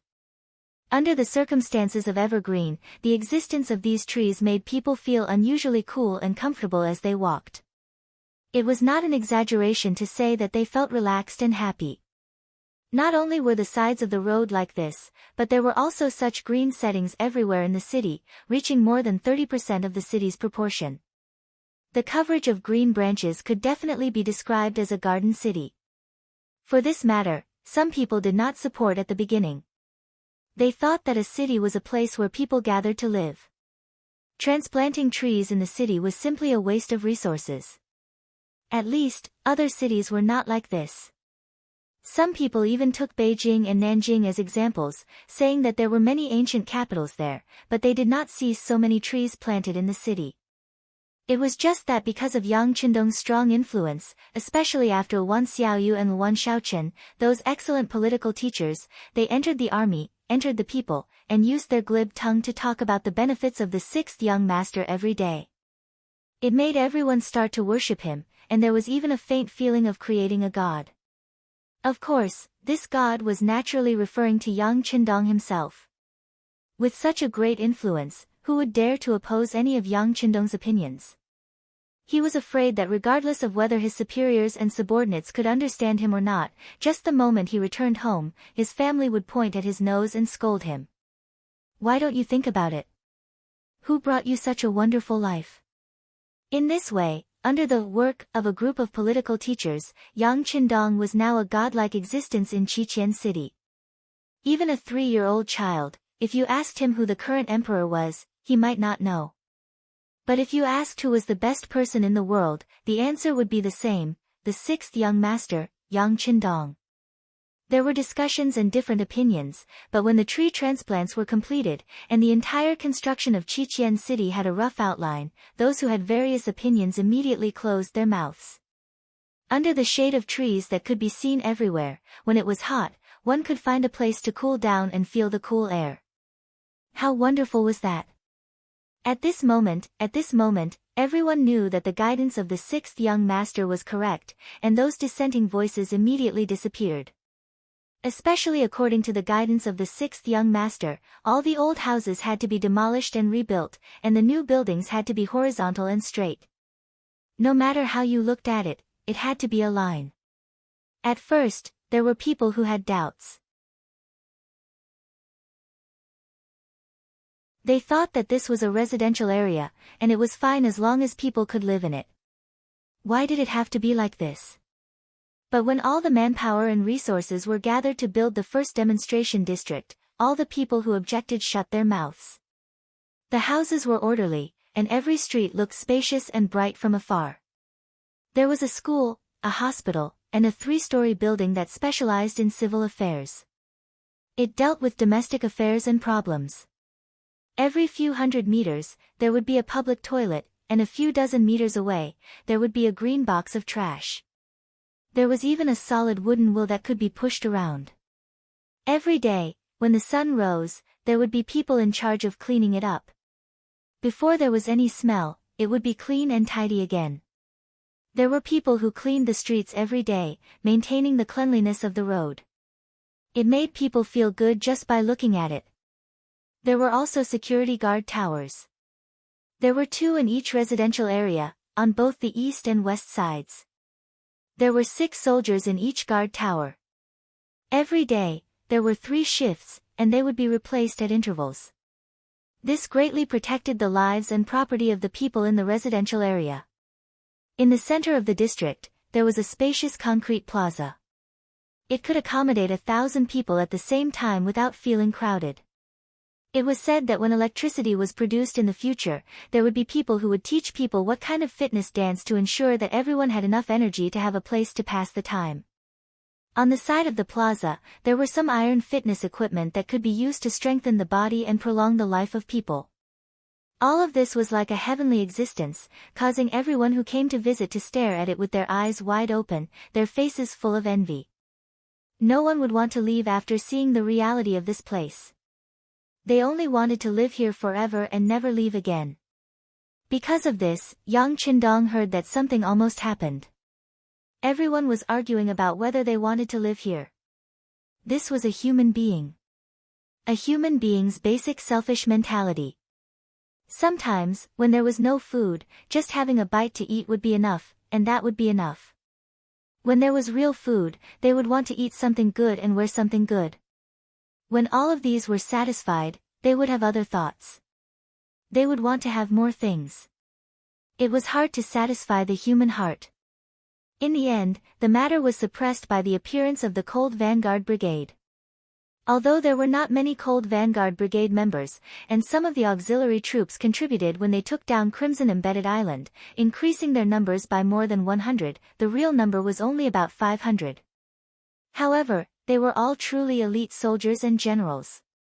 You're tuning in to the Blissful Bookshelf YouTube channel. We're so grateful for your support, and don't forget to subscribe to join us on this incredible journey through captivating stories. Your generosity through donations truly makes a world of difference, as it's the primary source of revenue that allows me to expand and enhance this channel for you.